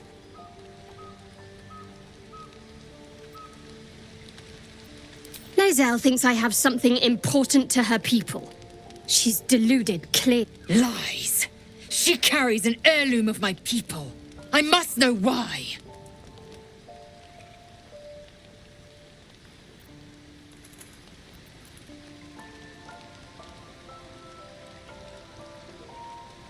You hear that, Lae'zel? It's called common sense. You seek reason in dishonor.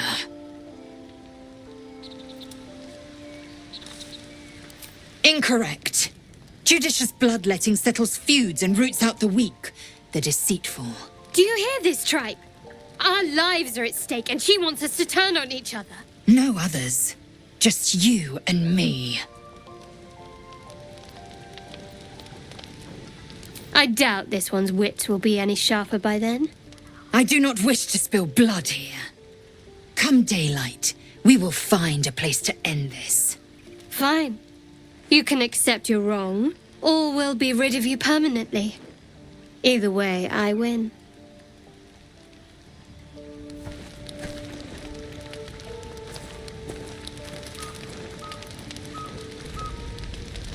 You had every chance to look the other way, but here we are. You chose this. Spare me the justifications, coward. If anyone asks, I'll say you were transforming. Don't expect to be mourned.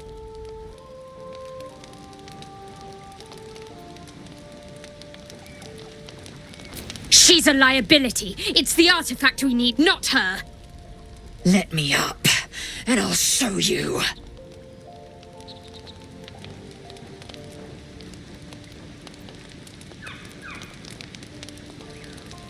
Can I do that, Lae'zel? Can I turn my back on you? Never. Thieves aren't afforded such luxury. Loosen the grip on your pride for one blasted moment, won't you? We needn't be enemies. There's plenty of those to go around already. What would you have? That we be friends? Let's not get ahead of ourselves.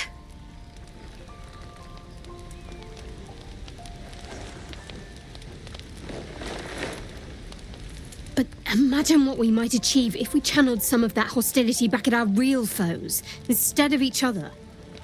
They wouldn't stand a chance. Looking at something? I'm looking too, but not seeing very much. Another quirk of my affliction. Preening in the looking glass? Petty vanity? Of course I miss it. I've never even seen this face. Not since it grew fangs and my eyes turned red.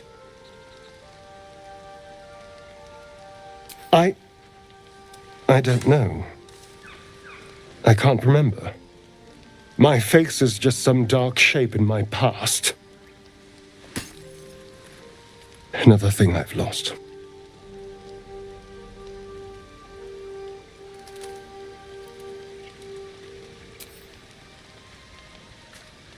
What?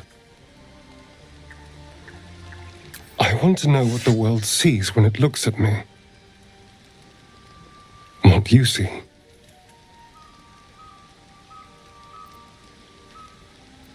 Oh, go on. Very good. Now just tell me I'm beautiful and we can call it a day.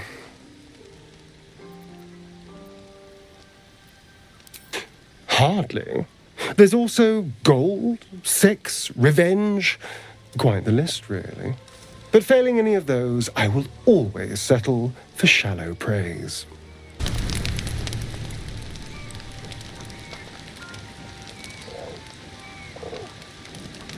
The cub holds out his leg, revealing a ragged wound.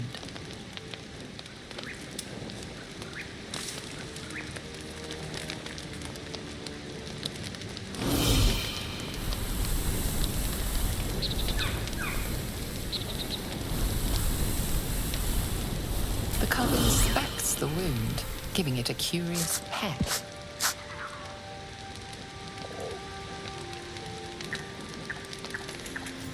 Adorable.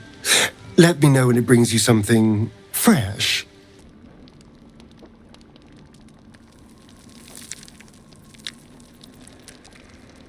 Wonderfully.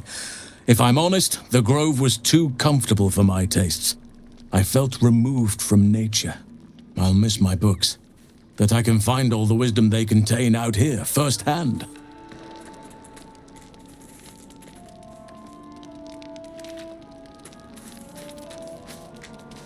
Is that so? Well, nature does abhor waste. I will keep watch, thank you. I had a feeling time in your company would prove fruitful. Who there, wanderer? Stay thy course a moment to indulge an old man. Elminster? The very same, Gale. And a fair bit miffed he is, too, finding himself forced to expose his best pair of boots to so many miles of country road on your behalf.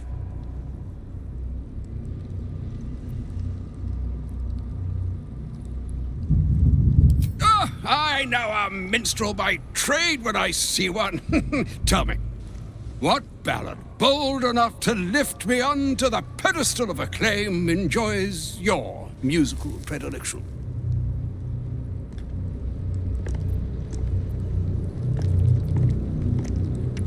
Oh, is that so? The lyrics are by Volo, you know, whose name alone is sufficient enough criterion to arbitrate its acclaim to truth.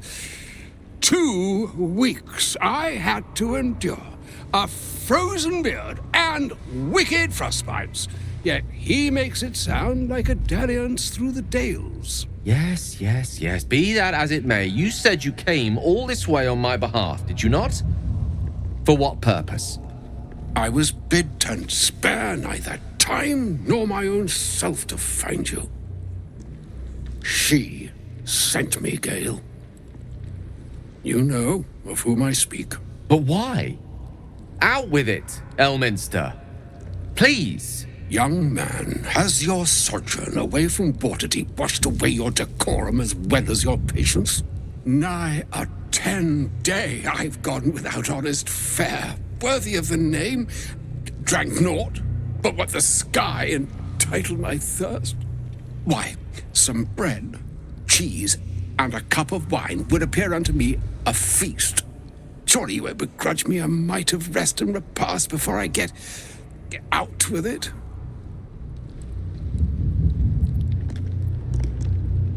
And a great kindness that would be. See, Gale, even in these barren parts, the art of hospitality begets inspired new works, if only one keeps up the practice. Oh, for the love of... This way, then? To your camp. Oh, don't dawdle now, lad. You're the one who's in such a frightful hurry. Oh, nigh on 13 centuries old and he still thinks with his stomach. We'd best follow and see if he's more disposed to speak plainly once it's stopped its grumbling. A wise choice. Better to indulge your curiosity than Elminster's appetite. Yes, what a delightful wedge of old Astarion that was. Doesn't do to parley on an empty stomach, you know. Makes one's words frivolous when they should be grave. Plenty to digest, after all. A good deal to stew over, if you will. Words ladled with import should be savored so as to better absorb their meaning. Wouldn't you agree? Elminster! Right. You see,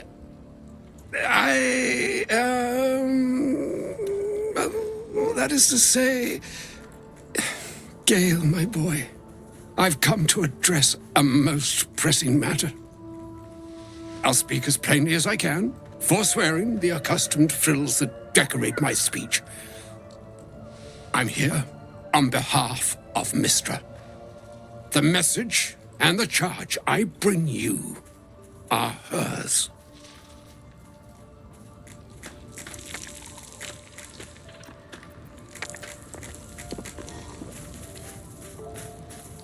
The long-awaited question. Now, if you please, Elminster, for the too long-awaited answer. You know where you went wrong, Gale. No, we needn't dwell on that here and now. But even so, you're to be given a chance of redemption. Mystra would consider forgiveness. She would consider what she considers to be forgiveness. Mystra is aware of the misadventures that have befallen you both. She knows of your strife with the Absolute, that most insidious of evils.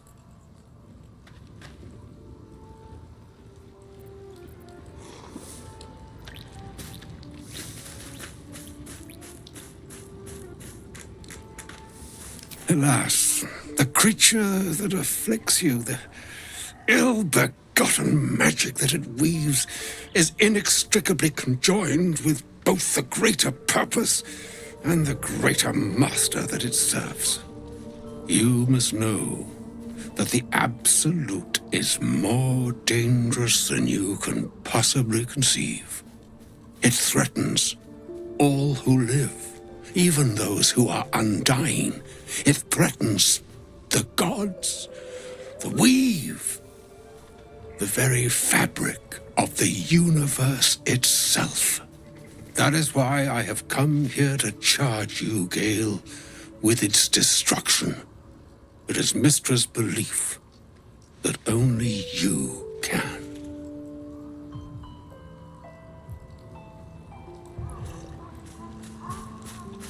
The orb. Precisely. Mystra has granted me the power to stop the clock, as it were, on the orb's rush to overpower you. Instead, you will be able to unleash its lethal combustion at will. Interesting. This could be help or hindrance. We shall have to see.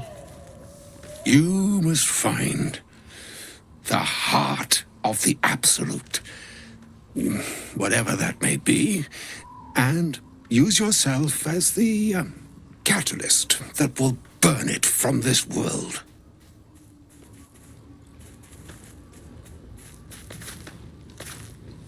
He is not.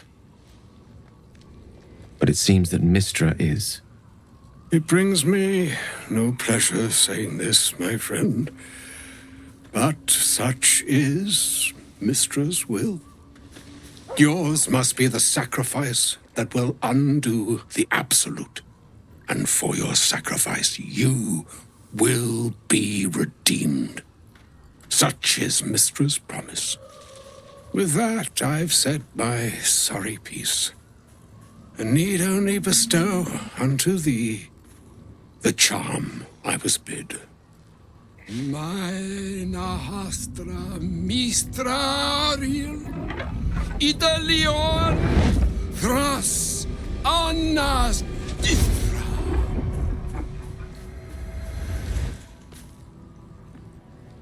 It is done.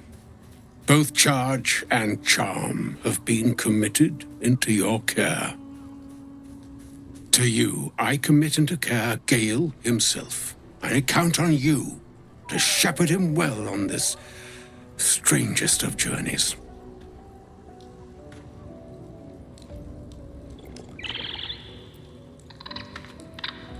Or some other fortune altogether. Like moons make swell and wane the nescient seas, so too The skies-striven gods ordain the tidal fates of mortal days.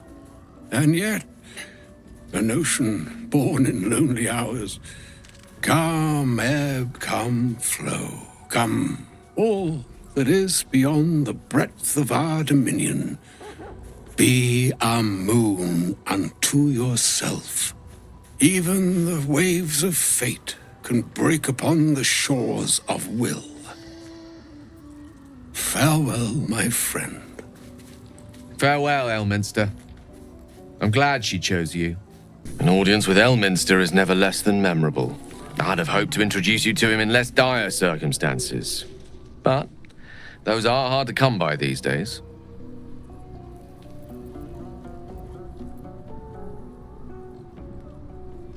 It's not a demand he wanted to make of me. As mistress chosen, he had no choice but to deliver her message, however much it pained him to do so. For Mistra to have sent him, the severity of her bidding could not be clearer, or weigh more heavily on me. Time seems so infinite when you're young. A month is an age. A year is a lifetime. It is a strange feeling to realize how little of it one might have left. Of course, he offered the clearest solution to our problem. All I have to do is find the right place and time, close my eyes, and let go. Then the slate will be clean. Wrongs will be righted, the absolute will be gone, and I along with it.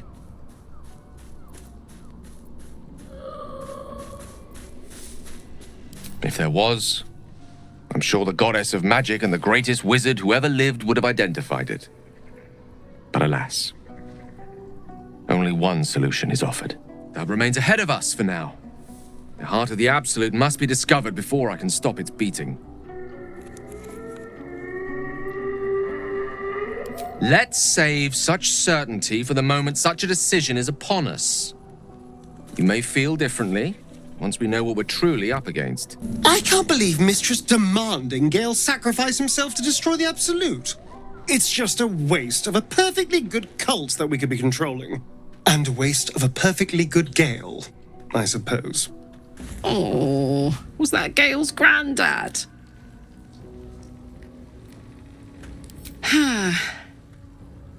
It doesn't ring a bell. But all right. Must have had something important to say to Gale if he came all this way. Good news, I hope.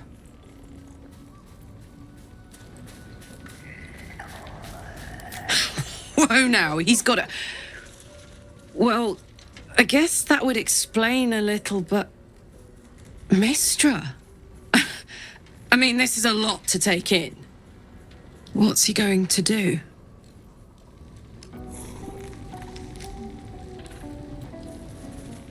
Well, tell him to pick the right one. Or better yet, I'll do it.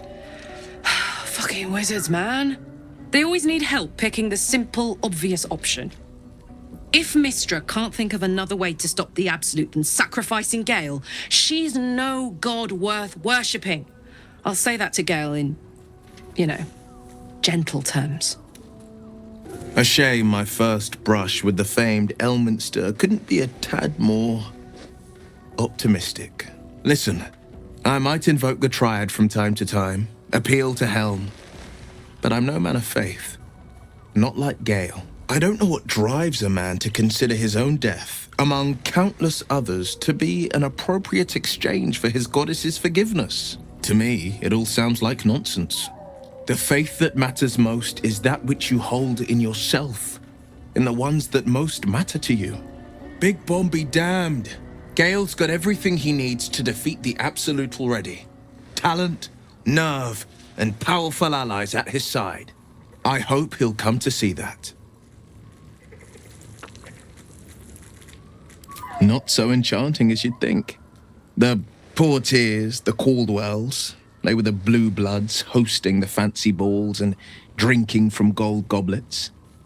Father's the son of a blacksmith, born with barely a coin in the coffers. He made a name for himself among the Flaming Fist, brave as Baldur, stubborn as a deep Rothenel, daring, outspoken, but hardly posh. I spent more time dueling with father than I did rubbing elbows with lords.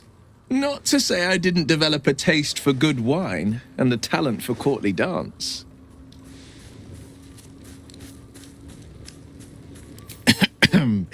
It's been a badger's age since I've twinkled my toes. A drunk ogre could put on a better show. Well, give it some time, develop a bond, and maybe I'll show you a move or two. I promise, clumsy oath is well within my repertoire. Elminster. Even the Githyanki have heard tell of the Sage of Shadowdale. Some of his works have been translated to Tirsu. That doesn't mean his every word carries wisdom, however. Near as I can tell, Mystra demands Gale's faith, but holds no faith in him. Why else would she demand Gale sacrifice himself, and perhaps so many others? Does she not think he can destroy the Absolute with his own immense talents? Does she not know the mighty company that he keeps? Demanding Vlaakith may be, but she acts for the good of the Githyanki people. Mystra is concerned only for herself. Perhaps he'd find forgiveness in a fiery death. But I can't help but wonder why he'd want it at all. The Shadow Curse is upon us. As foul as I remember it. Perhaps even worse. But with the Oak Father's blessing, we may soon see it banished from these lands.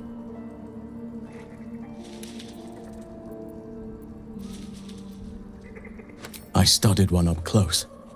Closer than most would care to be to those things. A drow attacked me and I defended myself. Afterwards, I was able to examine the tadpole that emerged. Hideous, but fascinating. Like nothing else in nature, I'm glad to say. Those illithid creatures threaten the natural order. It's my duty to do what I can to stop them. There's also the Shadow Curse. It's an affront and must be cleansed. I helped overthrow Ketheric Thorm and his Dark Justiciars years ago, but I failed to prevent him from unleashing darkness across the region before he was defeated. If I can join you and get close to Moonrise, perhaps I can lift this curse, just as you find a cure for your infection.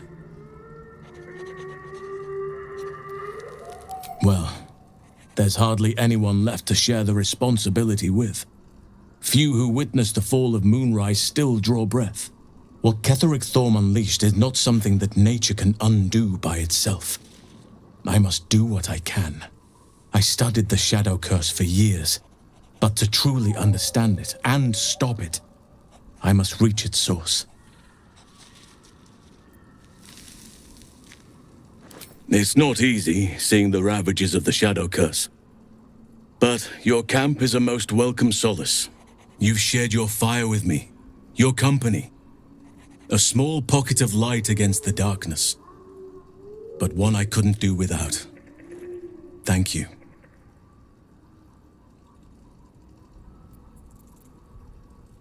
You're too modest by far. What fate would I have met without you? Rotting in the goblin cells? Dying against an onslaught on the grove? More good has been done since I met you than in 100 years before. Words cannot express my gratitude.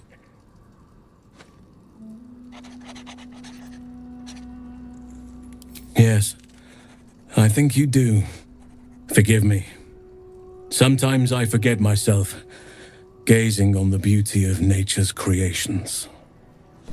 I've been thinking about the runes Cazador carved into my back. I don't know much about Infernal, but I know anything written in Devil script is going to be bad news. I'm afraid that through those runes, somehow, Cazador might still be able to dominate me.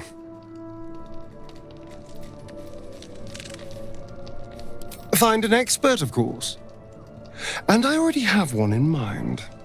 Our devilish friend, Raphael. If anyone's going to know about Infernal text, he will.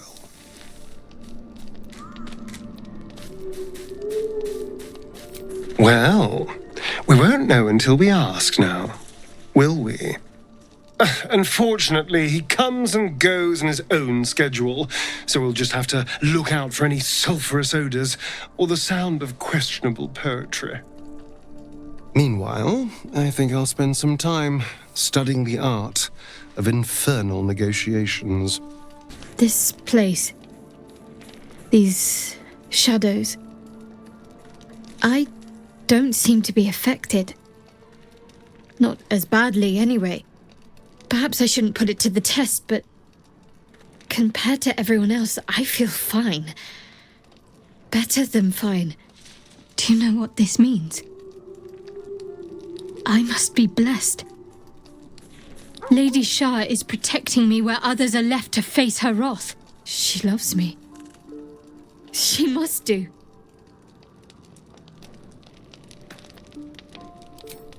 Lady Shah wouldn't bless me like this for no reason. There must be something she wants of me. The Shadowfell, her domain, has power here. Whatever the Dark Lady needs of me, I'll wager the answer lies wherever her power is strongest. I need to find that place. See what awaits me. Hey, soldier, Well, I'm not feeling so good. My engine is getting worse. Feels like it's going to burst out of my chest. We need to catch up with Damon. See if he's thought of a way to fix this thing. If it can be fixed. I'm sure we will. But, in case we don't, a bit of advice. You leave your left flank wide open. If I'm ever not around to cover it, you may find yourself on the wrong side of a goblin spear one of these days. The voice of the Absolute is strong here, and getting stronger. I don't know how much longer I can resist it. But it's good to see you're making progress.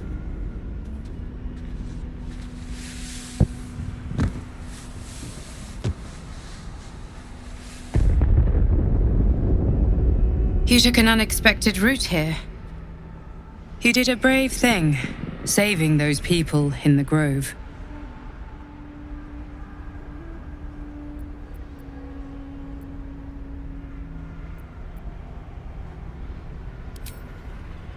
Don't be so hard on yourself.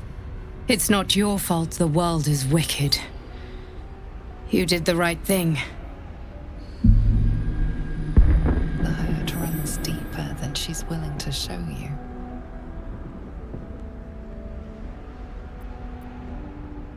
Yes. Yes, I am. It just doesn't stop. We are being bombarded by waves of telepathic energy. Wave after wave with hardly a breath between them. I almost dare not rest. Each wave a set of orders to the infected. The order for your transformation has been given many times already. I just hope my powers last long enough to see this through. You there! Step forward and keep your hands off your weapons. Easy! She's with me. Come. Jahira!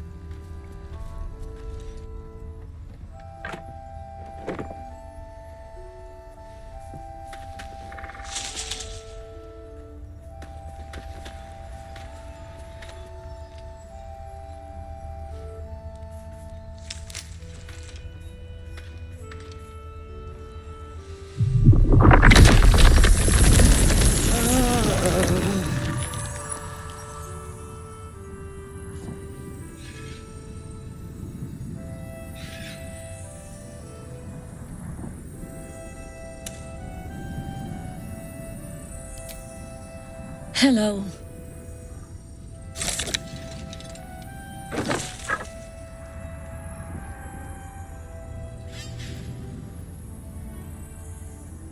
Kindness is too often a decoy. This is why we're here, you see. 'Tis a curious creature that hides all manner of secrets. But if there's one thing that we know,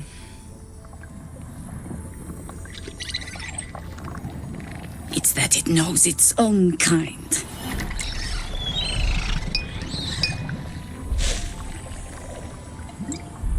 You should never have come here, true soul.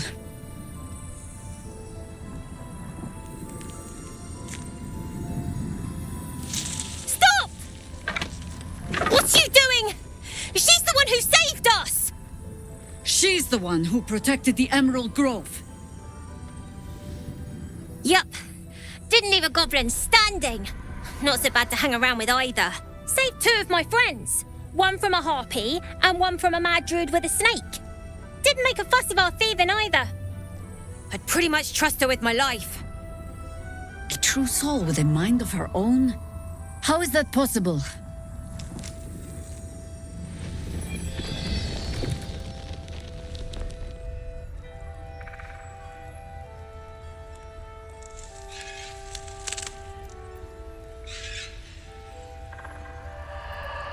You sound so confident for someone who's so wrong.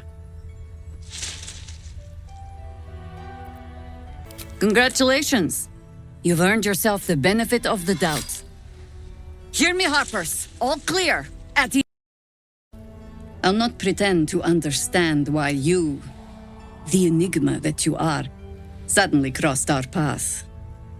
But I'm old and wise enough to recognize a sliver of hope when it crawls out of the dark. Tell me, why have you come here?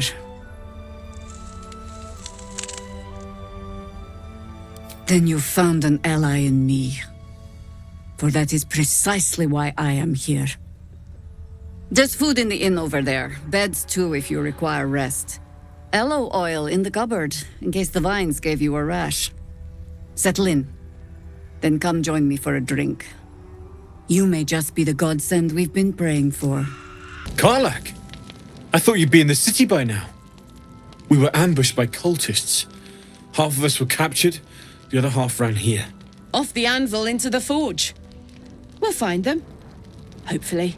Before you run off into the belly of the beast, there's something I need to tell you. Well, 2 things. Good news and bad news. The good news, obviously. I only need 1 more piece of infernal iron to craft an insulating chamber that can make it possible for Karlach to... Touch people! Exactly! Oh my god. It's really happening. It's been so long. We've got the iron. Let's do this thing! Hang on! I think you'll want to hear the bad news too. Yeah, sure. But first, fix me. Please.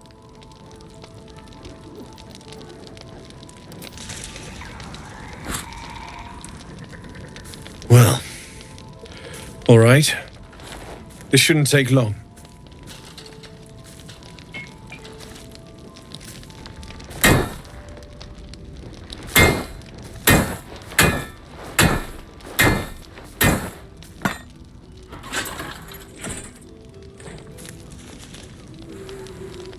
Same as last time. You'll need to install it yourself. This should do the trick.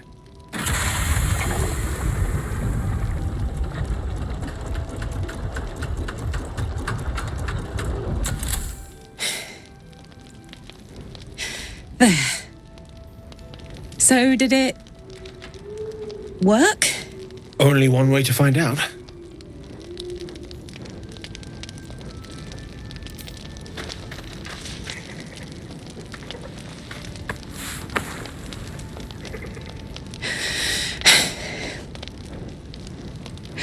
Thank you.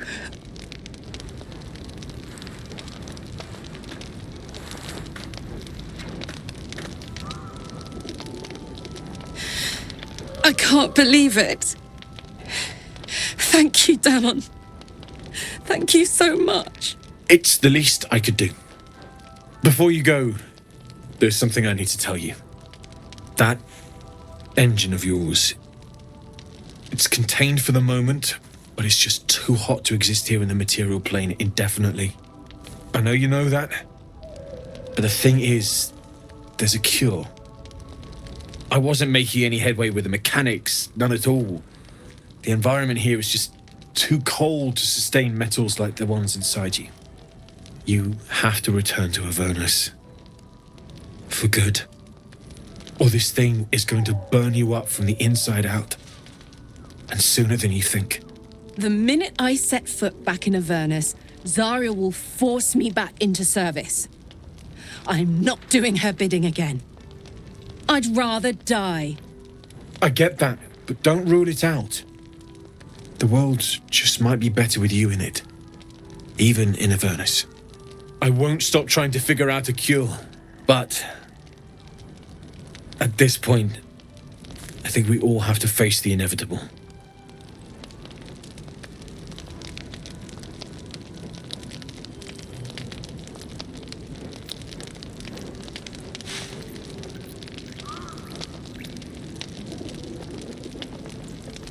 You read my mind. Thanks, Damon. Really, you've given me more than I could ever repay. It's been my pleasure. Good luck, both of you. Look after yourself, all right? This is the best day. The best day! I'm so happy for me too. Now I just need to find someone to cuddle up to tonight, and I'll be the happiest woman on the Sword Coast. Listen, I'm never going back. If you said I could die right now or live 1,000 years in the Hells, I'd choose to go out now with my freedom intact. I don't expect anyone to understand that. But I've been dealt a hand most people don't have to contemplate playing.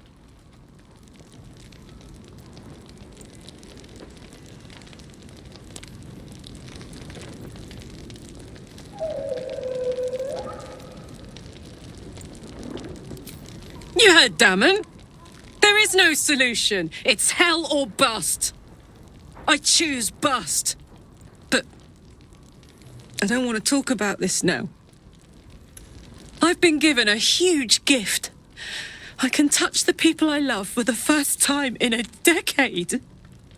And for the first time in a decade, there are people I care about all around me.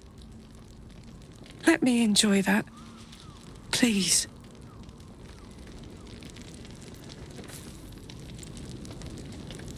Thanks, soldier. I just want to celebrate this. At least for a little.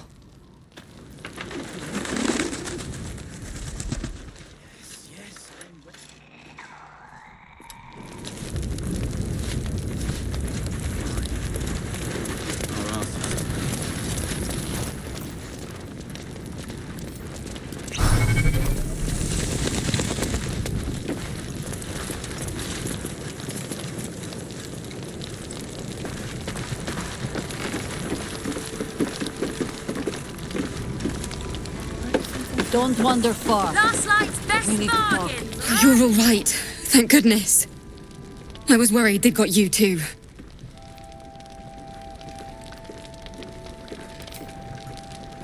It wasn't the curse that did us in. We were ambushed out in the darkness by cultists. We surrendered. But that wasn't enough for them. They lined us up like dogs. Asherak was with the kids, telling them it was going to be all right. Maybe that's why they picked him. Told him to kneel. They took his eyes first. Then his tongue.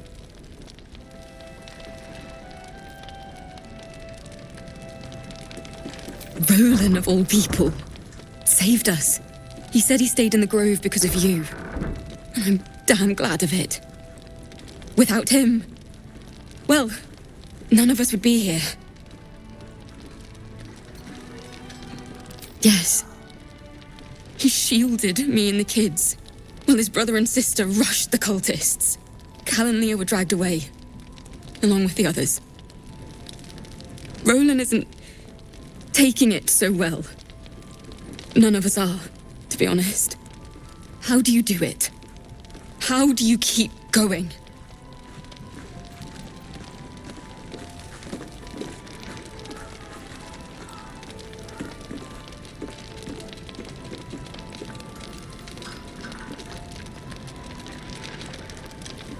Heart's Requiem, right? The hero survives a war and rebuilds her life, stronger than ever. A tale worth remembering. Especially now. You've done so much for us already. But I have to ask. The others might still be out there. If they're not dead, they're in Moonrise. And gods have mercy on anyone in that hell's pit. Maybe. Sorry, I shouldn't have said anything. You've enough on your plate. Just be careful up there, all right? I can't handle anyone else dying. There's another bottle of Arabellan Dry back there. Put it on the bar, then piss off and leave me alone. Jaheira said we should serve drinks, but that we shouldn't serve drunks. Jaheira didn't save your ragged little tail from the cultists. I did.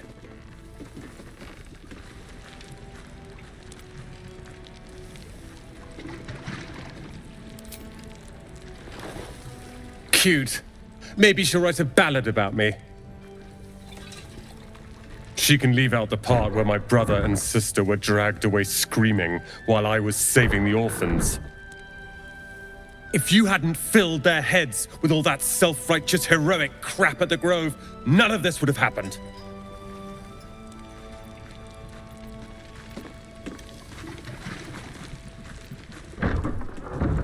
They're my responsibility. You go save the world. Or your own arse. Or whatever it is you do.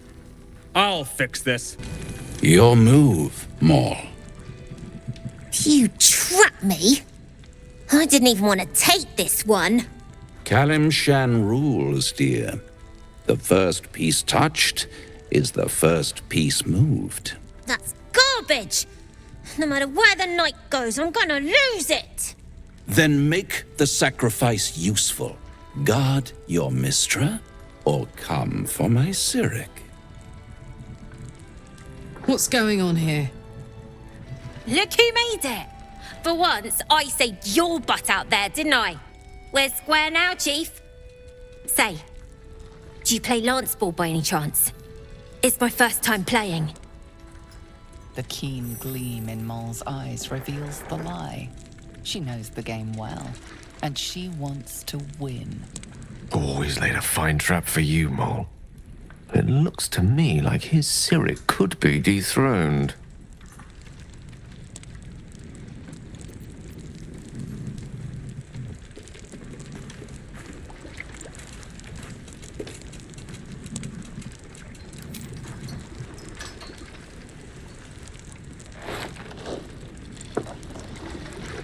My, the Thescan double counter gambit. Vicious. Exactly what I would have done.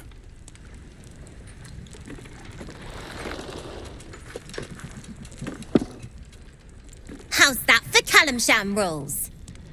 Brava. Lovely work. I see I was right to make you the offer I did. You will consider it, won't you?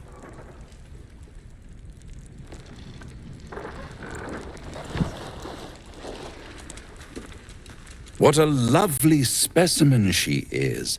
A blushing apple begging to be plucked. Please let me smack this creep. The Thescan move suggestion was inspired. I had no idea you played. I can most certainly believe it. But don't you worry about Moll. It goes without saying she still has the unconditional freedom to choose the only option she has left. Now, let's talk about you. I sense there's something you want to ask me. I do. I have a proposal for you. A proposal?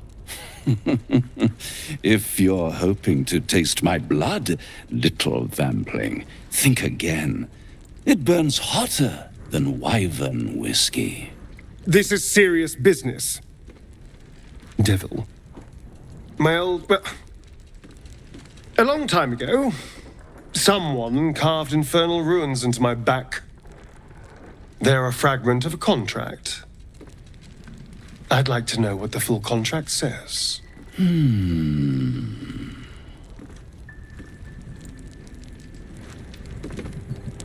Oh, such impatience. It's something very important to your master, but is it a love letter, a warning, or a deed of ownership? I could give you all the gory details.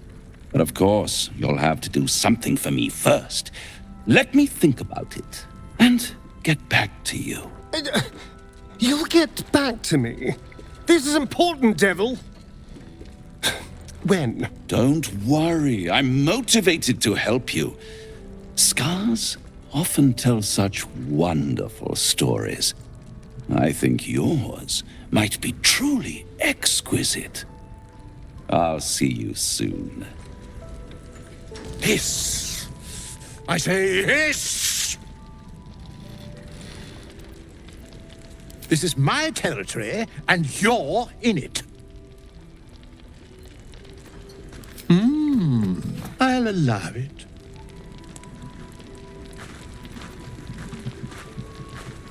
I slinked, of course. You've had enough, now go. Quickly, hiss! Good of you to notice. For my part, I have noticed the cleric is a liar. She promised me a bit of milk. Do you see any milk, do you? Nor do I. Disgraceful. Ah, you found your way. Good.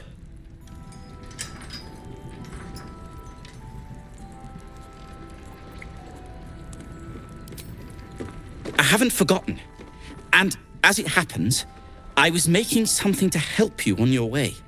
That is, if you're still going to help Wulbren and the others. In that case, you'll be very pleased to learn what I have in store for you. A new type of smoke powder. All the bang and boom of the original, but with an extra surprise. I call it the Brilliant Retort. You'll need it if you're going to survive this cursed place. You'll need it if you're going to get into Moonrise Towers and help the Deep Gnomes taken prisoner there. You'll need it if you're going to save Wulbren.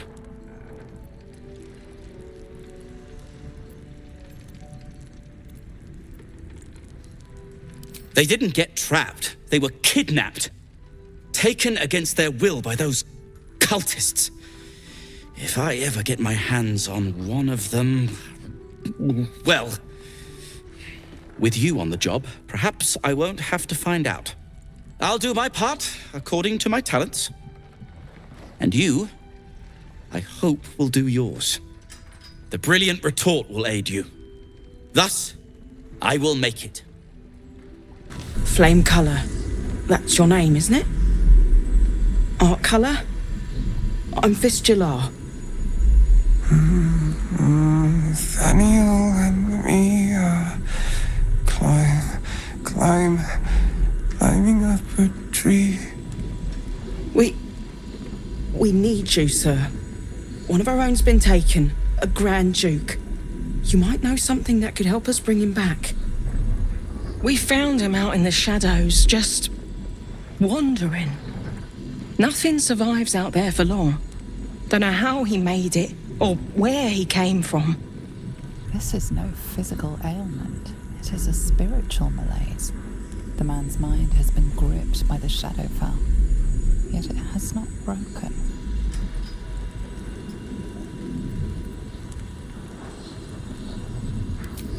Maybe he was a musician. Music's a powerful source of memories. We might be able to bring him around if we find what he used to play. You notice the distinctive calluses on the man's hands, the kind only developed from decades of playing the lute. No idea, I'm afraid.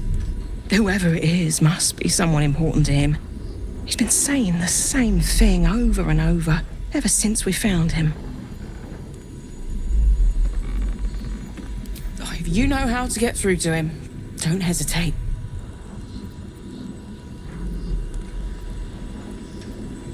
He spent a long time in the Shadowfell, a Sharan realm without color or light. It's had a terrible effect on him. Without a reminder of who he is, of what he held dear, his mind will remain lost to the darkness. Wait! Take this letter. It was in his pocket. He doesn't seem to have any reaction to it now, but it might help. Please, be welcome. Have a drink. Oh, my gods! To your very good health.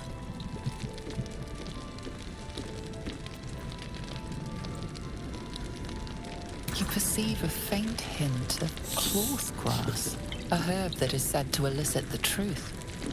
Jaheira smiles at you knowingly. It doesn't spoil the taste, if that's what you're wondering.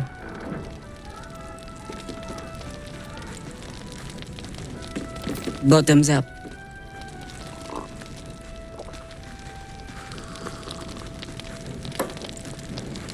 Well over a century old, and yet it hasn't lost a hint of flavor.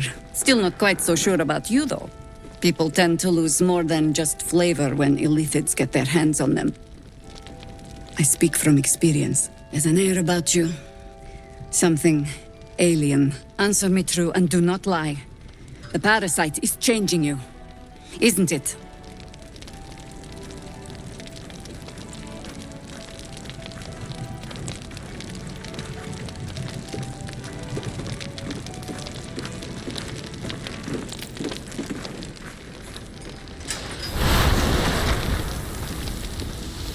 Look around you. Good men, good women. Stranded here, 2 feet in the grave.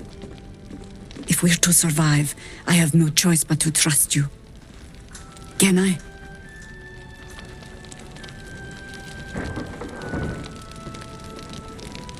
Good. Because I'll cross your heart myself if you break it. I have every reason to be cautious. I've traced people like you. People with parasites in their brains. All the way here from Baldur's Gate. The cult of the Absolute is spreading through the city. Quietly, quickly, and with unsettling deliberation. We tracked them to this ancient village, only to be faced with a man we killed and buried over a century ago.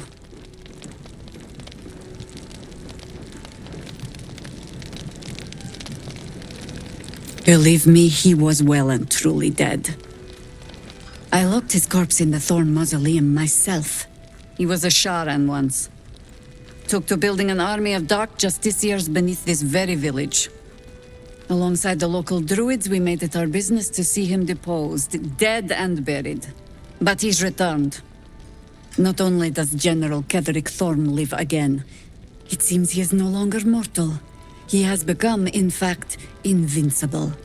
We met him on the road here, commanding an army of the Absolute, intent on destroying Baldur's Gate. I put an arrow through his eye myself, only to watch him pluck it out like a splinter. He healed right in front of me and chased us into the shadows. Things looked hopeless. But experience has taught me that no matter how bleak things look, there's always hope. You are that hope.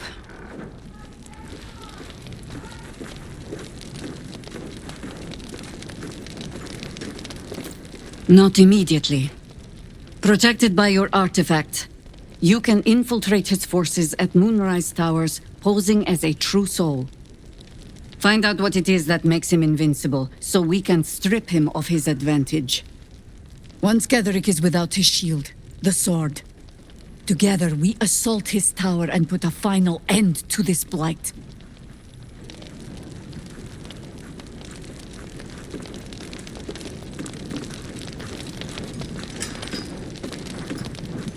Without a cure for your infection, your days are numbered too. Yet you selflessly offer to spend them fighting alongside us. I like you. I promise I will do everything I can to make sure you survive this. Any cure starts with understanding the disease. Whatever magic Getheric's using to control these tadpoles, it must be at moonrise. Until then, we keep drinking wine when we meet. You're not our only secret weapon. Isabel, a faithful cleric of Selûne, and a light in the darkness. She cast the moon shield around the inn. It's the only reason we're still alive. She's upstairs in her chambers. Tell her I sent you, and she'll see you through the shadows safely.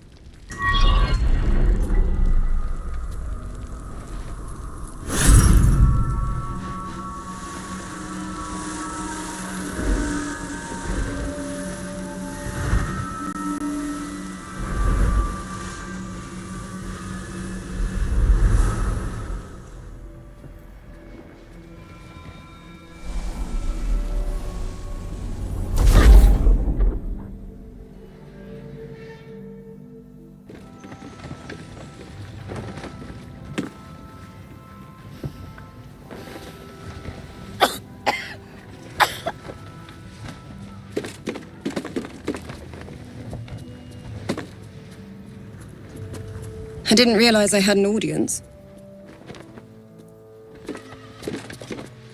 The true soul who's going to save us all. I'm Isabel. Pleased to meet you.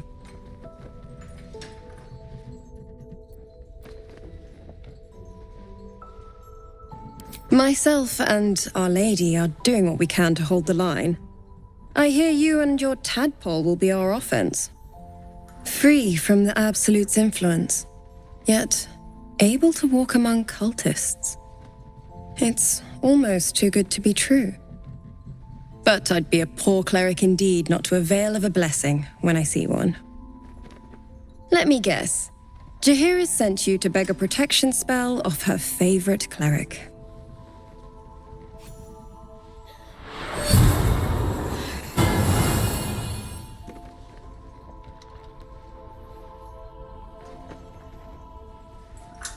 Perfect. It'll make you immune to the lesser effects of the Shadow Curse, which will get you closer to the towers. But there are places it won't help. Places where the curse is darker, stronger. The cultists are able to traverse even the deepest shadows, though. I don't know how. The Harpers are trying to figure it out. Ketheric is a frightening man. But you have something he doesn't. Allies worth having. While you're busy in the towers, I'll be sure to... Wait. Do you hear that? Something's wrong.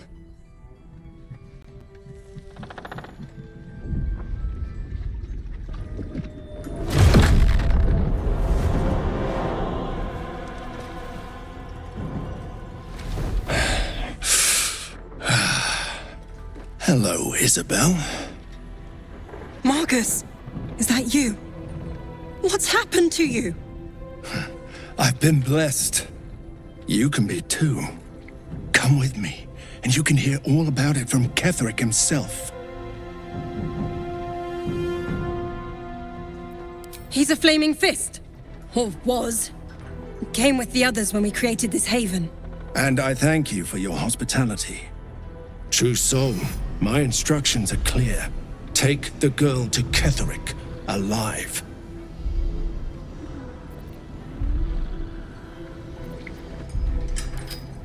We are all alike in her service. Do as I say. The rewards will be great. What's going on? If you have something to say, say it.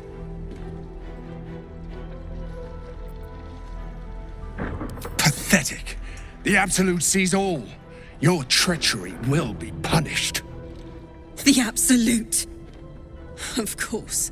You can't believe them, Marcus. Ketheric will never give you whatever it is you've been promised. He already has. Time to go, Isabel.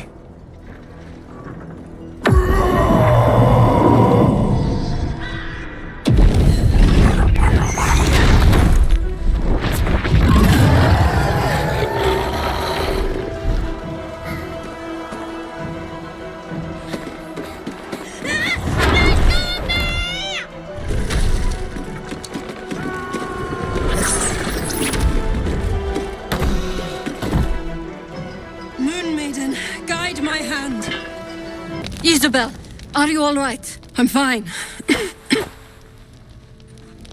Marcus has been with us since the start. They've been tracking us this whole time. And that was no random attack. You were the target, Isabel. They know how important you are. But they don't know about you. Ketheric will strike again. We need you to strike first. Discover the source of his invulnerability. Make him mortal so we can make him bleed. Good luck. We're in more danger than I knew. If something happens to me, everyone in this inn is dead. Like that. Why does a man like him do anything? Power, spite, some kind of twisted personal morality. I can understand why he'd want me dead. Without me keeping the curse at bay, everyone in this inn, everyone intent on killing him, is dead too. As for why he'd want to take me alive, I don't know.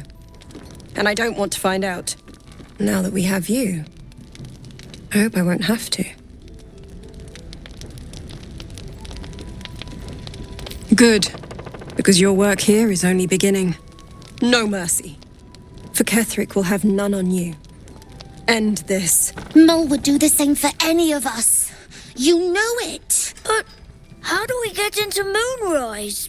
We can't fight those shadow things. We could. I beat up those harpies, and they're way scarier than shadows. You know what Mole would hate more than anything? Bad things happening to us. You've seen what's out there. We wouldn't stand a chance.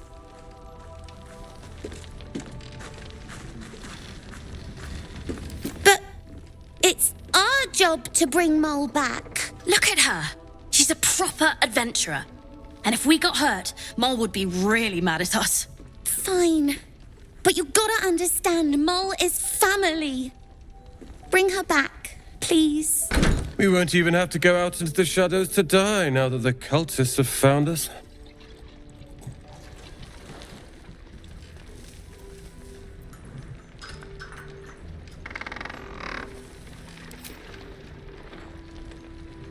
Cheers.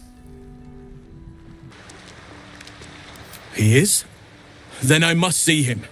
Insensible or not, he knows something. Thaniel is no ordinary child.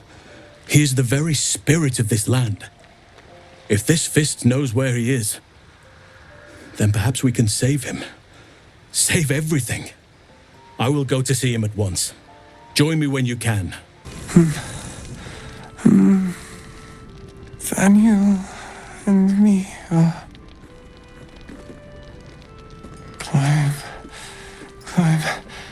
climbing up a tree. It's true then. He's met Thaniel. There's no other way he'd know that name. This is just what we needed. Well done. We need to wake him. He must know something about where to find Thaniel. If he was able to escape the Shadowfell, then it mustn't have managed to consume his spirit. Well, not all of it anyway. We need to unlock whatever's left of him, inside his head. There must be something to trigger him. A word, a memory, an item. We just need to find it. I don't deserve you, my friend.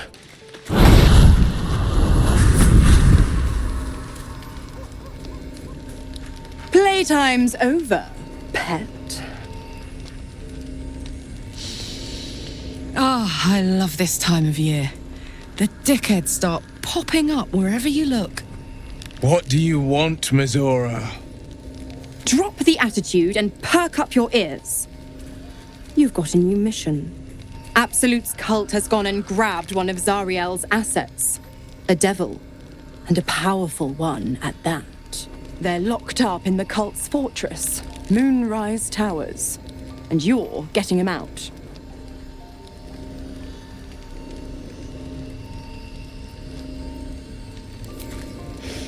Well, your playmate's wasting precious time.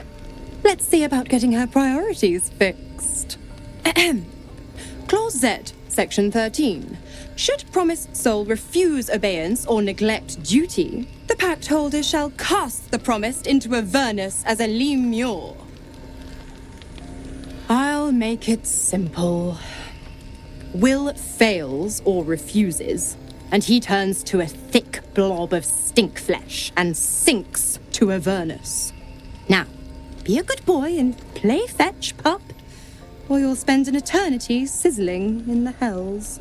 Zora's words may be flippant, but they are tinged with desperation. She cannot afford for Will to fail this mission. This may be your best chance to negotiate Will out of his pact. Oh, and what condition is that? Your mind links with Will's, drawn in by his increasing panic. What are you doing?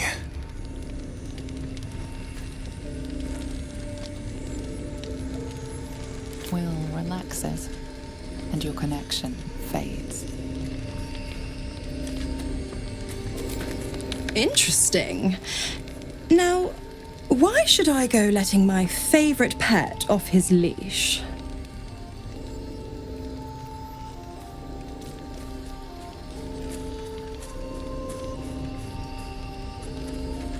You recall an old incantation from a children's story said to void a devil's contract. Abi diabole et nunquam redi. I've never seen such a fearless display of sheer idiocy. Bravo! Fine, I'll play your game. But I amend the pact once the mission's done, not before. Clause F, Section 9. Soulbinder shall bestow reward or favour only upon soul bearer's fulfilment of related obligation.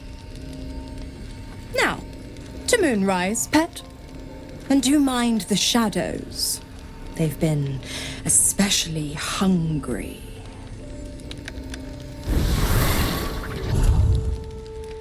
The more bullshit she pours, the more of it I'm forced to swallow. Mazora set me on fiends inside and outside the Hells. She's never ordered a rescue. Gods. She makes a mockery of everything the Blade stands for. Such an asshole.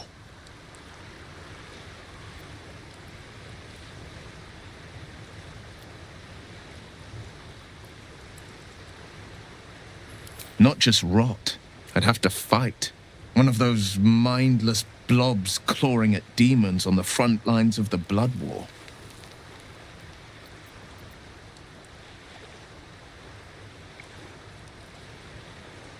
And it means everything to me. I always knew what my future held, and I know I chose right. Thank you for sticking your neck out for me. I mean it. But I'm not going to celebrate till I'm actually free. I can feel Mazora scheming, plotting. She won't let me go without making a fuss. Trust me on that.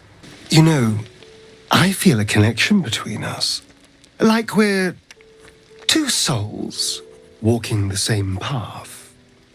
You might be a little naive in the ways of the world, but I see promise in you. Ambition.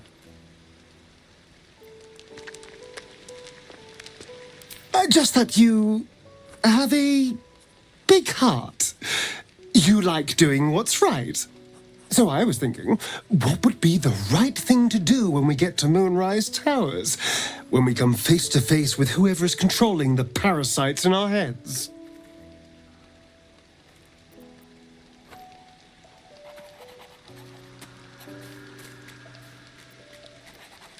That's the obvious option, yes.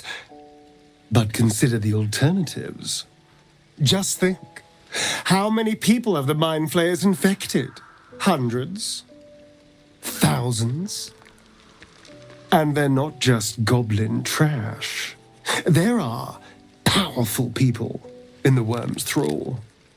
Whoever's waiting for us at Moonrise Towers controls it all. But if we can take that control from them, imagine the power we'd wield.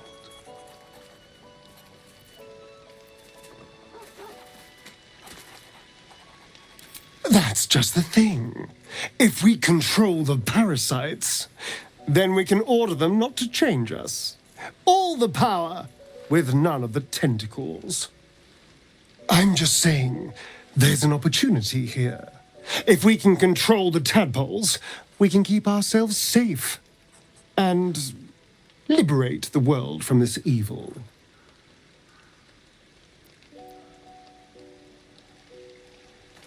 Do.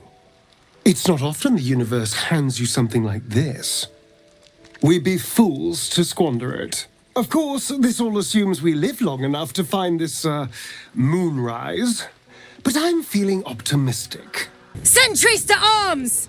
Istik, state your purpose quickly. Stand down, Gish.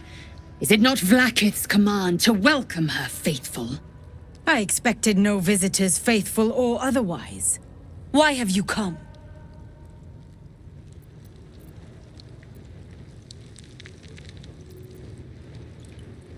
We seek the Zaithisk. Show me the way. You are infected. A gate thrall is something to eradicate, not reason with. The faithful may be purified. This is Vlaakith's protocol. Fine. Let the Gustil carry out your fate. Report to the infirmary at once. And step carefully. Cressida watches you. Vertical incision from pineal eye to end of notochord. Intestinal coloration consistent with samples 231 to 259. Do you have a question? Or are you just going to stand there gawking? I am a child of Gith, not discarded rat flesh. Am I not due your respect? Perhaps. Perhaps not. Let the Istik with you speak, and I will decide what respect you're owed.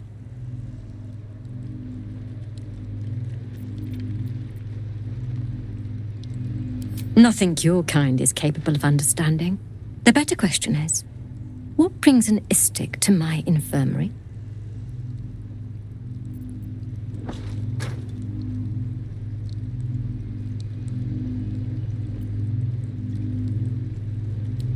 And you expected charity from us? You are a unique specimen. All right. My curiosity is piqued. Tell me, how long has your friend been infected?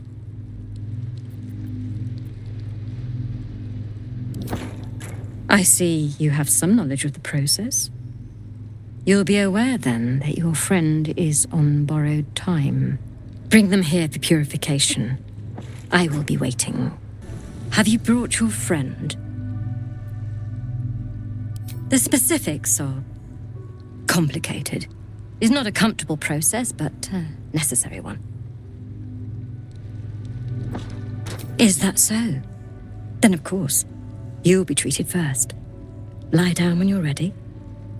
Even Githyanki rarely experiences Aethys. You are very lucky, Istik. The device is strange, made of taut flesh and pockmarked metal. It waits for something. The Zaithisk. Vlaakith's purity distilled. My duty. My right. The device is an ingenious synthesis of illithid anatomy and metal alloys. It hums with psionic energy, hinting at paths into unknown minds and unseen planes. Stand aside! My time has come. Praise Vlaakith. Let it be done. Sit, child. Let the Zaithisk end your suffering.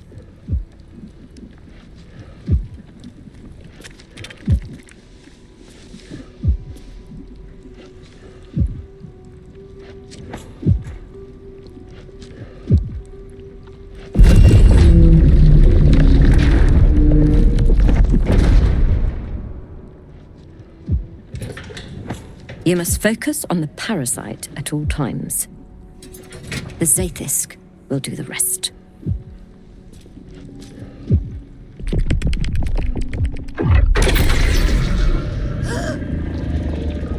An unseen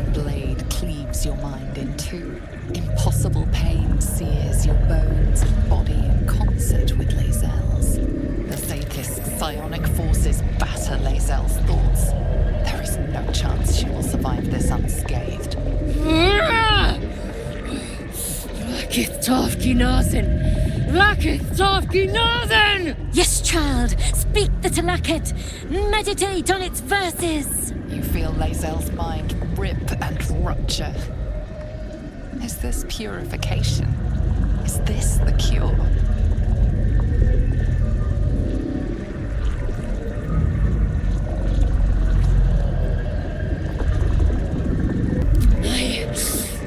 Yes! I feel it! Splitting! Burning! Ah!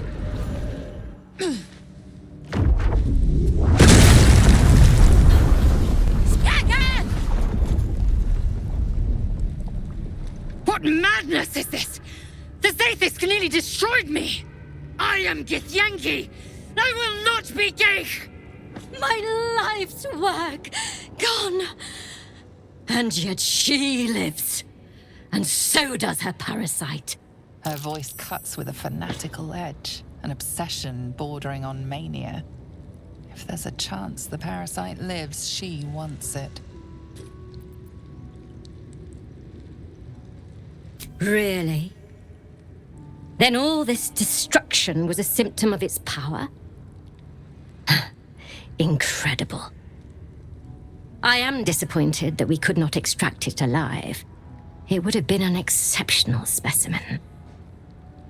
In any case, the problem is resolved.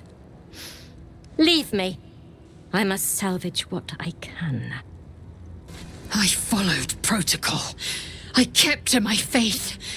Yet the Zaithisk might have killed me. Someone must have tampered with it. An aberrance I can't begin to comprehend.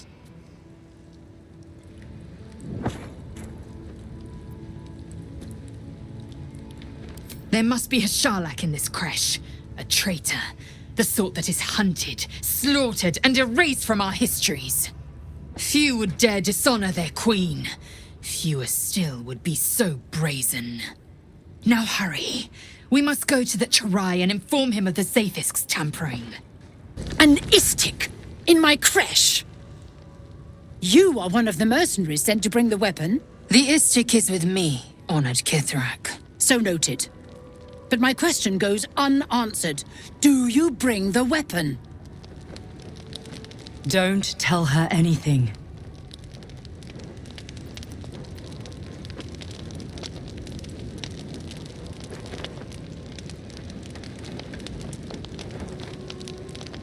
She speaks the truth, Kithrak. A Sharlak? Among us? Whom would you accuse?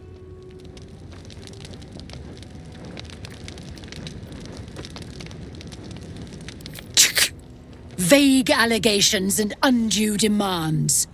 A poor introduction for an unproven Istik. The very same said to hold the weapon we seek. Shema Zalav Lakith. Give it to me! No?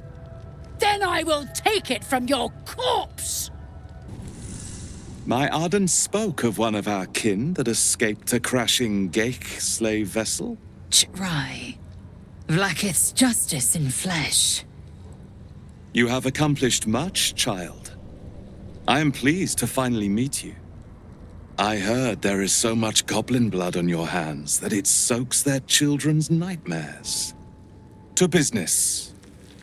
I suspect you plucked something precious from the Geich ship. Something that belongs to us. The weapon. Give it to me. Don't do it. The weapon is how I protect you.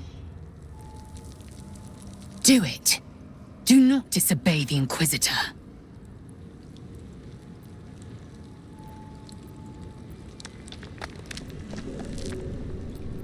Indeed. And what does it protect you from? You really have no idea what it is, do you? But you are not wrong to observe that you need protection. Once the Grand Design comes into effect and the Illithid Empire is restored, all life will be over as you know it. We took an interest in you when you became involved with this absolute cult. A pestilence of infected slaves, the first symptom of the Grand Design in action. But you are lucky. That weapon you carry is the solution. I have heard it from Queen Vlaakith herself. Hand it over.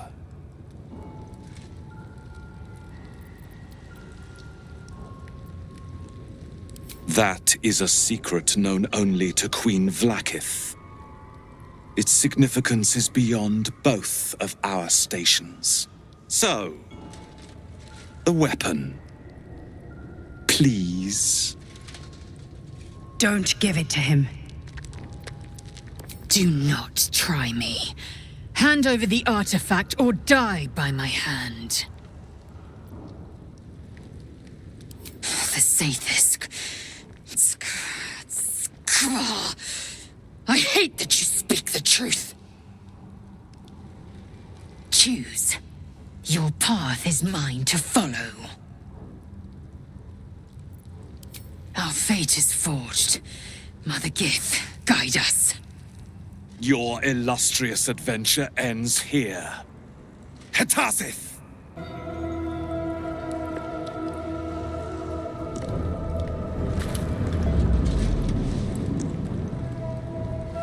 These attendants you keep, you taught them well, my child, my Lae'zel.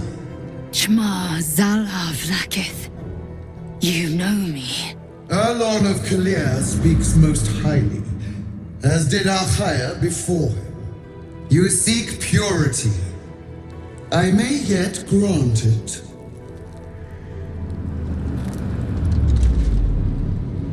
Istik, you bear that which is ours.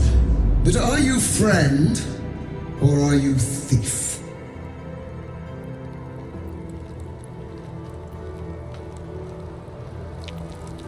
No! It is not yours! To own something is to know it. That weapon you carry. The astral prism. It is corrupted. I will cleanse it for you, my queen. Tell me how. There is someone inside. Their mind is warped, broken.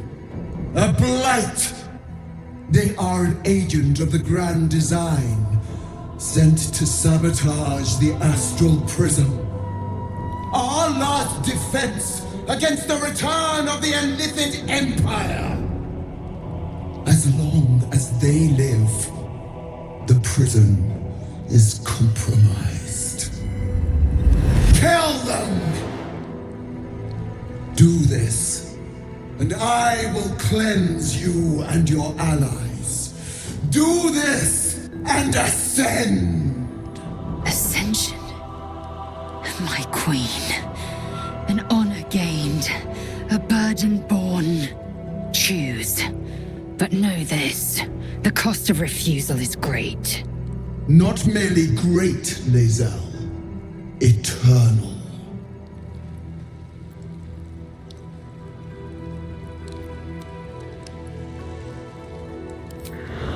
You are being lied to.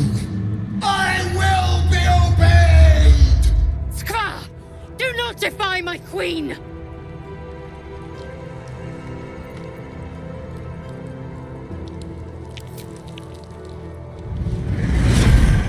Use the Planecaster's power to enter the artifact. Be wary of the creature's lying tongue. Cut it out if you must.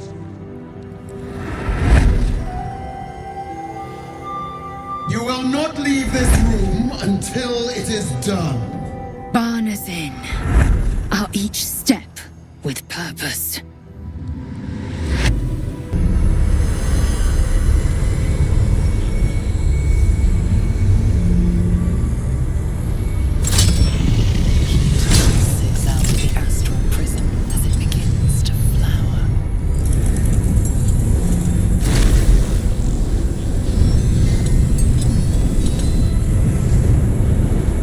My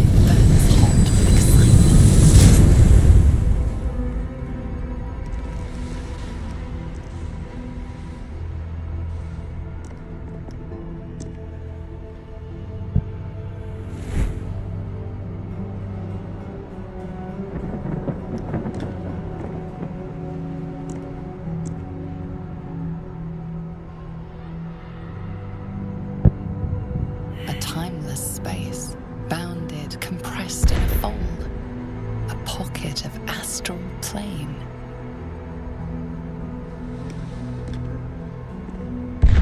Boundless. Timeless. Like every dream that ever was stitched together. It is home. So you came, in spite of all my warnings. Disappointing.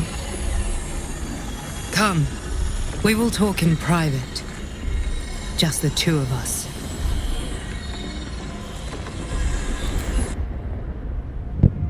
I may have made a mistake trusting you. I told you to stay away from the Githyanki, but you just couldn't help yourself. Could you? And now, you've come here to murder me. Very well. What do you want to know? Vlaakith wants me dead because I know her secret. It is a secret so great that if her people ever found out, that would be the end of her rule, the end of her. That same secret is how I've been protecting you from the Absolute. I can hear your thoughts. You think I'm lying. Vlaakith warned you that I would try to deceive you. But consider this. What reason have I to deceive you? I want the same thing as you. Freedom. I'm on your side. I have been since the very beginning.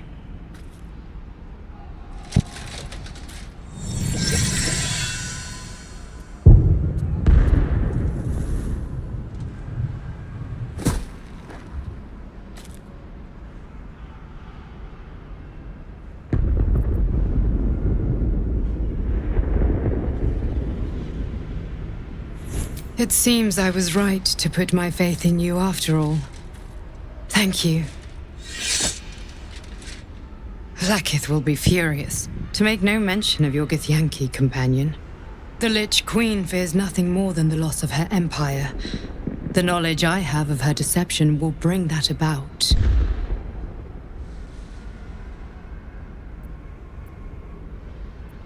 Vlaakith is lying to the Githyanki. They believe she knows how their beloved mother Gith defeated the Mind Flayer Empire. But she does not. If the Illithids would ever rise to power again, she would be incapable of stopping them. And if her people found out about her impotence, there would be mutiny, revolution, the end of her rule. But that very power, the power to resist Illithid control, which Vlaakith only pretends to know, is how I've been protecting you. I suppose she hoped to extract it from my corpse. Since you spared me that fate, she will come for you.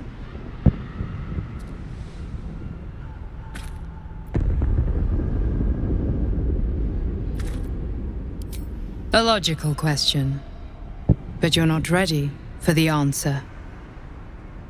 I have delayed long enough.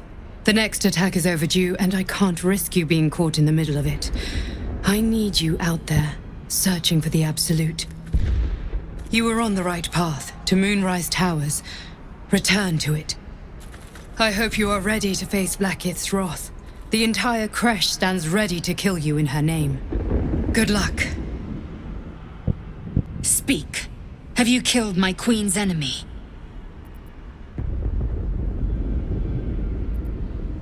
Vlaakith does not lie to her faithful.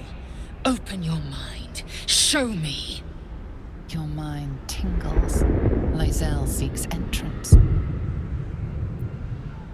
If your thoughts become one, she sees the truth of your confrontation in an instant. Vlaakith Tafkinazin. I see only madness. Vlaakith bears the full might of Tunarath's arms, and the covenant of the Great Mother Gith. Skvar!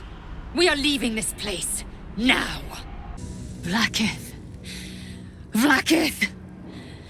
I have wielded your fury as a blade, roared your wrath as a dragon! You promised ascension. Yet I crawl among my own people, low as an asp's belly. Skaketh! I followed your path. What good? This heart of stone, for it to be shattered. She tests me. A trial of faith. Kalir prepared me. Only the heaviest souls soar to the astral. Yes. Yes. I might gain Vlakith's favor yet.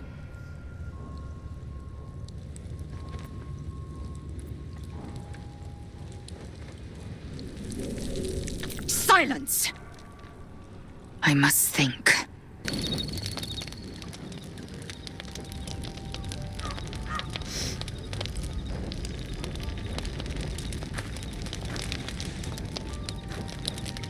Supreme Kithrak, has Vlakith sent you to slay me with your own blade? I've not come to kill you, Lae'zel. I've come to aid you. Don't trust him.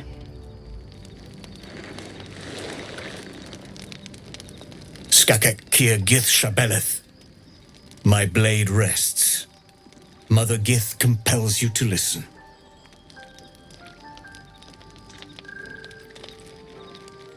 Speak. My ear is yours. I know you carry the astral prism, Lae'zel. Within it lies the seed of Vlakith's demise, and I intend to help you bring it to fruition. Vlakith's demise? Skaketh! I should run you through for suggesting it.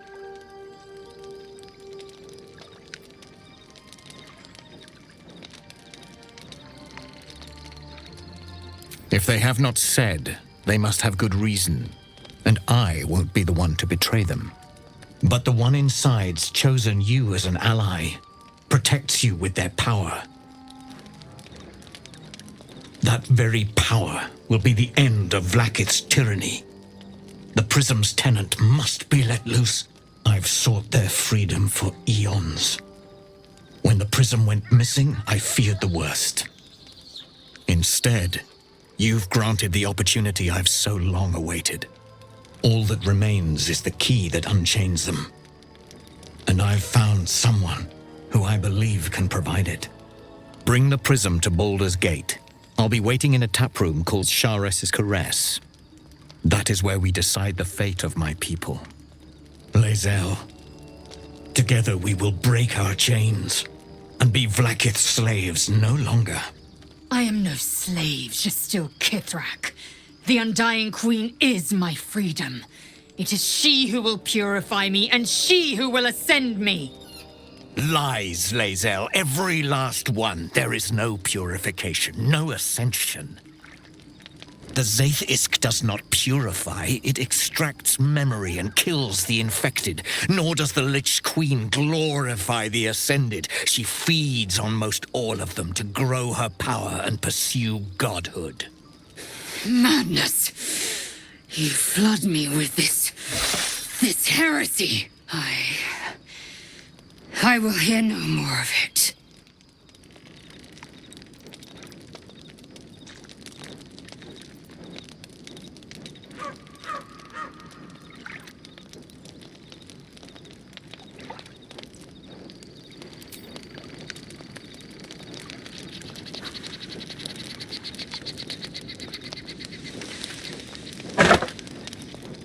I served Vlakith the whole of my life. Learned her words, fought her battles, yet she names me her Sharlak. Your words carry truth. I will meet you in Baldur's Gate. Do not make me regret it.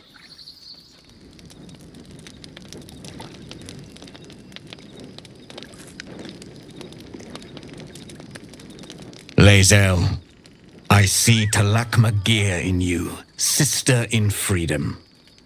Together we will be our people's light.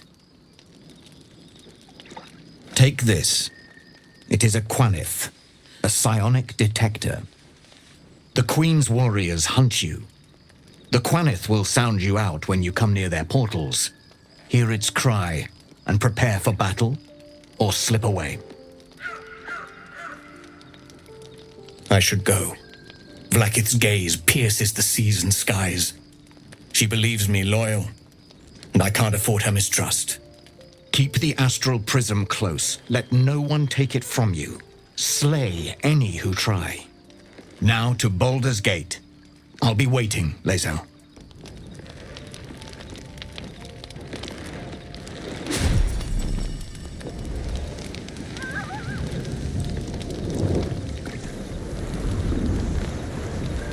So, Lae'zel's going to war with Vlaakith? Going to break her chains in Baldur's Gate? Good for her.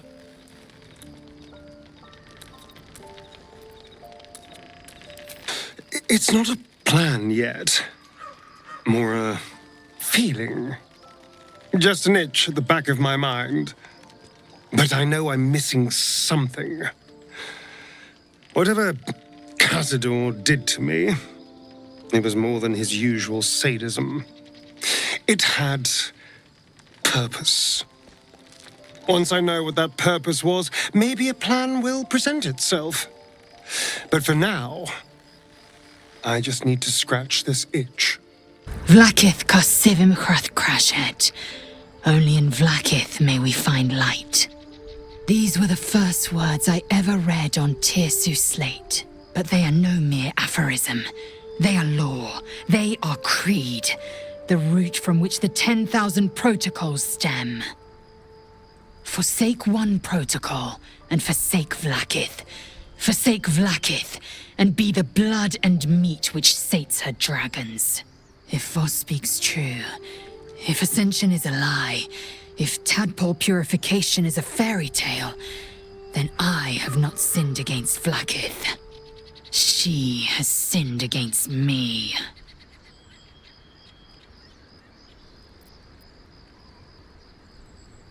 Ascension is a young Githyanki's greatest honor. Long ago, the Geich enslaved my people.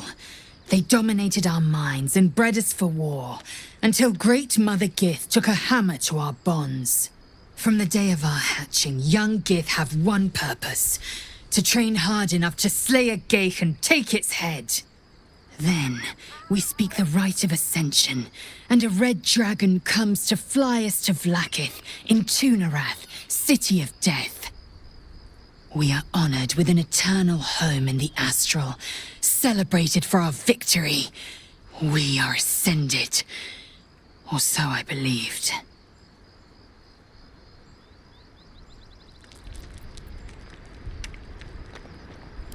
I don't know. I can't know. And that drives me mad. At first, I thought them an illithid deception, a trick of the tadpole. But the dream figure is real. It lives in the prism. Voss believes they are the seed of Vlaakith's demise and the agent of Githyanki freedom. And I believe he may be right.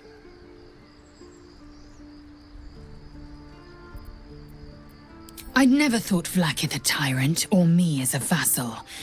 She was the source of my might, and I the envoy of her will. A warrior, a champion, a destroyer. But if Voss is right, and Vlaakith consumes the Ascended to gain power, then I am no destroyer. I am mere livestock, bred to be harvested and devoured. Every Githyanki is a slave with a singular purpose.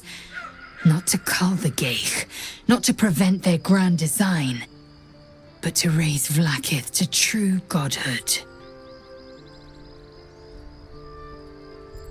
Then, when the Kithraki come for me, and come they will, I will submit to their blades.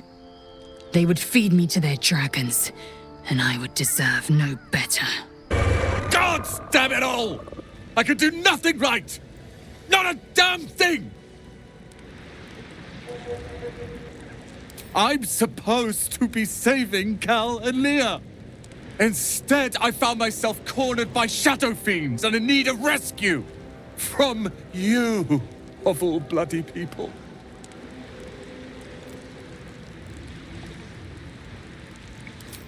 At least dead I'd have had a purpose.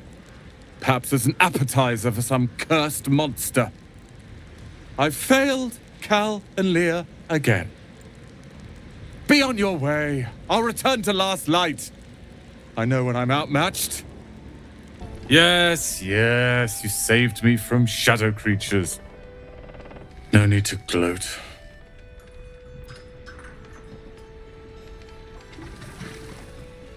I'm fine. It's Cal and Leah who need help. Hey! I know you! You're...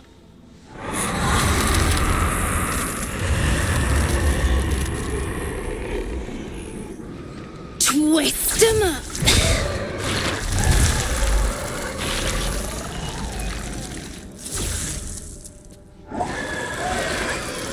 Hey, that's Arabella. Kid from the Druid's Grove. That snake woman nearly did her in. Looks like she's learned a thing or two. Sorry. It knocks the wind right out of me. That druid idol I took? It changed me. I can do all sorts of stuff now, not just the vines. I think real hard and say some loud words and then it happens. Mostly.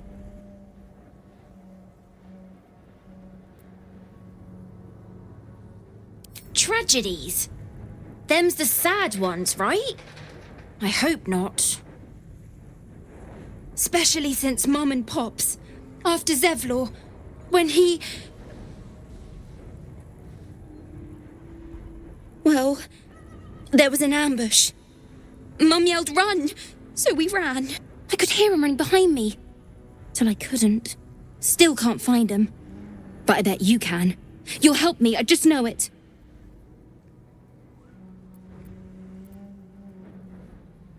Thanks, miss. I knew you'd help me again. The vines won't last forever. I don't suppose I can stay with you. Just till you find Mum and Pops. I won't be any trouble, I swear it. Oh, thanks. You're the best. So you send Mum and Pops there. I'll be waiting, hero lady. Daniel and me are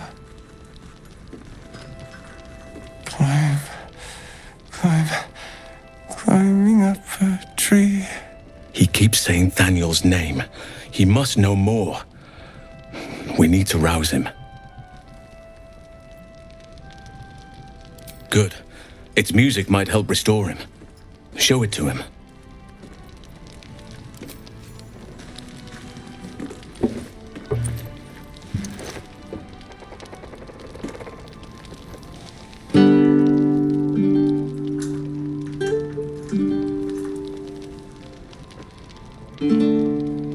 Daniel!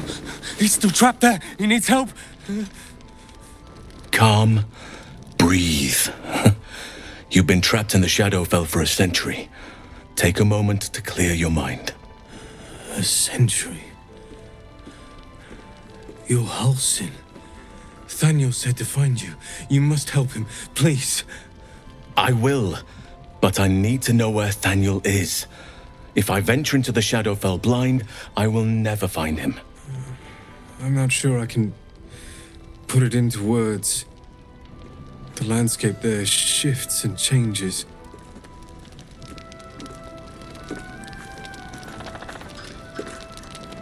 Lavender. Whenever I saw Thaniel, I always smelled lavender. I can work with that. Rest now. Meet me by the lakeshore. I have what we need to proceed, but I'll need your help. Be ready. This may prove perilous. You're here. Good. Now we can begin.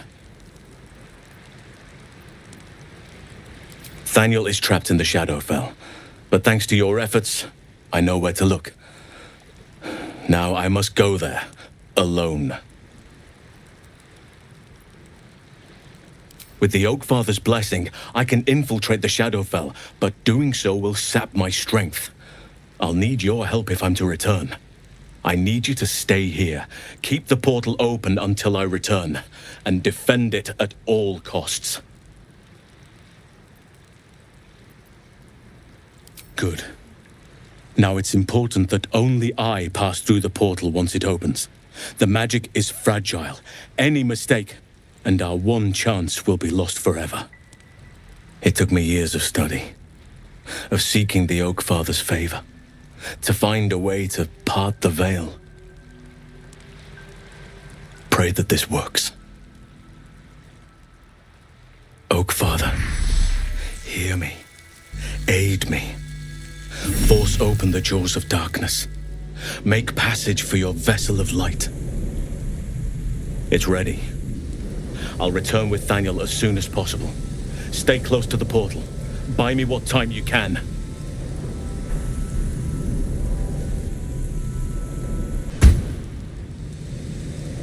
It's done. I have him.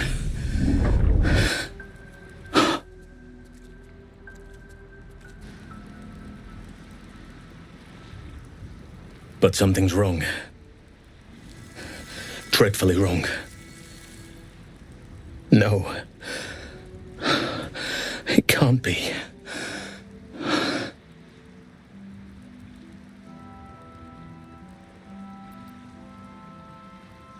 Yes. I'll bring him back to camp. He'll be safest with us. I need to examine him.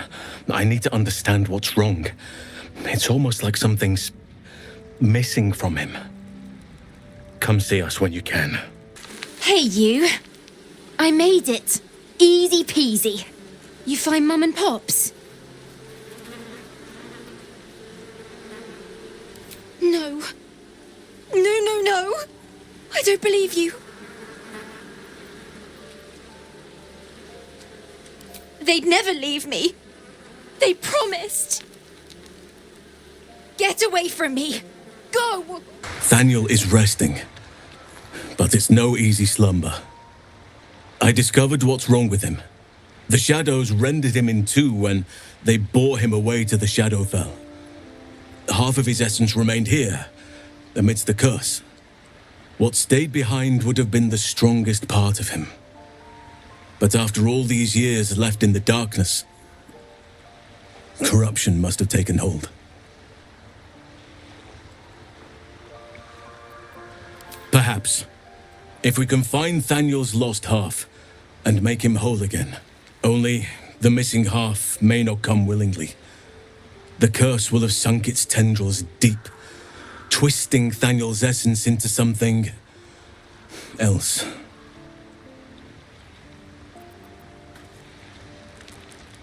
No matter how it's been twisted by the shadows, it is still part of Thaniel's essence. It will resemble him somehow and may show signs of his power. Look for signs of life in the darkness, wildflowers where everything else is dead. The curse cannot subdue the power Thaniel bears. Not entirely. In fact, I saw just the sort before, not long after we first came within reach of the shadow curse. Fool that I am, I did not grasp their significance at the time. There is a ruin some way outside of Last Light. I caught a glimpse of fresh blooms there, but did not investigate further. I shall mark it upon your map. This doesn't have to be your burden alone. Every moment counts, and I've asked much of you already without being at your side. If you want me, I'm yours. Against the curse, against the absolute. Anything. Just say the word.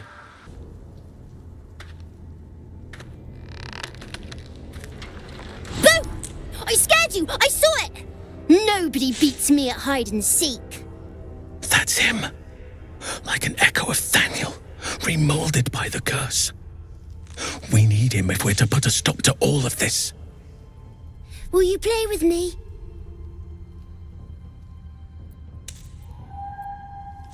I don't know anyone called that. Don't ask me again. Now play with me.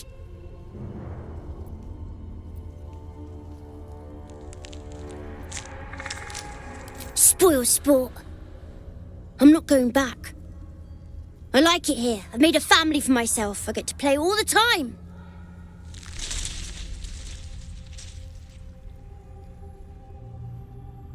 Yes, I do. You can't make me do anything. I don't want to play with you anymore. That little bastard. Where'd he go? Why couldn't you just leave me alone? Why can't I just stay here, playing? I had everything I've ever wanted, right here! And you've ruined it. I'm not leaving. You can't make me. Be gentle. He's much more than a child. But he doesn't truly know that.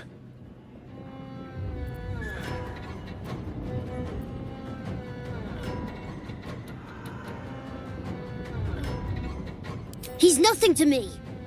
He left me here all this time. I had to do everything for myself. Even when it was scary, even when I was alone. I didn't give up.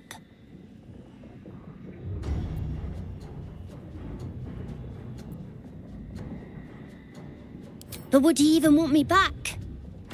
I've changed. A lot.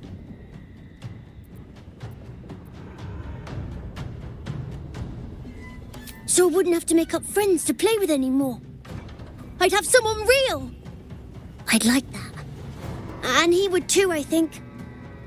All right, I'll do it. I want to do it.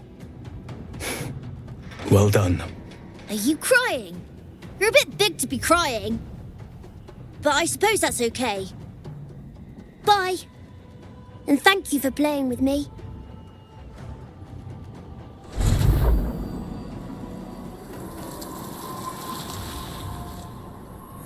It's done, at last. Soon the land will be unshrouded. We should return to Thaniel when we can. The druid Halsin spoke to me while I was sleeping. He spoke of you. Said that you fought shadow and spite to restore me. 100 years of sickness almost ended. I feel every root that riddles the earth beginning to unfold. But there is one anchor, still holding the shadows in place. The soul that brought it into being, for the land to heal.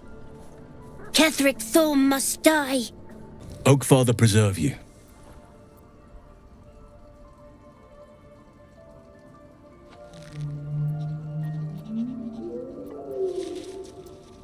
Only by reputation. She was present when we marched against Ketheric Thorm, but on the far end of the battle lines from where I fought. And in the chaos that ensued, well, our forces were scattered. I led some to safety, but never learned of her fate. I'm glad to hear she survived.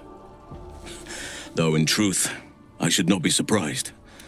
She was always said to be formidable and cunning. I could have learned much from her, no doubt. There is much to admire, judging by the stories. I cannot help but wonder how she would have handled some of the challenges I faced as Archdruid. Defended the Grove, Korga, the Shadow Druids. At least now we can benefit from her presence, and perhaps work to a common goal.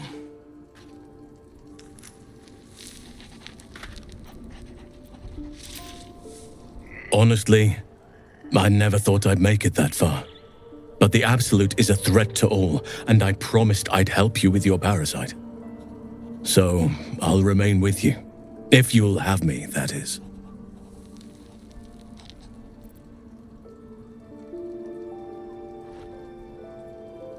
So do I. But one duty at a time. Well, Flo didn't tell a lie. She said you'd find me, and here you are. Karlach, isn't it? Now there's a name I'd hope never to hear again. What was Flo doing here? Didn't think to quiz her about her business.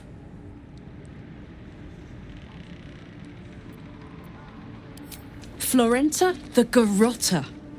A Cambion I knew back in Avernus. She was the closest thing I had to a friend. That said, she would have choked the life out of me if I ever turned my back on her. The fact that she knows where I am, where I might be going, doesn't exactly delight me.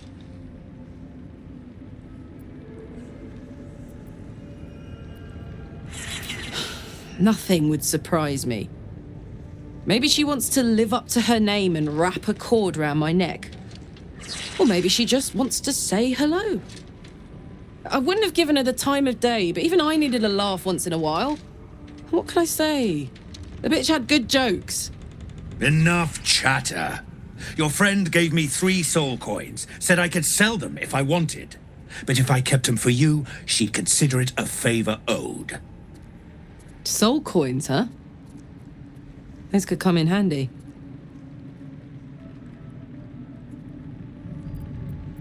Sure. But she did have a condition. For every coin you take, you've got to hear the story of the soul trapped inside. There you have it. Flo came all this way just to try to make me feel like shit. Clever use of her time. Memorized a bunch of sad stories on her behalf, did you? Didn't need to. Your Flo did some devil woo-woo and stuck 'em in my head. Couldn't forget now if I wanted to. Do you want the coins or not? First coin's got the soul of a woman named Mavery. She was born to a cruel mother and a violent father and 3 evil brothers, all named Baldur. She never knew a day of love in all her life. When she was a girl of 15, she sold her soul to Tiamat in exchange for someone who would love her unconditionally. She got what she asked for. A fellow named Clint, destined to be her soulmate, struck by a cart and died a few moments after clapping eyes on our Mavery. Poor guy. The scud of her soul is yours now. Thanks, I guess.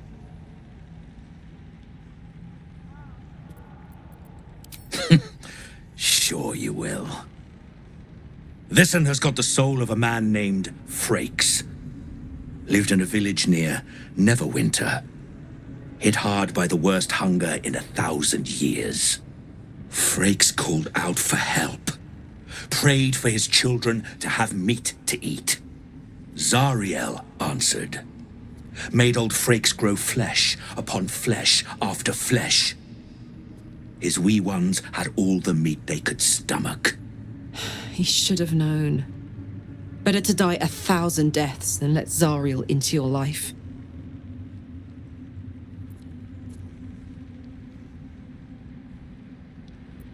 Karlak's the one set to consume his soul, I hear. Last one's got the soul of a little boy named Ongir. 8 years old. He liked playing in the sun with his friends. That's all I know. That's all? That's all. Oh, and this slip of scratch. Well, thanks, Flo. Hearing a bunch of desperate horror has ruined my day, which I suppose was the point. You got 3 soul coins after the bargain, didn't you? I'd quit whinging if I were you. I did my part. That means our business is done. Unless you've got actual gold to hand. We did as we was told, General.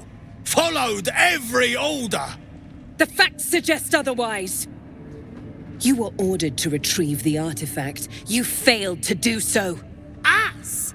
No, it was Minthara. She got the orders. She... Enough! A blast of mental energy washes over you, filling the room. Your tadpoles, urging you to obey. You failed to retrieve the artifact. You failed to protect your true soul. You do not deserve to live.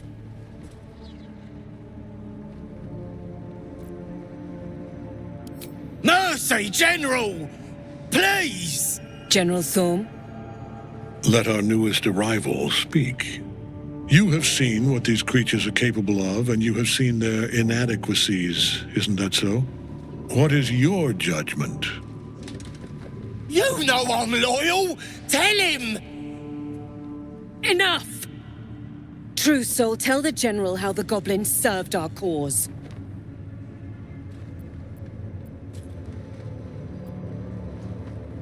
Lies! I served the Absolute! I did everything I was told! And there you have it. We're too close to the ending. And the new beginning. I can coddle failure no longer. Kill them, quickly. What? No! You creaking old bag of shit!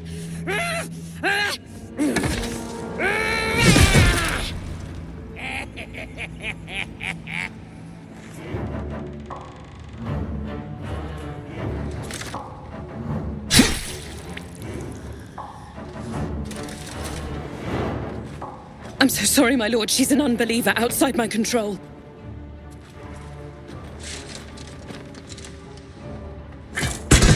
Try again.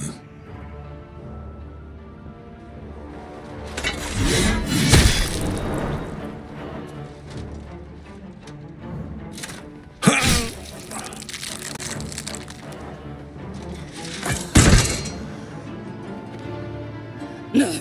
No!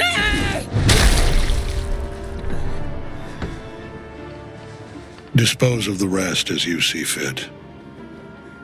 Or better yet, put that true soul to use. You have far more important matters to attend to. Or have you forgotten? Of course not, my lord. Thank you.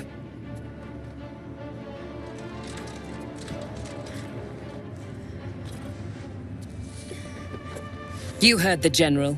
The goblins are yours. Deal with them however you wish. Here in the seat of the Absolute's power, your authority over them is complete. They will obey any command. Report to me upstairs when you're done. Please! You gotta help me! For old time's sake!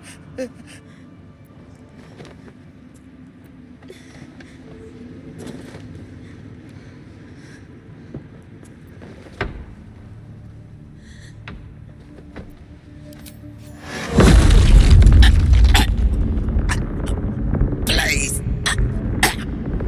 Help me!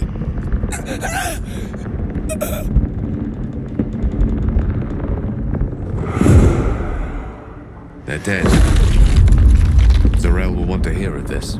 General Thorm's prayers and preparations must not be disturbed. The rooftop is off limits to everyone. Even you, Disciple Zarel? Everyone. Keep watch and ensure that nobody passes. Excellent timing, true soul. The goblins. Tell me how they suffered. No, better yet, show me. Her mind enters yours abruptly, flickering across your memories in a blaze of excitement.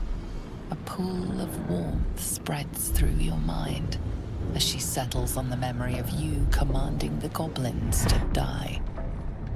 Oh, I like you. That was inventive and efficient.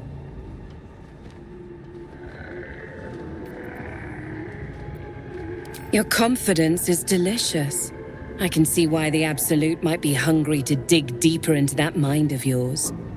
I certainly am. She parts the folds of your mind again, touching your wants and hopes, tasting them. Every emotion soaks into her mind's palate. But there is purpose to her exploration. She is searching for proof of your faith.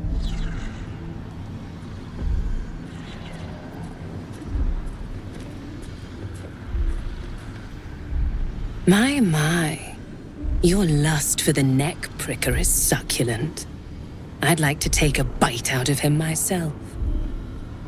With the Absolute, your fantasies can become more real than flesh. The pleasures of the mind can surpass those of the body. I have already been blessed to stand in her presence. It was bliss. She gave me everything I wanted. Why not? What's the point in power if you don't get to have a little fun every now and again? She gave me the power to cut the thread of life with a thought.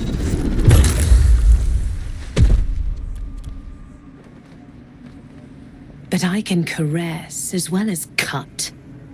That's why you should stay on my good side. And the best way to do that is to serve General Thorm. I have a mission for you. That's it. Play along. The closer you can get to the General, the closer you'll be to the answers you seek.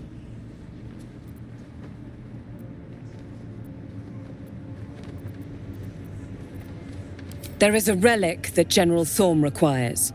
He sent his most trusted advisor, disciple Balthazar, to retrieve it. The relic is beneath the Thorm family mausoleum. That is where you will find Balthazar. But we have lost contact with him. Go there, aid Balthazar if you can, and bring the relic home.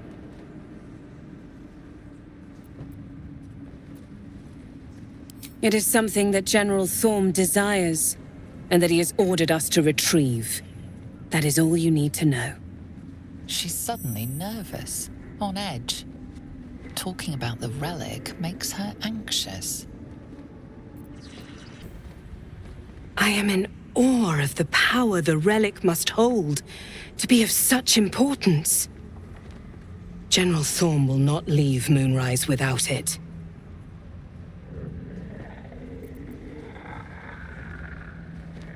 Fine. Talk to the Bugbear Quartermaster. Tell him he's to share my secret stash with you. Death would not silence Balthazar for long. But dead or alive, he is lost. Whatever has become of him, it is the relic that matters.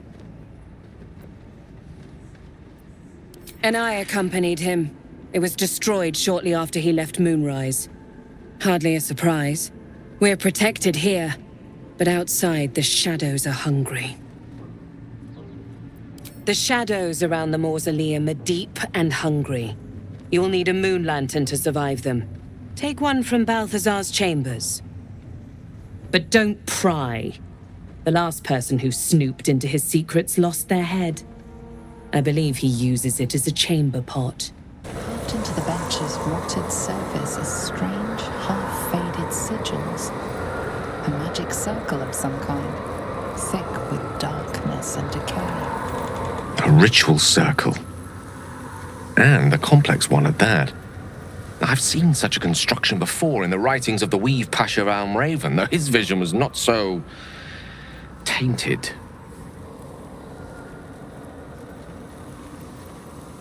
I'd advise against it, in your case, at least.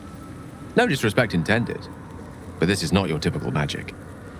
It's been mostly drained, but even now contains a powerful dose of shadow weave. The discarded pixie corpses might still contain enough essence. With one of the broken lantern casements... Yes, I think I'll be able to craft one more lantern. And with a slight modification of the casting gesture, it might be able to wield the shadows instead of repelling them. Though, Mistress' eyes may be upon me. And she'd forbid me dabbling with such magic. She'd want it destroyed. Wasted, arguably. If Mistra were here, I don't think she'd be best pleased with me for doing that. She was always rather fond of pixies. Still, I'm sensing no signs of any divine retribution incoming. Not quite sure what to make of that. Certainly seems that way, doesn't it? And I suspect that suits her rather well for the time being. So long as I have her mission ahead of me, I suspect she'll not want to distract me with any undue moralizing. It may not be the most savory kind of magic, but it will taste sweet enough if it brings us to the heart of the Absolute in one piece.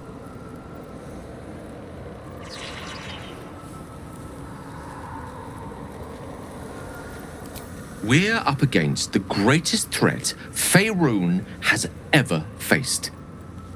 I don't mind getting my hands dirty if it gives us a better chance of surviving.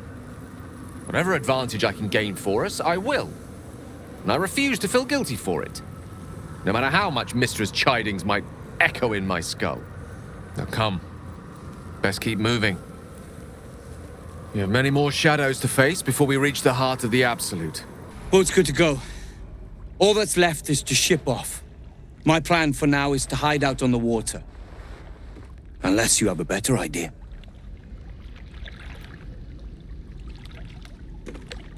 Safe? That's no small claim in these parts. Lead the damn way.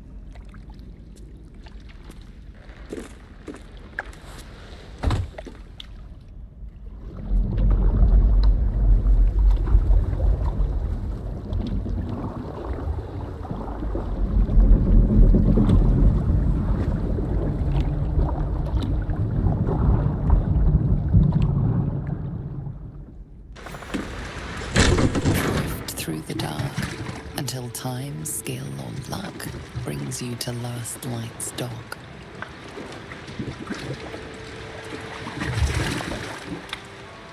Hold there! You can't just land and start unloading strangers. They're procedures, damn it! No one gets in without being tested. Commander Jaheira's orders.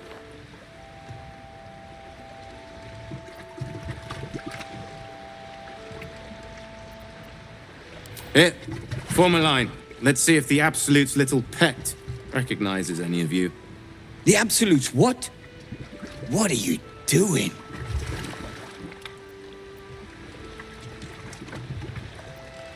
If what you said is true, no one has anything to fear. If not, well, we'll soon find out.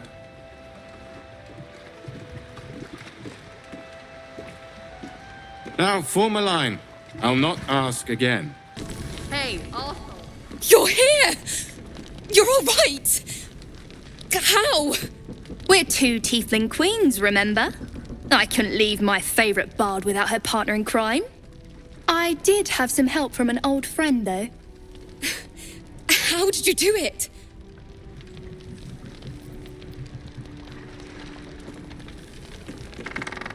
Fingers crossed I'll hear it someday.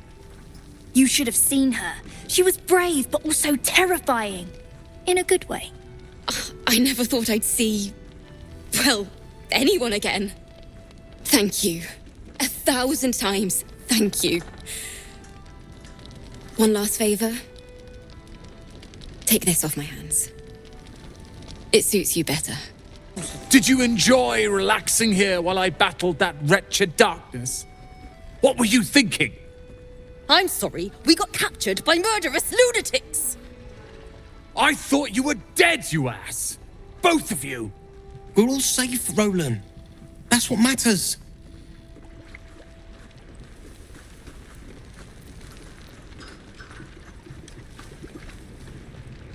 I was just overwhelmed. Doesn't matter. I'm sorry. We should have been here. No, it's not your fault. I shouldn't have shouted. I'm sorry. Thank you for saving me. And the two idiots.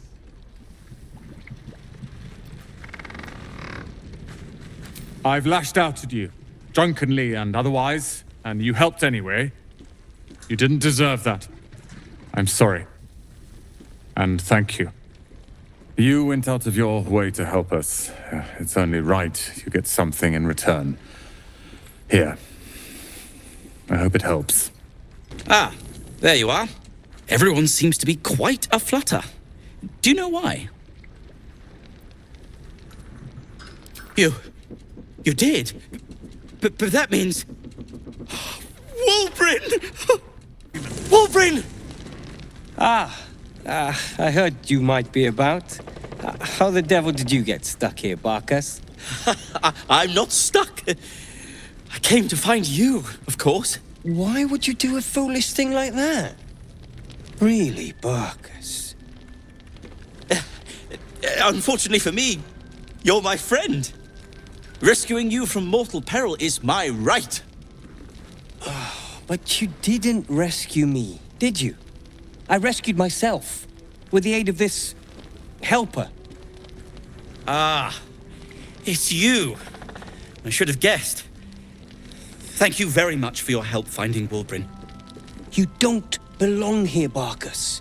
As soon as the way is clear, pack up and head to Baldur's Gate. But...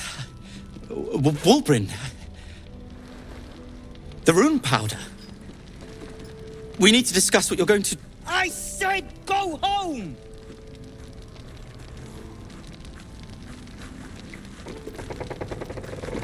Say that again. Let's not be uncivilized. Wulbren, perhaps we can talk more later, when you've had a moment to settle in. Sure. Now, I've business to attend to. Good day to you both. Well, there we have it. Wulbren is safe and sound. Thanks to you. I owe you a great deal. The brilliant retort, for starters. Here you are. As promised, I give you the brilliant retort. Now, I believe our business is well and truly concluded.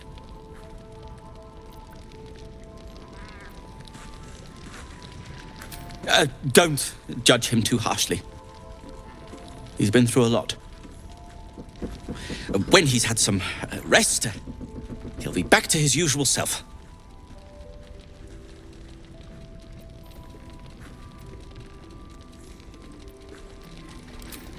Nonsense. When you've known each other as long as we have, there aren't sides. Wulbren can be a little sharp, but so can I. You should know that better than anyone.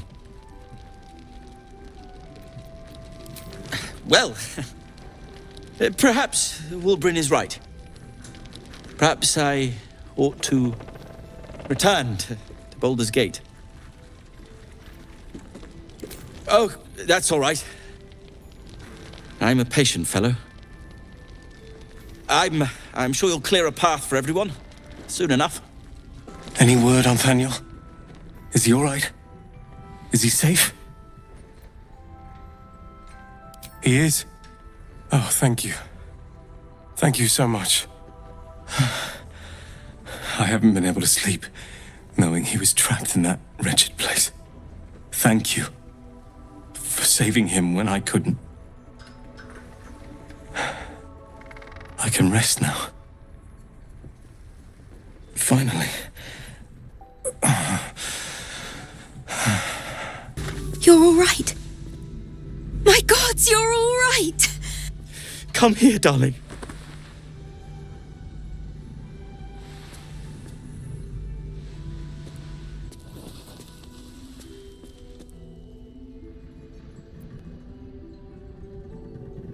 I was so scared I'd lost you. Me too. But we're here now. Safe.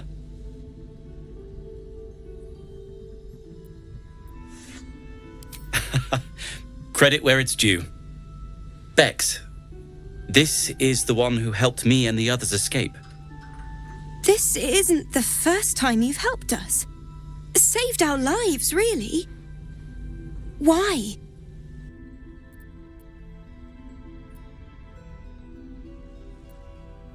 You make it sound so easy.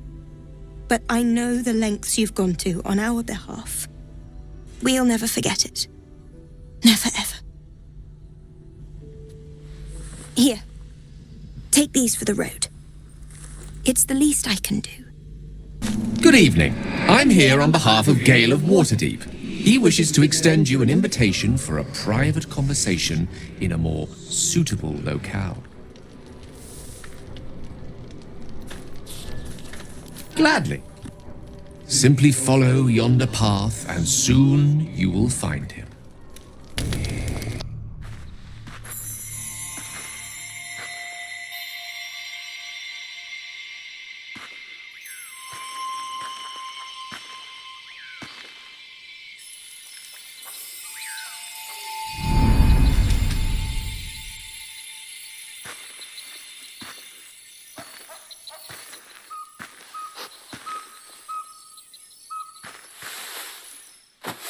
I love this time of night. There's an almost reverent silence that accompanies the peak of darkness, when you'd almost believe the dawn will never break. The cradle of eternity. The timelessness of lovers. That most beautiful of fantasies.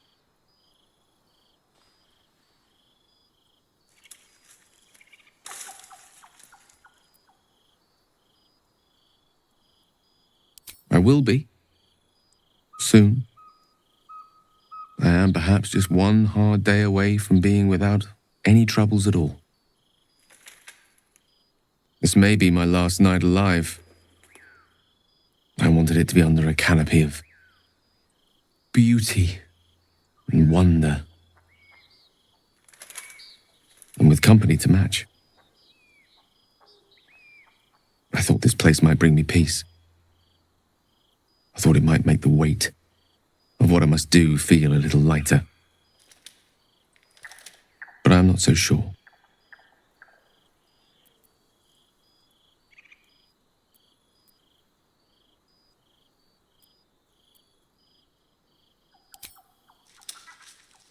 Thank you.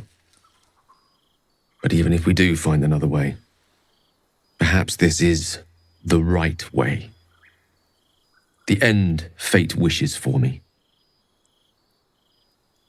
There is no point in running from the inevitable. Better to meet it on my own terms.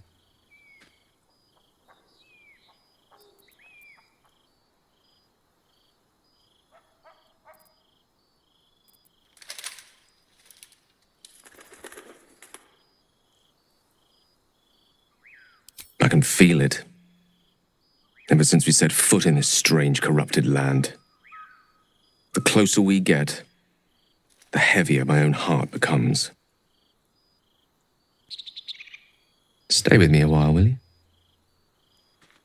Day will come all too soon, even in this place.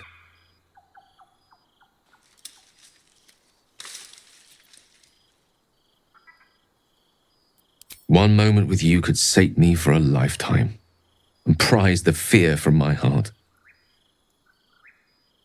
I'm so very glad you came to share this with me. I know this is all unreal, but I created it for you. You must know that you're very special to me. If things were different, if we were home, I'd have taken time to do things properly, to say it all better. But time is short. I'm in love with you.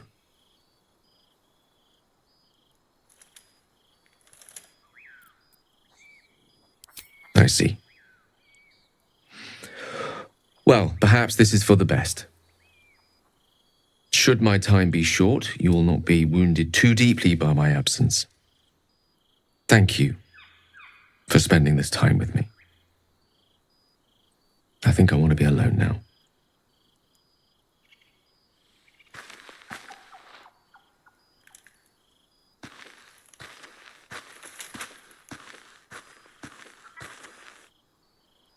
I was hoping to speak to you, as a matter of fact, about the night you were kind enough to keep this melancholy wizard company. I wanted to thank you.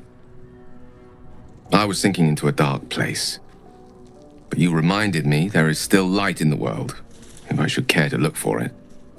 You may well have prevented me from doing something very rash in the near future. I count myself lucky to call you a friend.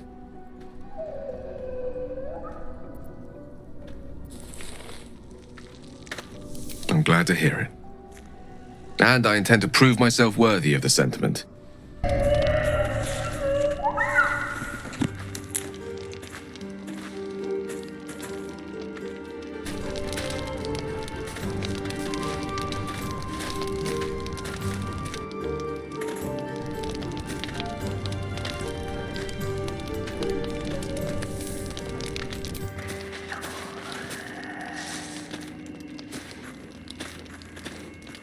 Oh, sorry, I didn't see you standing there.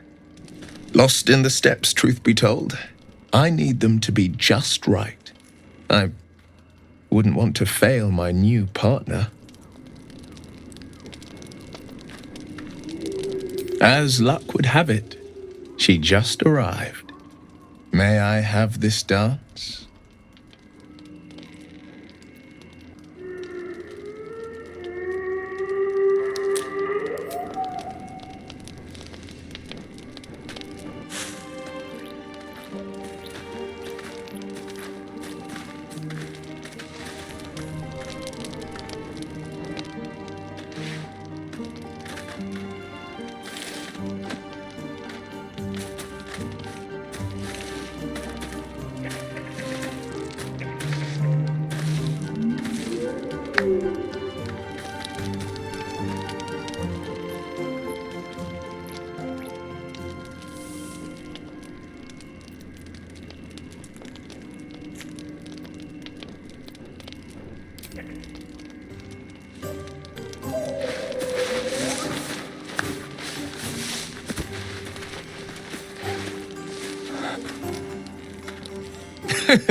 How utterly charming.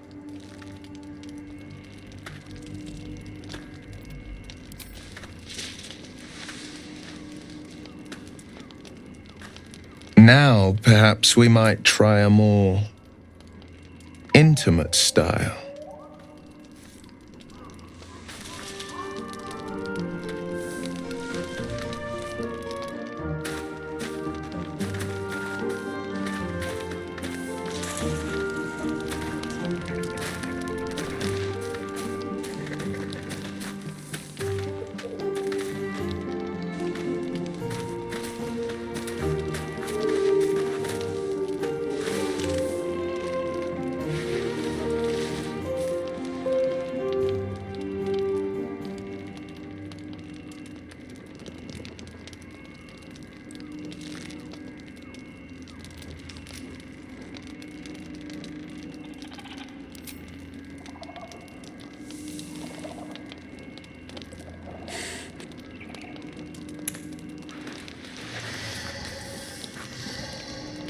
Well, it's getting late. We can't face the morrow if we don't bid farewell to the now. Thank you. For the dance, I mean. I won't forget it.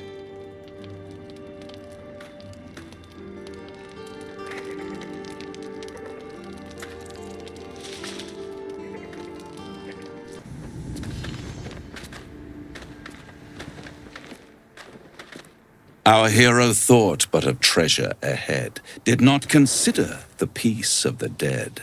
Through the dark she went creeping, and awoke what was sleeping. A new grave they dug, which she herself fed. Ooh, spooky.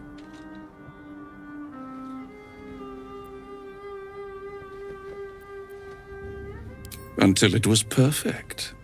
I've grown quite fond of you, you know, in my way. I thought it only fair to warn you about the dangers ahead.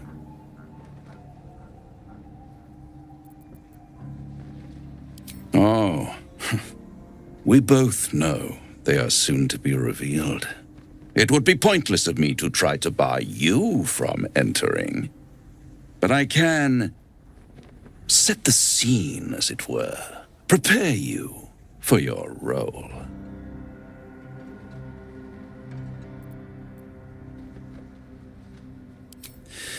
There is a stage down in the dark upon which a great drama has suspended itself in time. Its actors dwell there still, mired in the languor of their long tired scenes. If you, however, through the dark, go creeping and awake what is sleeping, chances are many more graves than yours alone will soon be fed. Very well. There is a creature that lurks in silence and shadow. A creature who, like me, is very much of the infernal persuasion. Should it make its way out through the very doors you are about to brazenly swing open, you'll have unleashed a pestilence upon this realm. In truth, it is carnage incarnate. So if you meet the devil of which I speak, kill it. Consider no other course of action. This creature and I go back a long way. I admit it would be in my best interest as well should it remain trapped in the dark. Or misplace its head, perhaps? What are we talking here? Lemur? Pit fiend? Orthon? Getting warmer. Warmer. Hot. Listen here, Pipsqueak. Do not underestimate this opponent. At best, you will have the blink of an eye to strike. Strike first, strike true, defy the odds, for they are distinctly in its favor. That much I owe the bastard to concede. And don't think I've forgotten your tale, Astarion. When the beast is dead, I'll consider that payment enough to translate those scars of yours. A fairer deal than I expected. You wound me, Spawn. I always deal fairly.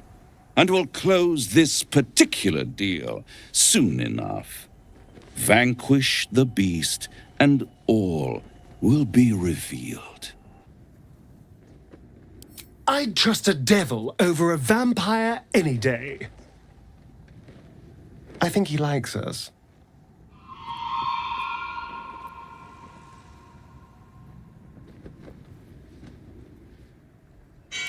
Perhaps if we kill this Orthon extra bloody, he'll invite us for tea and brandy back in his house.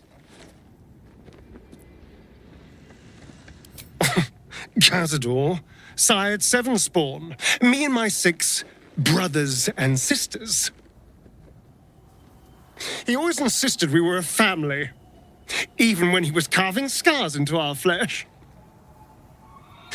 I was one of his first. Some of the others came years later. He was a monster to us all, but did take special pleasure in my pain. He said my screams sounded sweetest.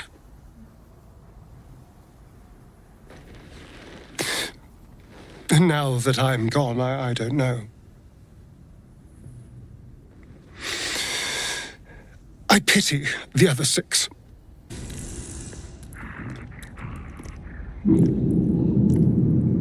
Ah, the interloper. And in one piece as well. Not just any true soul would have succeeded in following my path through this place. You should be pleased.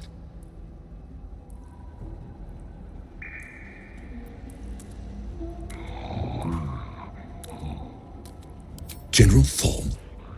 Rubbish. Everything is at hand here. Z'rell merely envies the General's faith in me. I am in the midst of a grand strategy. But you're here now, and I may be able to put those limbs to work. You know what's at stake here, I take it. You remember an ancient scroll rescued from an Ancathren monastery? It spoke of Balthazar, monastic order's leader. Specifically, it recorded his death.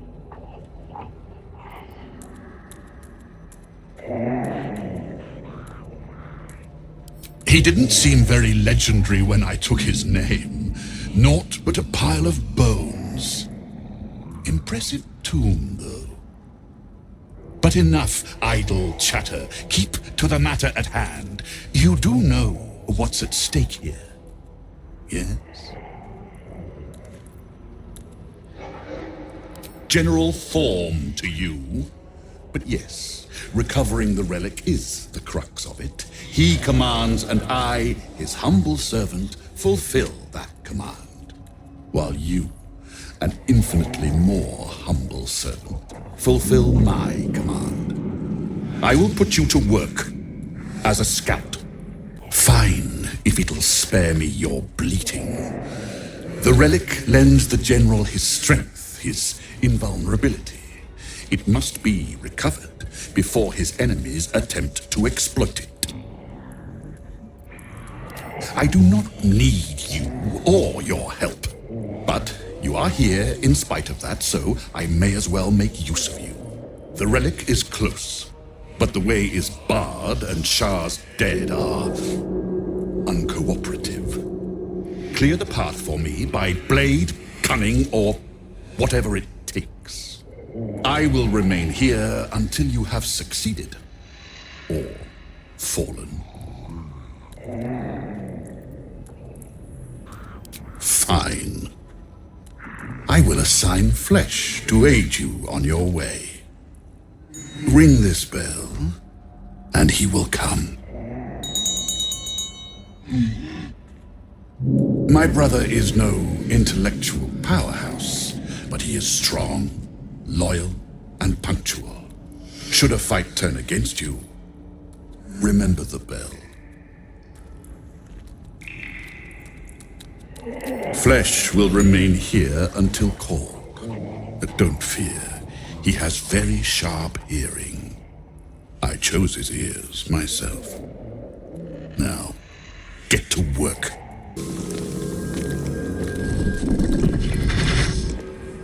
What's this? Fresh entertainment? But you're too fresh for this place, aren't you? There's a whiff of the surface to you. Holy shit, an Orthon. Powerful devils. I wouldn't get on their bad side without a good reason. You, tiefling. You've got the stench of the hells about you, the stench of home, and a whiff of the surface besides. A servant of Zariel, if I'm not mistaken. I'd know the stench of her infernal machinery anywhere. What do you know of infernal machinery? Only what I can smell. And whatever engine burns within you is grinding to an inevitable explosion. Burning and fear. You reek with it. There's something else, almost hidden by your fear stink. Cherries. Musk. And sulfur. Raphael! I can smell him all over you! Where is he? That perfume trickster swindled me. Trapped me!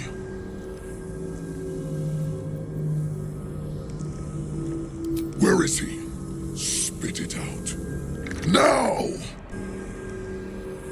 What are you doing? The devil told us to kill this thing, so let's stop chatting and kill it.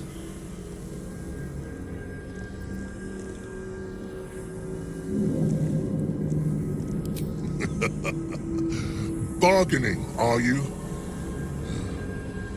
A Karator warlord once tried the same. I made him watch as I ate his concubines in young, then fashioned a codpiece from his skull. You can't help. It's not just walls that keep me here. Not the traps, the dark, or the creatures it hides. Something stronger holds me. A contract. Either I fulfill the contract, die trying, or forfeit my freedom. If I leave this place now, I'll become Raphael's slave. Raphael is no foolish story devil. His mind is different, sneaky. Listen.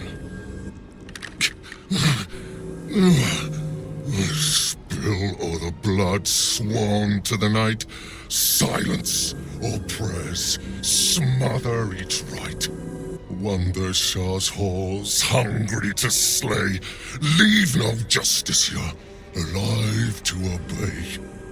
Leave none to hear it, then be set free. This song is your oath.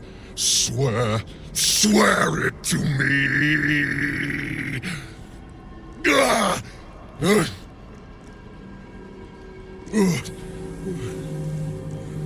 Well, that explains where all the Dark Justiciars went. This song differs from others you've studied. The final couplet contains a trick, a clause not easily fulfilled. That's it. So he's the one who slaughtered the Justiciars. Can we kill him now? Because if he doesn't die, then Raphael won't tell me a damn thing about my scars.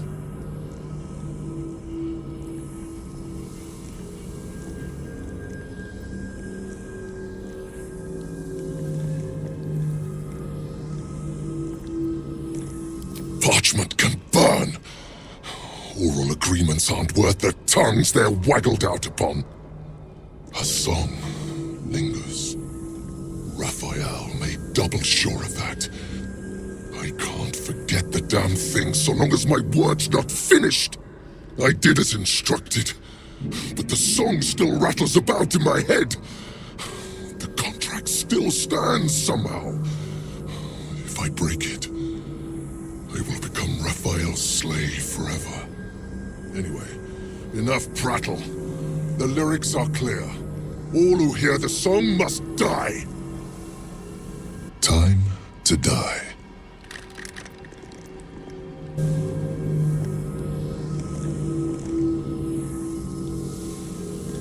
The Americans! They barely have a thought to share among themselves. But they do have ears. Kill yourselves. Back to the hells with you.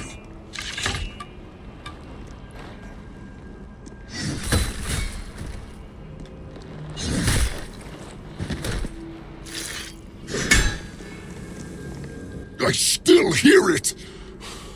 Seems your theory is wrong. Kill Nessa. Stay very still.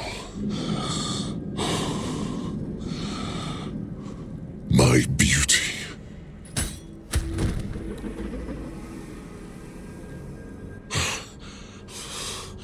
I still hear it! If you're wrong about this, I'll claw my way out of Avernus and eat you alive. Contract be damned! Nicely played, Raphael. Bastard.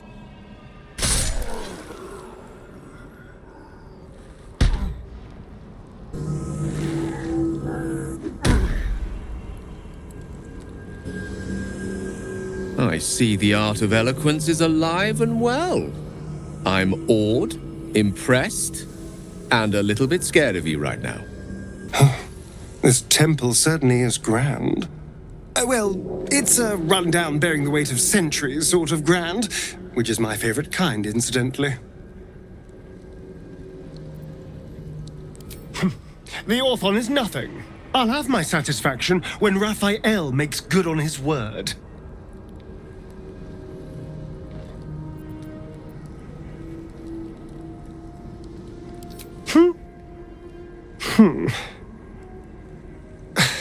Thank you for helping me. It was very kind. I don't believe it. They can't be. Breathe, child. Resist not the winds of change. Let them carry thee. No. No! Listen. Dost thou not hear it? Where creation meets ruin, where morning meets midnight, the root of all being. Balance. They're dead. I can't. Balance. Your very soul is tangled in shadow. Arabella's magic, wild as cursed briar. Her talent is now yours, too. The girl must learn the ways of the arcane, but she shan't remain here.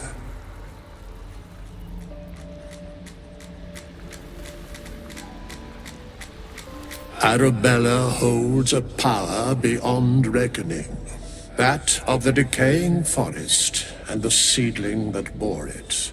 But it is unbalanced. Her yoke is already heavy. If she walks thy path, it will surely break.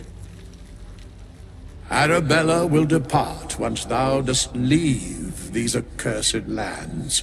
She will find her way safely. Thus, it is fated. Bowman, you're making me leave. Fear not, girl. The weave knows thy purpose. It will guide thee, if thou dost listen.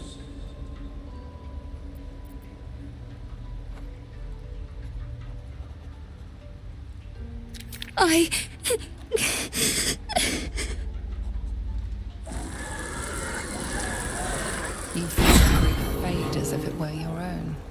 There is a lightness in her now, veiling the power within, soothing it. Is that my future? Is that why they died? It is. It's wonderful. Thank you, Bowman, for being nice. If there are people like you around, perhaps everything will be all right. Do you know what happens when a devil is struck down on this charming plane of existence?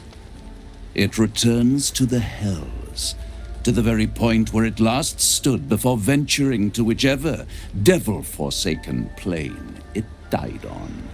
In the case of our friend Yrgir, the Orthon you so handily dispatched in the Temple of Shar, he manifested in my House of Hope. He returned to me chastened but intact, his wounds healed, his body restored.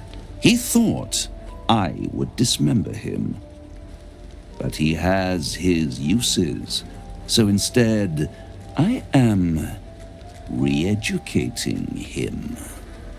We delivered the devil. Now I want what I'm owed. We had a deal. Indeed we did. I discovered all there is to know about those scars of yours. It's a rather grim tale, even for my tastes.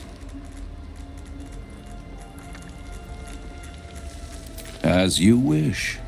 Brace yourself, Astarion. We're about to unveil your destiny. Carved into that ivory skin of yours is one part of an infernal contract between the archdevil Mephistopheles and your former master, Cazador Za.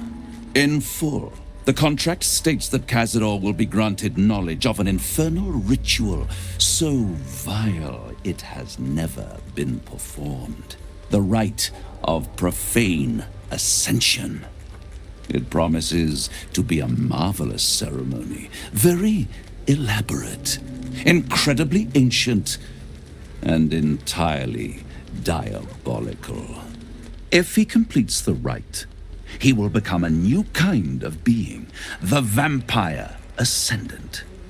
All the strengths of his vampiric form will be amplified, and alongside them he will enjoy the luxuries of the living. The arousals and appetites of man will return to him, and unlike Astarion, he will have no need of a parasite to protect him from the sun. But the ritual has its price, as all worthwhile things do. Lord Cazador will need to sacrifice a number of souls, including all of his vampiric spawn, if he is to ascend. Imagine how he felt then, when one of those precious spawns simply disappeared into thin air. The only missing ingredient is Astarion. You are the final piece he requires to complete the ritual. Your scars bind you to it. Your soul will set off a very wave of death, bringing Cazador his twisted life. And that, my tragic and toothsome friend, is that. Now, if you'll excuse me, I have business elsewhere.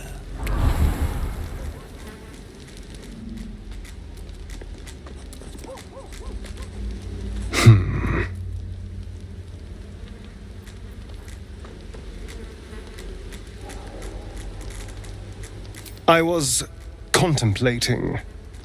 It's a lot to take in. What do you think I should do?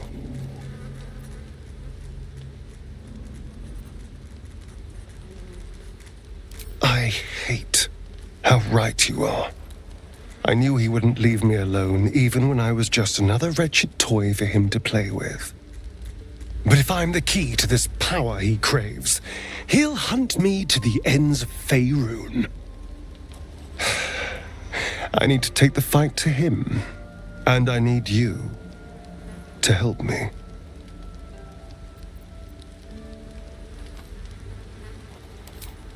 Thank you. Wish I could say I was surprised about Cazador's pact. where blood, death, and betrayal parade. You can bet your ass a devil is riding Grand Marshal. We're going to keep Astarion safe. On my life, Cazador won't touch him. Oakfather preserve you. It's true, and I can't imagine I helped with that.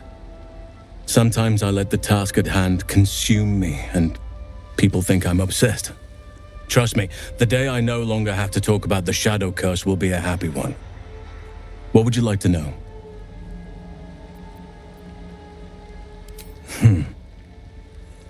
I had a friend when I was young, long ago.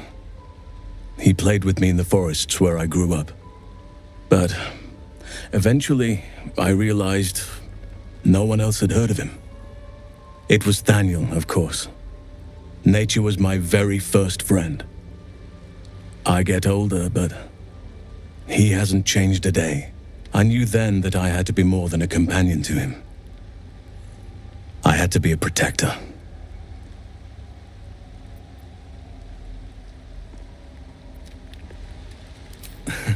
You're not a doppelganger, are you? Trying to study me to learn all my secrets so you can take my place? Save for me, my line perished a long time ago. They rest in high forest now, near the shade of the grandfather tree. The grove became my family, with Sylvanus as my teacher. And now I have you.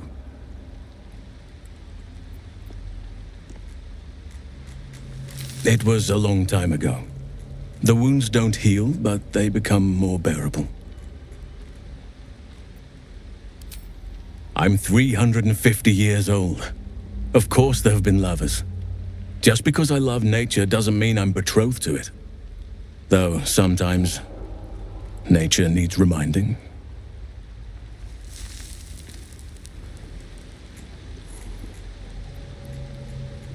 Well, I didn't pick this scar up in battle. I was in wild shape, only I forgot it was the season when bears are particularly social. A she-bear claimed me as her own and did not appreciate being spurned.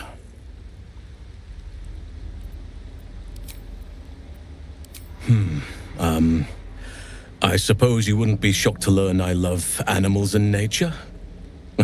I know, well-trodden territory.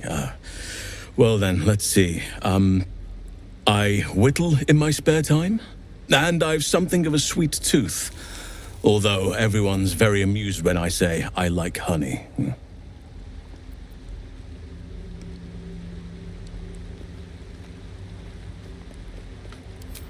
Ornaments, utensils, and ducks. I like ducks. I like what I like. Once you get to my age, you realize there's little point in denying yourself, so long as others aren't affected.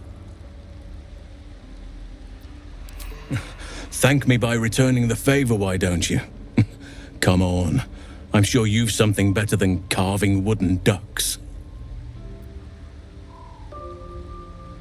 Well, they are fierce creatures from what I understand, but as long as you avoid the high seas, I think you can consider yourself safe.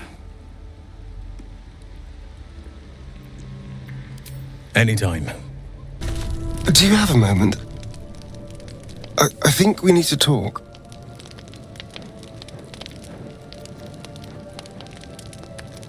Oh yes, I'm fine. I just feel awful. Look, I had a plan. A nice, simple plan. Seduce you, sleep with you, manipulate your feelings so you'd never turn on me. It was easy. Instinctive. Habits from 200 years of charming people kicked in. All you had to do was fall for it. And all I had to do was not fall for you. Which is where my nice, simple plan fell apart. You're incredible. You deserve something real. want us to be something real.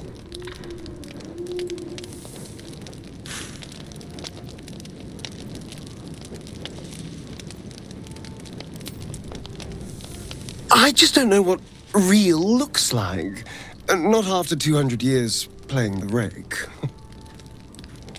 Being close to someone, any kind of intimacy, was something I performed to lure people back for him.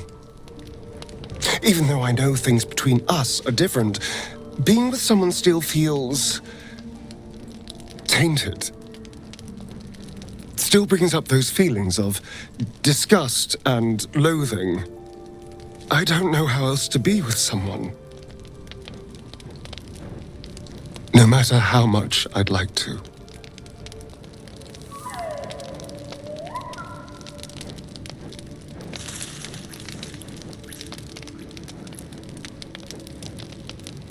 Really?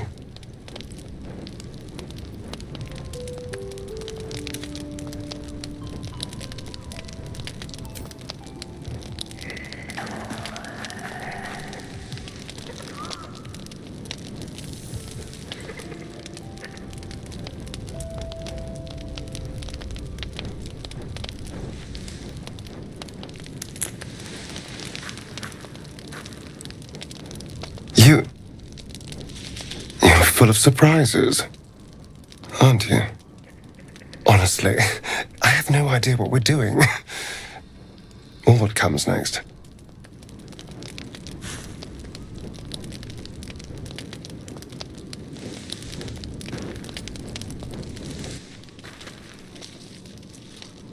But I know that this is nice.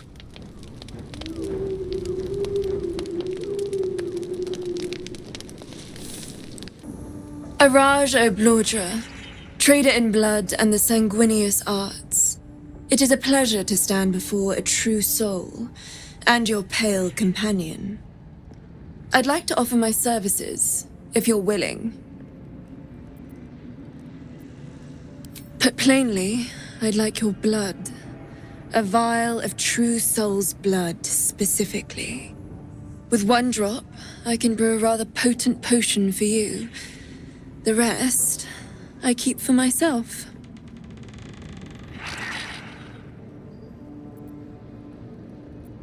No idea, but it will be unique to you. Your blood essence and the Absolute's blessing intertwined. We can learn exactly what that means together, Research, naturally. A little experimentation, perhaps. I have an innate curiosity for all things sanguine. I'm here, should you change your mind. Although perhaps there's one more thing we could discuss. Your friend. He's a vampire, no? Or one of their spawn, at least. Oh, don't worry. We're all friends under the Absolute. I won't bite. Oh, I'd prefer if you did. I assume he belongs to you? I'm sure he really believes that. How utterly adorable. Do you have a name, Spawn? Astarion, but hold on. Good. Now, Astarion. I've dreamt of being bitten by a vampire since I was a young girl. I'm sorry, you want to be bitten? To feel your life's blood slipping away. To dance on the edge between life and death. Yes, I want it. I'll even compensate you. A potion of legendary power that forever increases the strength of the one who consumes it. It's not for sale, but it's yours if you bite me. I will have to decline. Excuse me? This is a once-in-a-lifetime opportunity, and you're squandering it. I gave you my answer. Can't you talk some sense into your obstinate charge? How very disappointing. This must be the last step. I need to pray.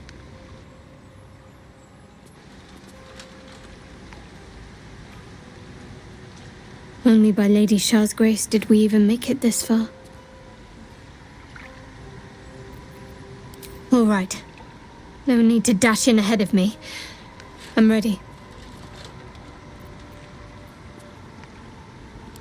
Some prayers are answered more quickly than others. Let's continue.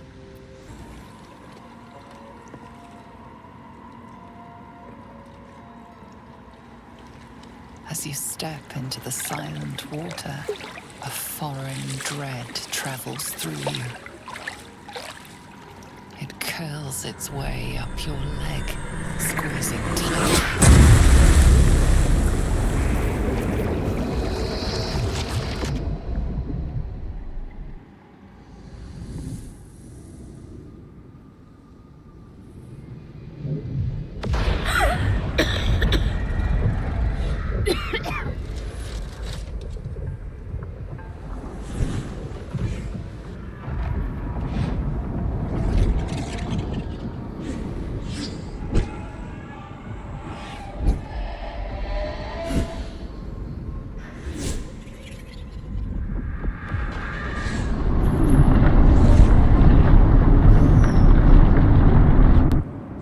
Lady Shah.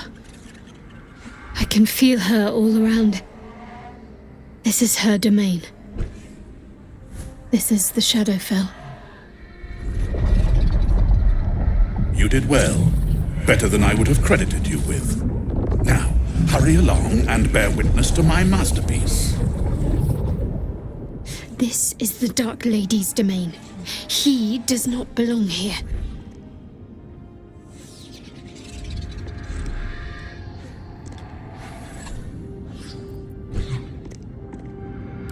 Raise one finger to me, and I'd sunder you like lightning would a rotten oak.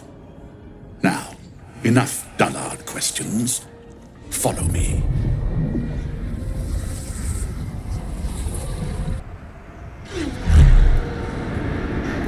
Balthazar, come to add more bars to my cage?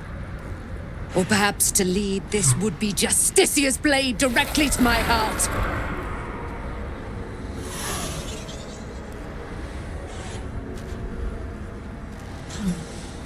I invite you. Heap more sins upon your head. My retribution will be all the sweeter for them. All this time, and you still failed to appreciate the gifts I bestowed on you, Aelin. Sad to see a thing of beauty not recognize its own worth. But General Thorm, he appreciates you, and he wants you close at hand. So, I am here to whisk you back to him. Ketherick. I welcome the sight of him after these 100 years. He whose immortality I supply with my very soul. General Thorm.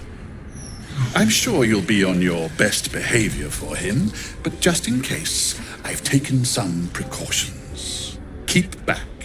It will take quite some concentration to secure Aelin for her little journey.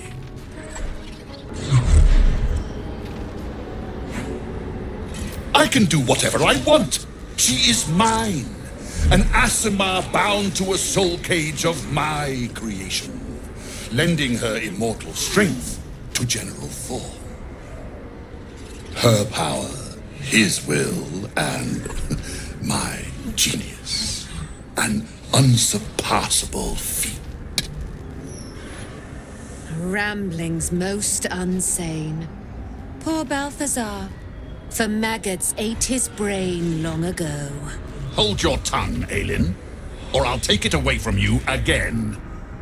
And you, no more questions. No more interference.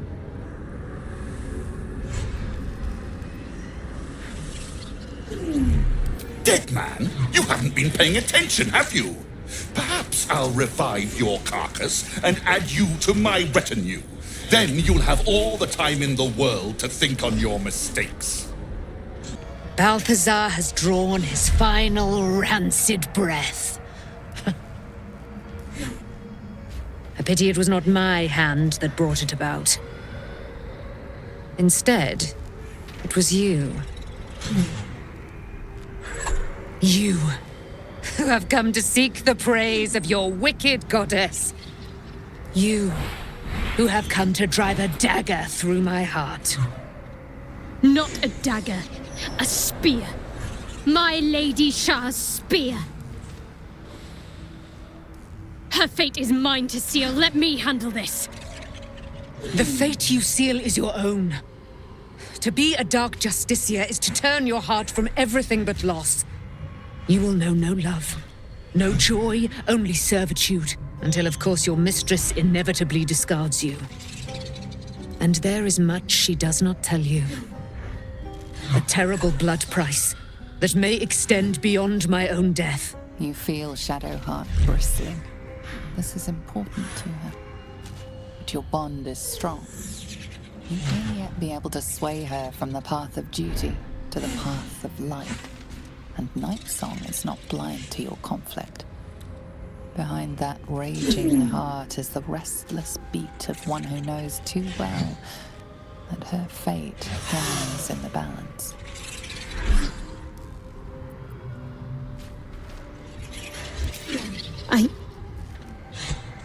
Yes, I think so. My whole life's been leading to this. No turning back now.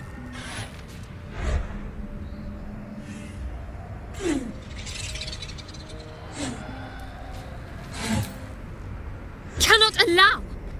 This is my mistress's will, my life's purpose!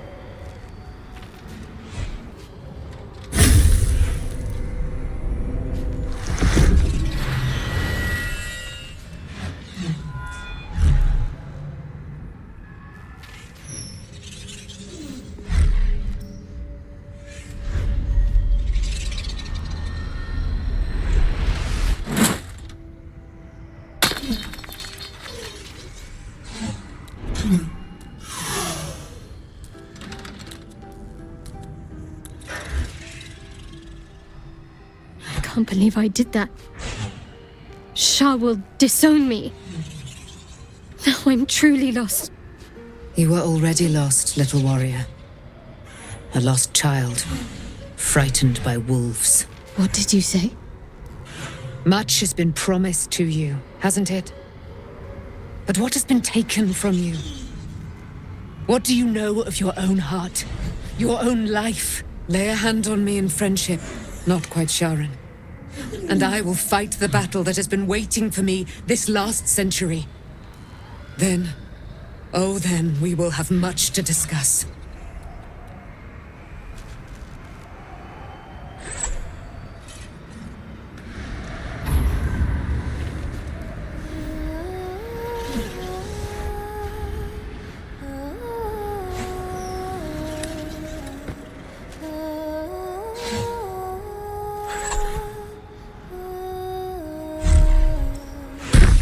Our Lady of Silver, hear me. She who guides the Moon Maiden Selûne, mother of the so-called Nightsong. The Nightsong is no more!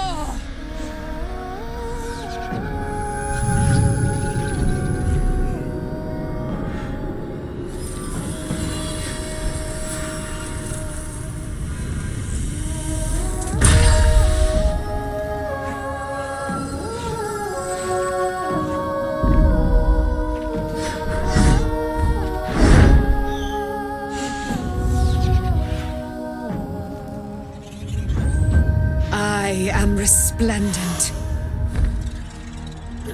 You have given me a great gift, little warrior.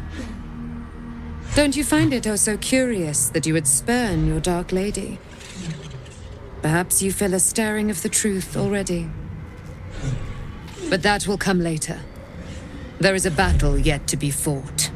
You have done what we feared was impossible. You have released me from a century of sorrow. Your power is great.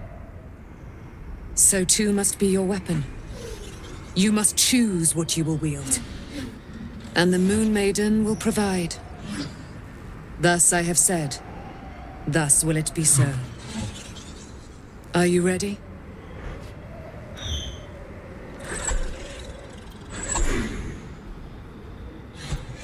to kill Ketheric Thorm.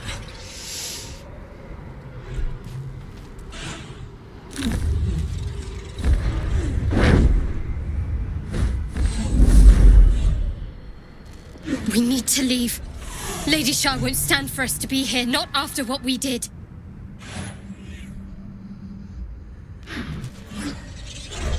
I'm not sure there's a place that's far enough away for me to go. Lady Shah must be angry. But there's only silence. Let's get out of here, please. Whatever's coming, I don't want to be in the heart of the Shadowfell when it finds me. The Night Song will be headed for Moonrise Towers. We'd better get there and see what she's unleashed against Ketheric Thorm.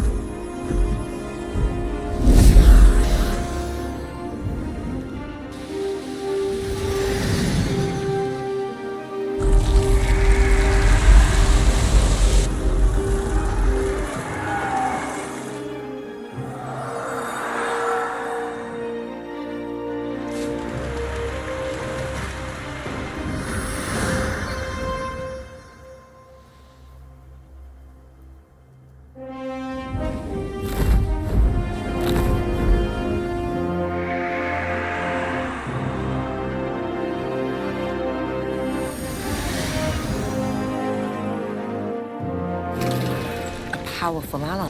I thought I was done for. I thought perhaps I might have been dead.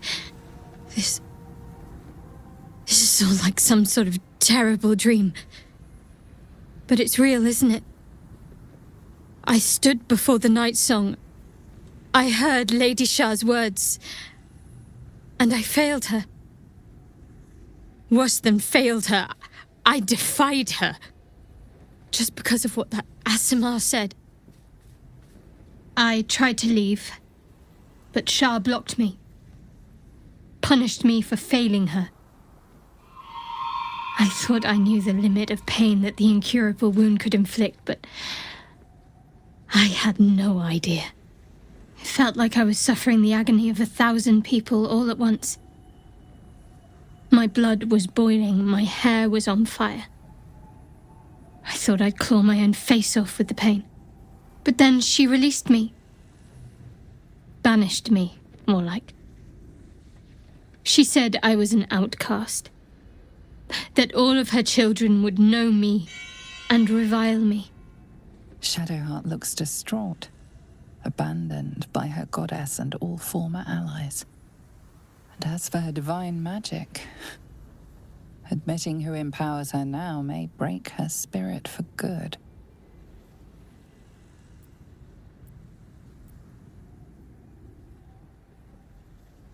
You're lucky to have such confidence. Me. I think the full price of what I've done has yet to reveal itself. I'm a target to Lady Shah's followers now. Night Song promised she'd tell me something about myself. I need to speak with her as soon as I can. What she said to me back in the Shadowfell about the wolves, that's no coincidence. She took flight to hunt down Ketheric Thorm. All I can do is help hasten his demise, and hope that answers soon follow. There you are. What's happening out there? Who was that streaking across the sky?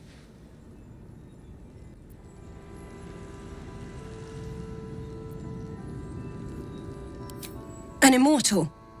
But it couldn't possibly be. Never mind. It doesn't matter. What matters is you have him in a corner. Jaheira and every fighting body in this place have gone to Moonrise Towers to face Ketheric down. She's waiting for you there. End this. Now.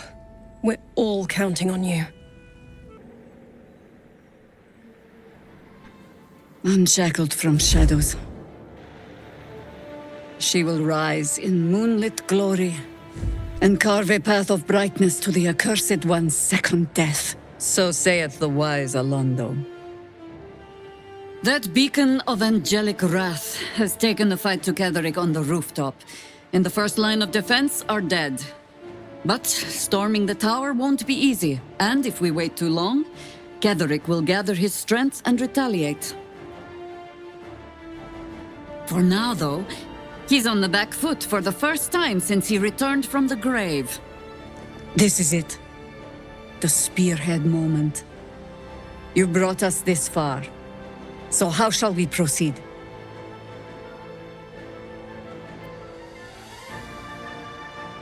A sound strategy. Once it's done, me and my Harpers will hold the ground floor while you hunt down the General himself. Floric left some of her flaming fist.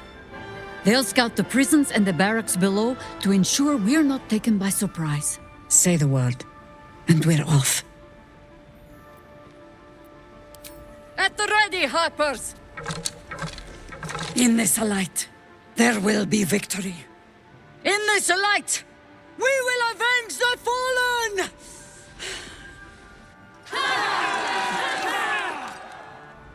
The time has come. Ketheric will taste of death at last. You dare show yourself here after all you've done? You have betrayed me, you have betrayed General Thorm, you have betrayed our god! And for what? These Harpers. Moonrise will be their tomb, and in death, you will all serve the Absolute. You hid it well. I thought you'd be another notch on my bedpost, but instead I'll make a trophy of your bones. Boys, make this traitor bleed.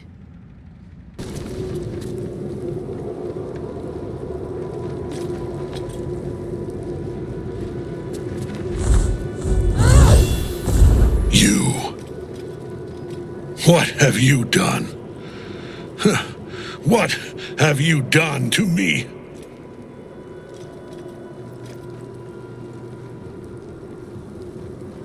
There is no redemption, can't you see?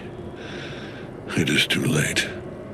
If Melodia could see all I've done, she'd know.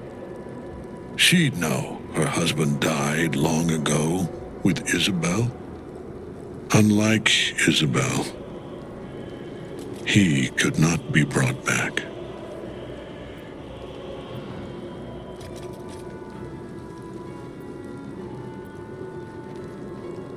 I wish it could be so.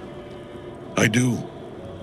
But the Moon Maiden did not intervene when my life was dismantled piece by piece. And when I tried to buy it back, it cost me everything. Everything. We are copper pieces in their belts. Tokens to be traded for scraps. You have beaten me, true soul. But the gods beat me first.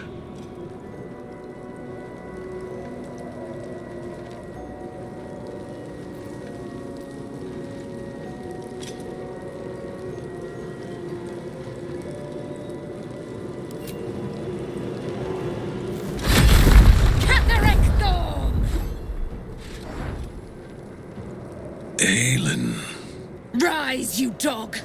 Retribution has come, and her sword is my sword. Aelin, I was hoping you'd come. Free from your shackles, free from the pets you sicked on me for 100 years. Do I frighten you, old man? Nothing frightens me. Not anymore. Let us finish this, Aelin. I have a price to pay for my power. It will cost me your life. For my own, I have already paid. You have one last chance to bow. Once it's gone, I'll have no choice but to destroy you both. Do you hear? Bow!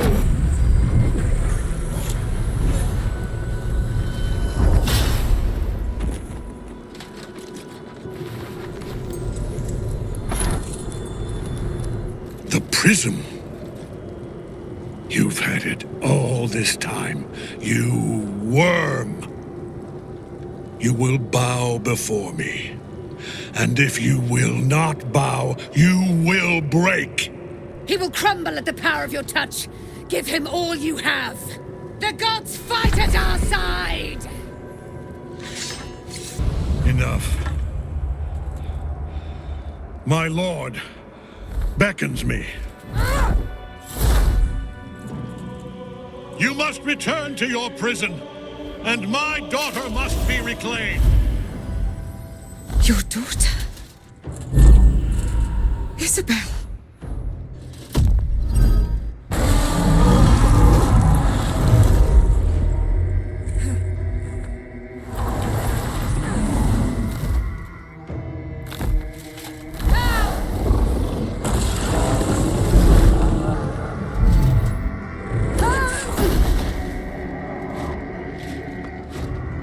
You will fall as sure as she. This has only begun.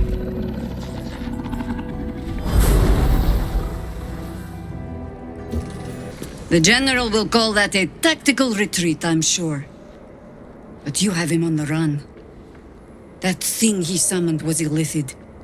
Follow it below and find him, before he has a chance to subdue the Night Song again. I certainly do. You have numbers enough already, I think. You'll want a small force, if you are to finish this quickly. Good hunting. Better not be cursed.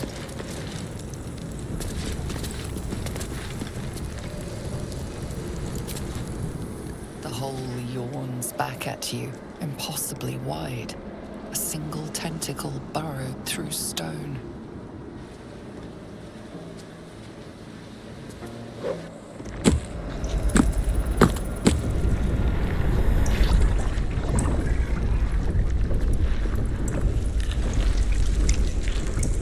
This is an illithid colony. This must be where they harvest the tadpoles. We're close to the source of the infections. Your tadpole forms a telepathic connection with the device, and a chorus of static energy fills your mind. Every mind flayer in the room calls out hungrily from its pod, seeking release and sustenance. But there are others in the pods, those not yet infected, not yet illithid, terrified, desperate to escape.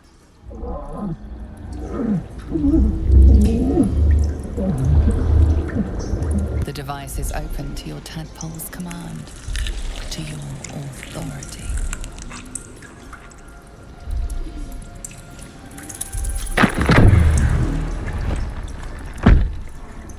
Hells. I didn't think I was going to make it. Thank you. I owe you an explanation. Much more than that. But first, please, the others, the ambush. Tell me they survived.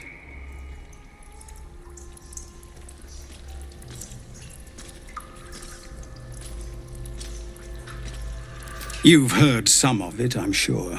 That I froze, or broke, or some other lie that is kinder than the truth.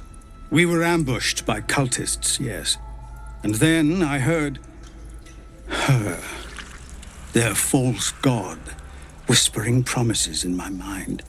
I would be a paladin again, with a god's purpose, a god's power, everything I needed to protect my people.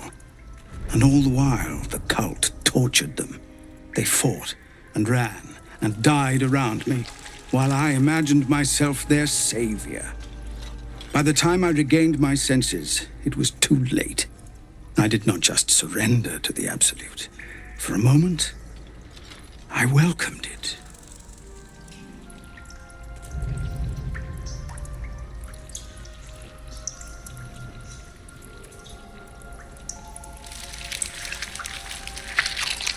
It would be nice to think so, but whatever these monsters twist us into, I believe it begins in us. I won't make excuses. I can't make amends, but I know something of what you came to do. I want to help, if you'll let me. Ketherick is below. He thinks you're no longer a menace. Descend and show him how wrong he is. If there are any more survivors to be found, I'll find them and lead them out of this place.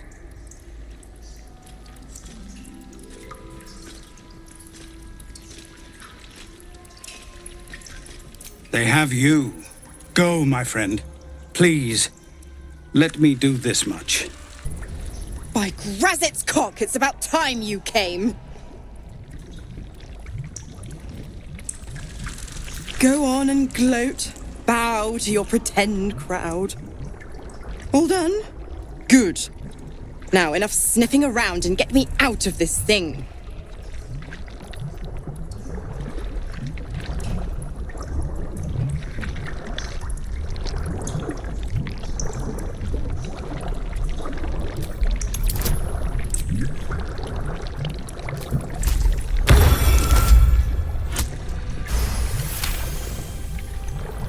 Incredible. You actually think you hold the winning hand. Fine, I'll play your game. But I amend the pact. Clause F, Section 9. Soulbinder shall bestow reward or favor only upon soul bearers' fulfillment of related obligation. Now, open the pod. Your eyes turn to the control panel next to the pod. It has 2 devices marked with elithid symbols. The controls are open to your tadpole's command, to your authority.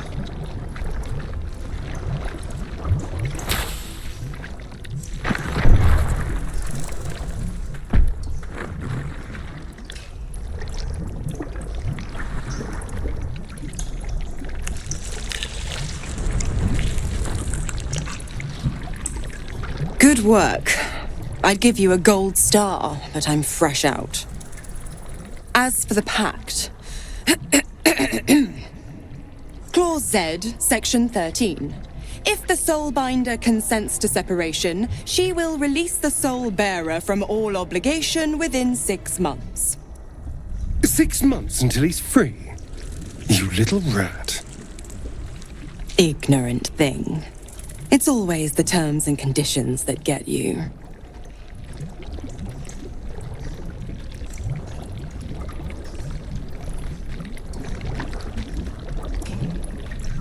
Dead serious. Don't let the smile fool you. Right. I'm out of here. I need a long bath. I'll leave you to your very serious business. But don't you fret. If you survive this place, I'll find you. The pup will be needing me. Count on it.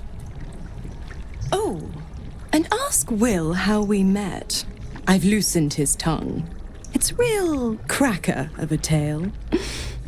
Ta-ta. No longer a background murmur. The presence in your mind builds to a roar. We've found it.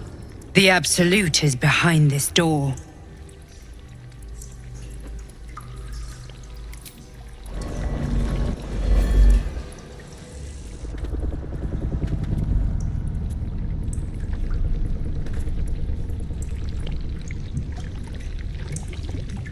You said it was under control. It isn't you I answer to, Gortash. Motherfucker. Gortash. Oh, the general voice. Is this where we salute? Salute, yes, with cleavers through his blood-starved flesh. How it crawls with failure, like flies on lick-wet carrion. You forget yourself, Orin. I have played my part. You've built an army for our masters, true enough, but what of the astral prism? A rogue true soul flaunting it under your nose all this time, and you ran from her. Sure that they would follow and deliver it into my hands here. If you would cease these distractions. The distractions have been yours, Ketheric. Perhaps we never should have dug your daughter up. So you haven't lost your edge, but you're still not as sharp as Orin, I wager. The Slayer against the Undying One. That'd be fun to see. His crypt breath sings to my sinews again. But he must lead the murder march to Baldur's grave. If the weapon is truly in your grasp, Ketheric, might I suggest closing your fist? Orin and I can wait for you no longer. The plan proceeds. We're going to the city, and we expect you to follow. Army and the weapon in tow. The Edict of Bane! The Lash of Bor!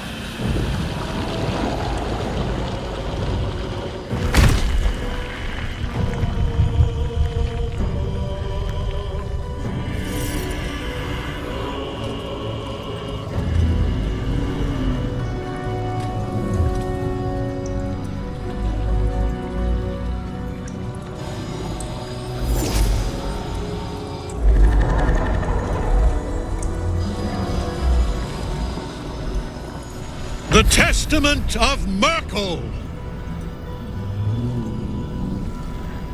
An elder brain. One of the cruelest and most powerful creatures in existence. Enslaved by mere mortals. Look at that crown. It radiates with power unlike anything I've ever seen.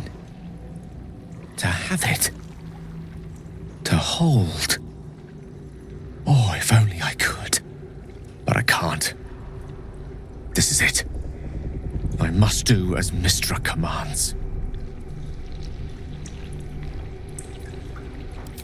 What choice do I have? More than just a goddess counts with my courage. Whole worlds hang in the balance. I do trust you. More than myself right now. Perhaps even more than Mystra.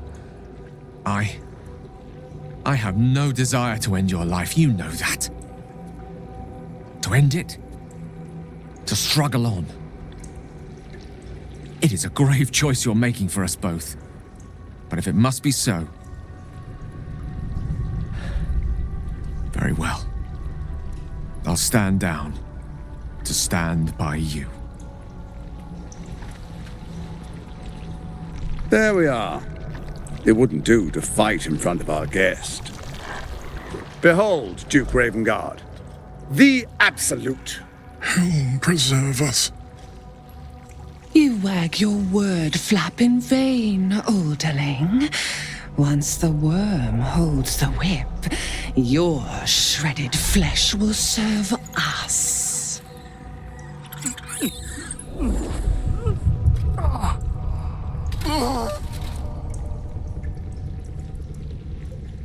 Now, it's really time we were going. We will empty this place and begin the march. You may catch up with the army once you've retrieved the weapon. And Ketheric, do try not to sulk. You're supposed to be the fearsome general come to conquer the city. And I am the hero who will save it.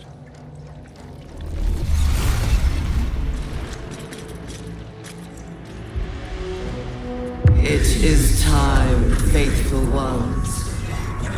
March on Baldur's Gate. We go to prepare the way. There you are, as predicted. What is it, I wonder, that draws one toward death like a moth to light? You could have run away, absconded with the prism. The one thing that could prevent me from fulfilling my destiny. But the lure of one's destiny is irresistible, isn't it? Perhaps you hope to learn your place in history before you are erased from it. A bright flash of clarity before the snuffing out.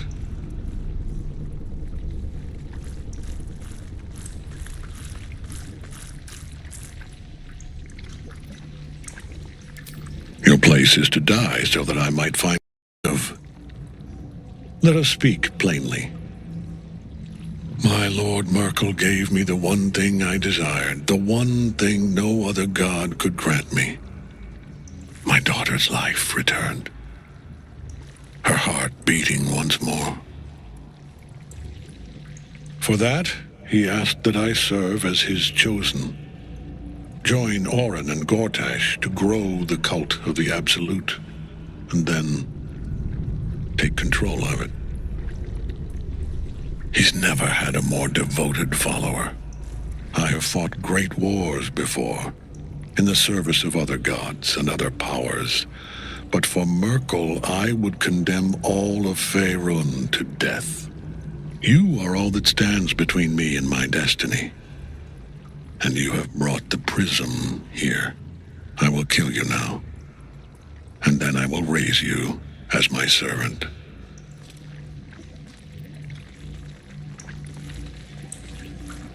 Yes. Join the army of the dead, true soul. Witness Lord Merkel's glory. What a fool you are. You cannot kill me. I am eternal.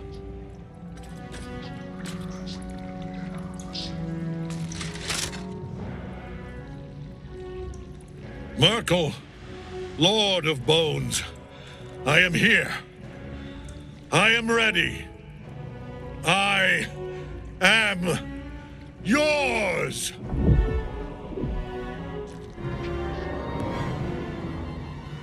You dare end one who belongs to me. I am the smile of the world-cleansed skull. I am the regrets of those who remain, and the restlessness of those who are gone. I am the haunt of mausoleums, the god of graves and age, of dust and dusk. I am Merkel, lord of bones, and you have slain my chosen. But it is no matter, for I am death, and I am not the end. I am the beginning.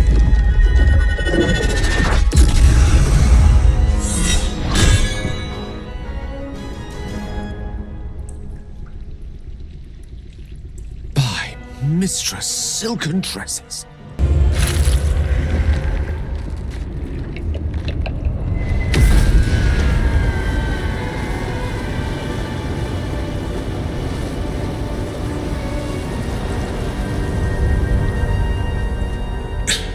Impossible. Death cannot take me. I am its master. My lord, hear me.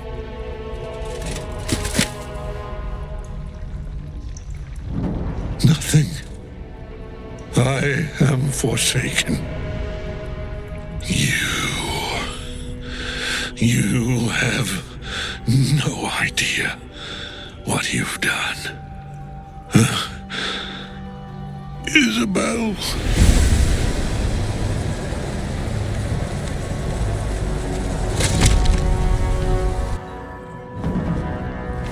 The villain is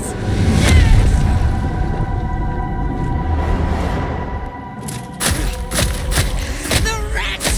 Together we have crushed him, brain and body.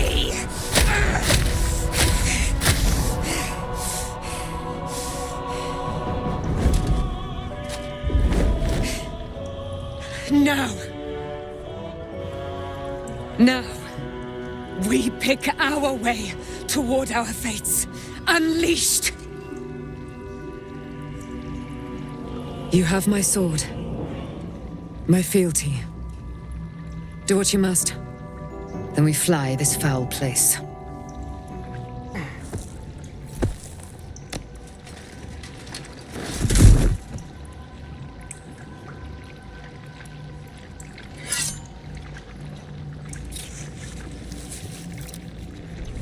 In death, the body is cooling. Energy radiates from the stone.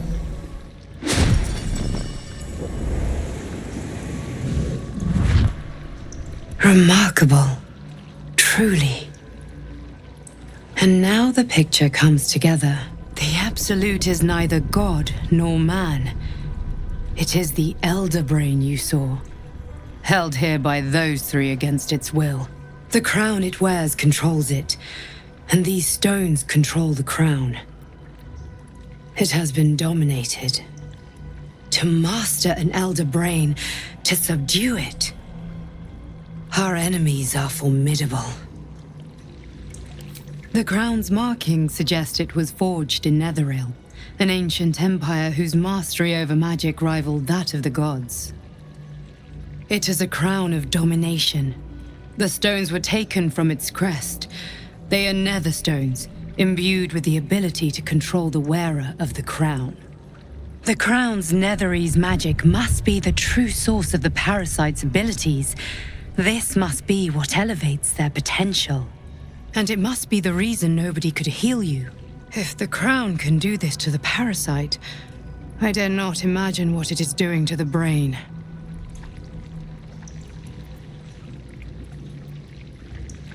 A temporary reprieve, but a welcome one. With the brain on its way to the city, its influence here is weakened. I believe you fought and defeated an avatar of Merkel, the god of necromancy. A remarkable feat. Ketheric was Merkel's chosen. I know Lord Enver Gortash, an arms dealer and a slaver. He is a worshipper of Bane, the god of tyranny. The other is a mystery to me, but the way she spoke, it is most likely she follows Baal, god of murder. Which means the Absolute is a front for the gods of death, and our enemies are chosen of the dead three.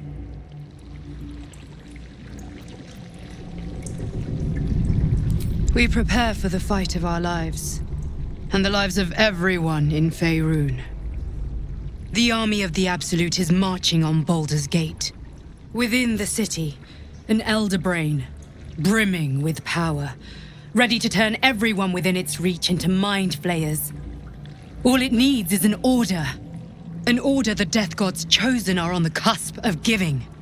We must wrest control of the brain from the chosen before that happens. We must take their stones.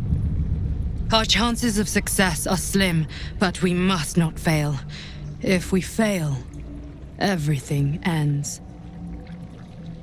I will be your shield, but you must be the sword. And when the chance comes to strike, you must take it, for there may only be one chance. You saw Gortash, didn't you? What the fuck was he doing down there? Is all of this because of him? The tadpole, the Absolute. How?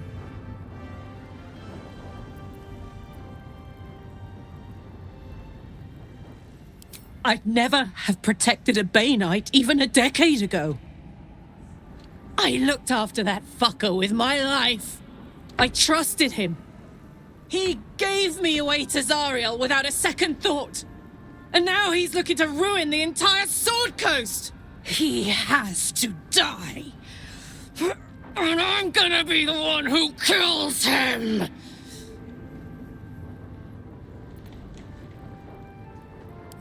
He can't get away with what he's done. To me. To us. He won't get away with it. I can't help but feel like I've been fumbling in the dark for too long. And I've just had a lit torch thrust into my hands.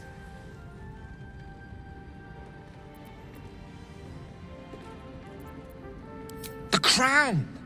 The one the Elder Brain was wearing. The one I very nearly destroyed. Netherese magic. So pure, so complete, that I didn't even recognize it at first. Most Netherese artifacts contain only the faintest amount of their former power, the ghost of an echo of a memory. That crown was different. I can't fathom how such a wonder survived. Surely everything of its ilk was destroyed along with Netheril itself, but no matter. It exists. I must learn more of it.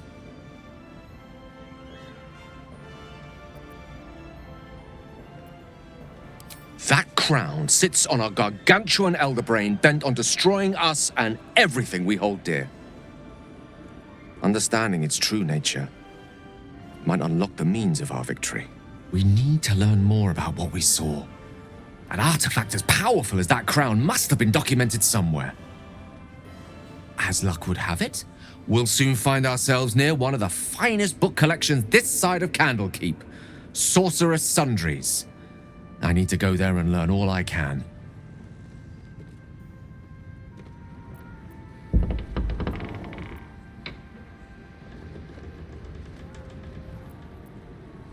Ha! Sorcerer's Sundries is no mere trading post. It's been serving the arcane community for centuries. Their collection of rare tomes is unparalleled. Netherese texts are hardly commonplace, but I'm certain they'll have one or two stashed away. You'll have to forgive my eagerness, but if my suspicions prove to hold water, this could be the answer to all our problems. I never saw myself as a banisher of shadows before. I was always more of a lurker-in, historically. A curse lifted. The dead three allied once more. The balance shifts. There are depths to this alliance yet unplumbed. Consider, mortal. Do Illithids possess souls?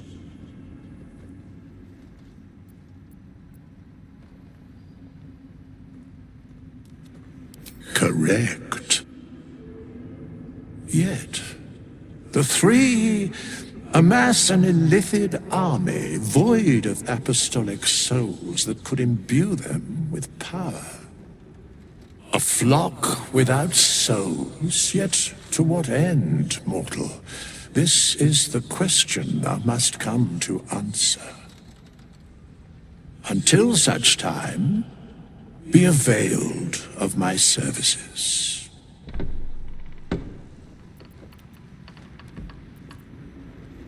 Yes, Bane, Lord of Darkness, Baal, Lord of Murder, Merkel, Lord of Bones. Once judged, ascended, then vanquished, as one, and as three.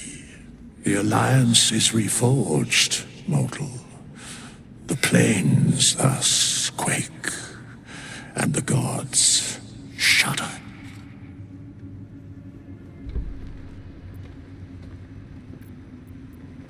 No. Our enemies spread like rub rot. Treat one patch, and two more bloom in its place. An elder brain, bound by lost Netherese magic, with servants of the dead three holding the chain. Reminds me of old times. Extensively. Mind flayers, too. But I never dreamed of seeing gods and Illithids working in consort. It is most disturbing. But take courage.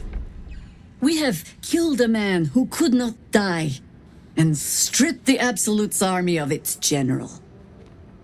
You have a nether stone, and you're on the scent of two more. These chosen have reason to fear you, and I would like to be at your side when you confront them. Glad to be there. Falling foul of Ketheric convinced me that my grand adventures were behind me. That even if I survived, I should hang up my blades. But you convinced me otherwise. We ventured into darkness together. Now we've come out the other side. I'd say I'm feeling a little refreshed. When we reach Baldur's Gate, there will be even darker paths to tread. I will follow you wherever they lead. How does it compare to a shadow-cursed inn? With the Absolute's army gone, the Risen Road should be clear. We can follow it all the way to Baldur's Gate.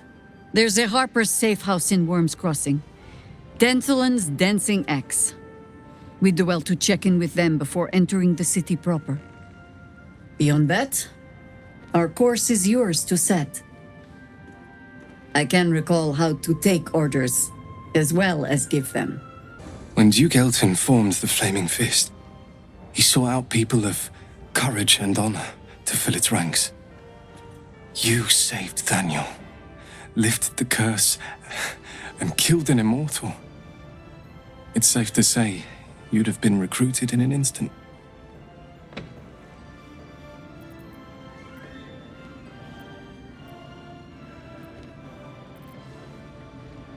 Gruff and intimidating, but he had the courage of 10 men and a love for Baldur's Gate few could match. I don't know if this Duke Ravengard is the same, but I will say this. The Flaming Fist are the cornerstone of the city, and the Dukes are its foundation. I hope you can save him, for the good of Baldur's Gate. When this land fell to the curse, I should have gone with it. Thaniel is the only reason I survived.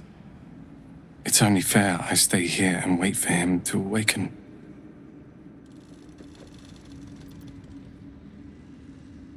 You don't have to worry about me. The truth is, the Shadowfell broke something inside me. Something no healer can fix. I don't know how long I have, but because of you, Thaniel is safe. Because of you, I could help him as he helped me. So, thank you, my friend. And know that I have no regrets. Thaniel rests well. He's healing very rapidly, now that Oliver has returned to him.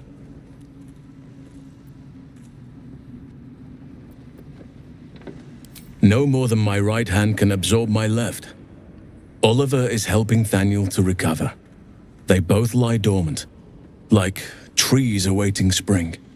Once the curse is lifted, they can stand as one or as a pair. Whatever they wish, I hope they will remain as a pair. It will be good for them both to have a friend, once I'm gone. Still, I would like to return here someday. See Thaniel and Oliver again. In my meditations, or perhaps in person, if the Oak Father wills it. I hope he does.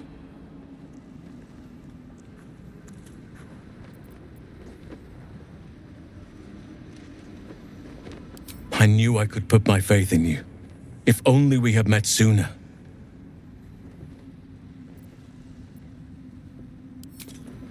I have. But perhaps there is more that I want. Anyway, once the curse is lifted, nature can take its course without me. I belong at your side. And I'm glad to be had. Glad to be with you, I mean. You did it. Catherick Thorm is no more. The Shadow's grip is broken. Soon, the land shall heal.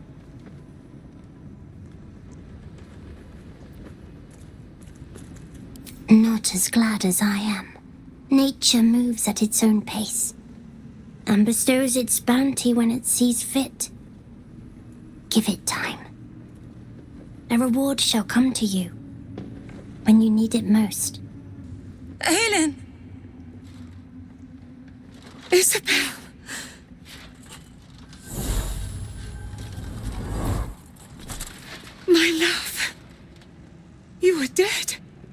I saw your body!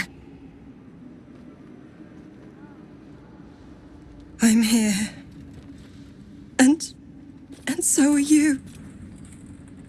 And my father, he can't hurt us any longer. I dreamt every night that you'd come back to me. That somehow it was all a nightmare Dawn would undo. I had no dreams at all. Nothing but darkness. And when I woke, my father said you were dead. His soul was poisoned by the god of death. His sick devotion ruined him. But for all his sins, he brought you back to me. Are you all right? I will be. And you? In this moment, I want for nothing.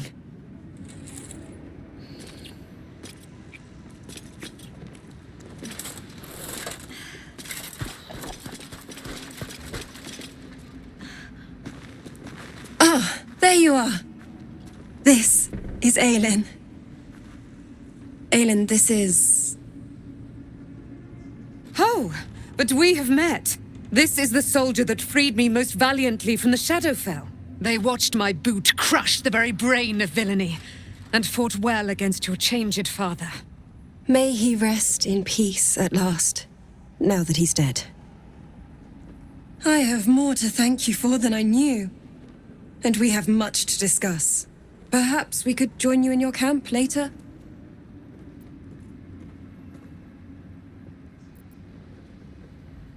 I am. And I'm glad he's dead. But this is precisely what I want to speak to you about later. It'll keep. I promise. Very good. We look forward to it. Now you will leave us. We must take succor in one another's bodies and words. Aelin! We'll see you later. There you are. I was wondering where the devil you'd been. Who? Oh, right. Well, forget about that, Magungus. We have more important things to worry about. Like Wulbrin.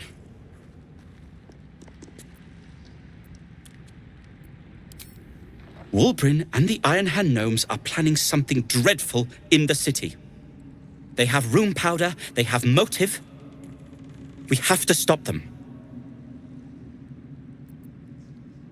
With the sword of justice in one hand and the shield of self-righteousness in the other, we most certainly will.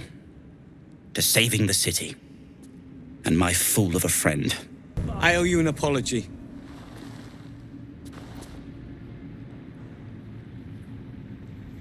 Barkas and I are another matter. I'm dealing with you right now. I saw you as a means to escape, nothing more. But when the sky lit up, when I followed it here, I knew you were behind it. I apologize for not seeing your true worth, and for being, quite frankly, rude in Last Light. I wasn't sure you would. I appreciate it. And that's precisely why I want you by my side in Baldur's Gate. The Iron Hand Gnomes are going to save the city. And you can be part of it. My plan is what it's always been. To bring the work and innovations of the Iron Hand Gnomes to every corner of the realm. Problem is, Baldur's Gate is sick. Once the pinnacle of greatness, it's eating itself alive to save itself from starving.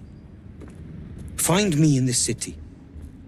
And once you see what it's become, you'll know that I, and I alone, can stop it.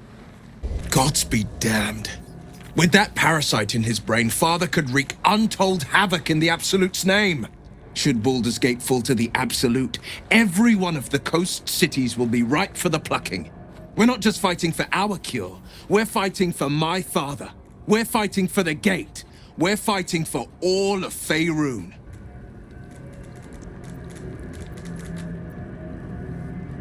Orin, I'd never heard tell of, but Gortash I know. Or know of, more precisely. A self-styled strategic advisor to Baldur's Gate's peers. A bit player with dreams of a leading role, the way Father told it. He had no use for Gortash, and even less for his advice. I don't remember much beyond that. But where these Chosen are concerned, I have a suspicion we're about to know more than we'd like.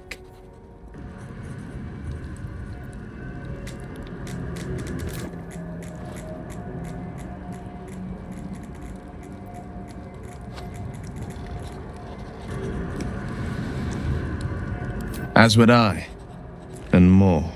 I was 17. Father, older Ravengard, had just been named a Grand Duke and was called away to Elturel to help settle a dispute. That's when the Cult of the Dragon made its move.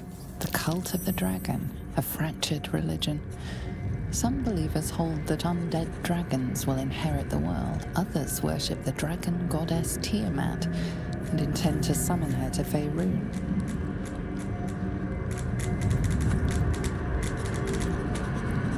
To conjure the Dragon Queen and lay waste to Baldur's Gate.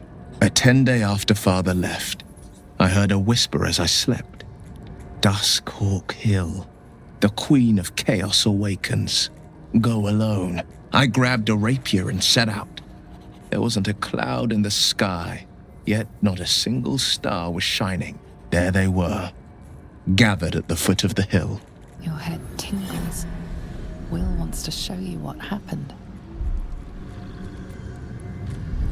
In the looming shadow of the mound, 5 groups of 5 figures each encircle a lofty totem. Atop each totem, a dragon's head is carved, and a massive orb held in its mouth. The cultists chant, first softly, then crying to the starless sky. There is a crack of thunder, a gust of wind, and a dragon's white head appears in the storm.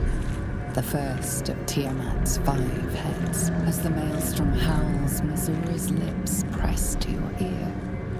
She will destroy Baldur's Gate. Grant me your soul, and I will give you the power to save it, she whispers.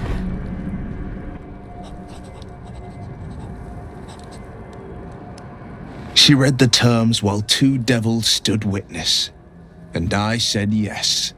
1 soul for 1 city.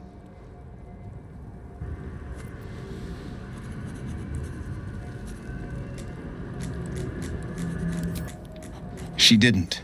She came on order of her mistress, Zariel. Tiamat made a play for power. Zariel had other plans. That was the most Missoura's ever said. All that mattered was that she got her prize. Another pet added to her warlock menagerie.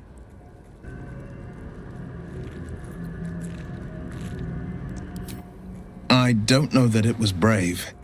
I just know that it was right. The moment I agreed, I burned with the fires of Avernus and oozed the rot of Dis. The cultists choked on our poisons and burned from our flames. And when we were done, all that remained were 5 greyed orbs atop a pile of ash. My soul was bound, and my lips were sealed.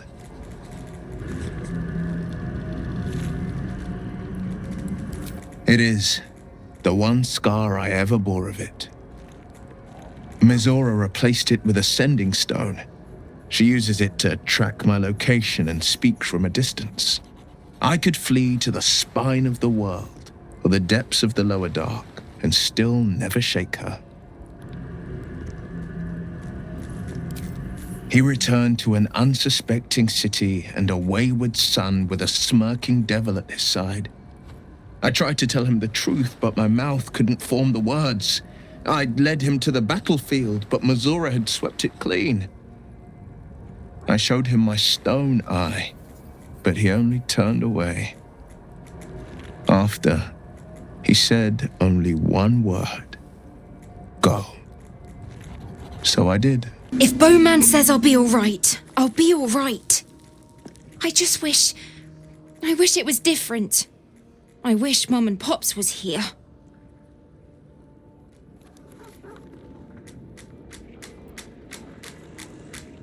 I don't feel so strong. Or anything, really. Just tired. You're here. Good. That's good. Me? Oh, I'm fine. I'm just worried about the kids. Morla's still missing, and they haven't taken it too well. I've been trying to cheer them up. We're writing a song together. But I think they're just humoring me. Oh, I have an idea. Why don't we play together? Yes! I've missed this. If you can't keep up, don't take it to heart. What do you know about me? You spoke of my past, being chased by wolves. I told no one about that. Almost no one. But I certainly didn't share that with you. There is nothing I can tell you that you do not already know yourself. They trained you well, trained you hard. Chiseled away any part of you that did not fit their plan. They made you forget. I chose to do that. For the mission to protect Shaz. Secrets. Yes, yes, that is an old song, girl. Your goddess cares more for her precious secrets than she does her devotees. Get to the point. When you freed me, you severed a bond between me and that dog, Thorm.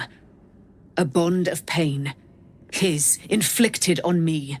When I laid eyes on you, I sensed a similar bond. You, tethered to two others. Someplace distant. Let me help you remember. You feel Shadowheart's mind tug at the edges of your own. You know this sensation. She wants you to see whatever is about to be revealed. Your mind joins with Shadowheart's. Something pulls at you both, bringing you elsewhere.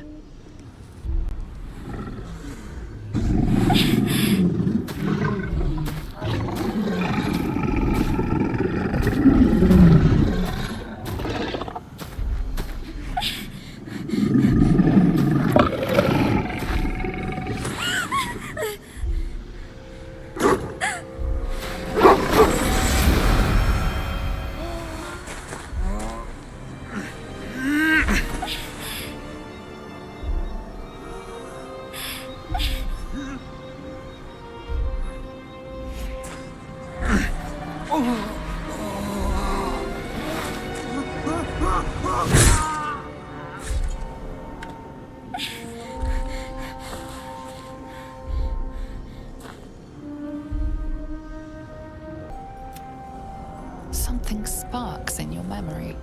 Teachings about Selûnite rites of passage, about how they would abandon their children out in the wilds and force them to find their way home. It seems that one child never came back. She was taken. What? Who was that man? You already know. Did you not see yourself in him? Do you not recognize your own blood? My father. That was him. That is him. He lives still. And your mother, too. No. It can't be. I'm an orphan. And who told you that? Your adoptive family? You are not to blame. You were young, impressionable. They took you because they wanted to break and remake you. But you are a child no longer. You are a woman, one who knows what must be done. My parents. I need to save them. Your parents are with your abductors. You will need to return to their lair. But be warned. You may have once thought of them as comrades, mentors, friends, even lovers. They will all be enemies now. You have been forewarned for what is to come, but not yet forearmed. The spear. How do you have it? I threw it into the Shadowfell. Shar is quick to discard whatever she has no use for. I think you know that well enough. But I felt it call to me as I took flight. Whatever Shar calls her own, Selûne has equal claim to. They are one and the same. Their power is matched and mirrored. Take it. You will find it useful. What you do with it, that will be up to you. Same as before. I'll need every advantage, it seems. Thank you. A debt repaid. You returned my life unto me. Now go and claim your own. It hurts. Shar torments you still. What a spiteful creature she is. This will not stop until you take action. See that your parents' sacrifices are not in vain. Allow the Moon Maiden to guide you at last. So, it's a quest to free Shadowheart's parents, is it? And here I was, worried I'd be the only one with a difficult family reunion waiting in the city. We leave the heart of the Absolute alive. Thanks to you. You did well to defeat Ketheric. But Ketheric was only the first to fall. There are many more battles ahead, and they will not be so easily won. You will need allies.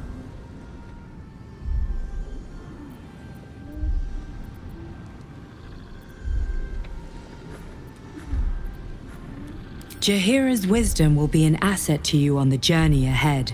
Her harpers, too. Halsin's strength and loyalty will bolster you in times of need. But if we are to succeed, we will need others. Good. I'm glad to hear that. Baldur's Gate may not know it yet, but its fate is bound to ours. Seek on its streets those whose purpose aligns with our own, and invite them to our cause. Together, we will put an end to the Absolute, the Chosen, all. The curse has been lifted, the land's cleansed of the shadows. Ketheric's reign of living death is over. Your courage has been tested, and in this at least, you have triumphed.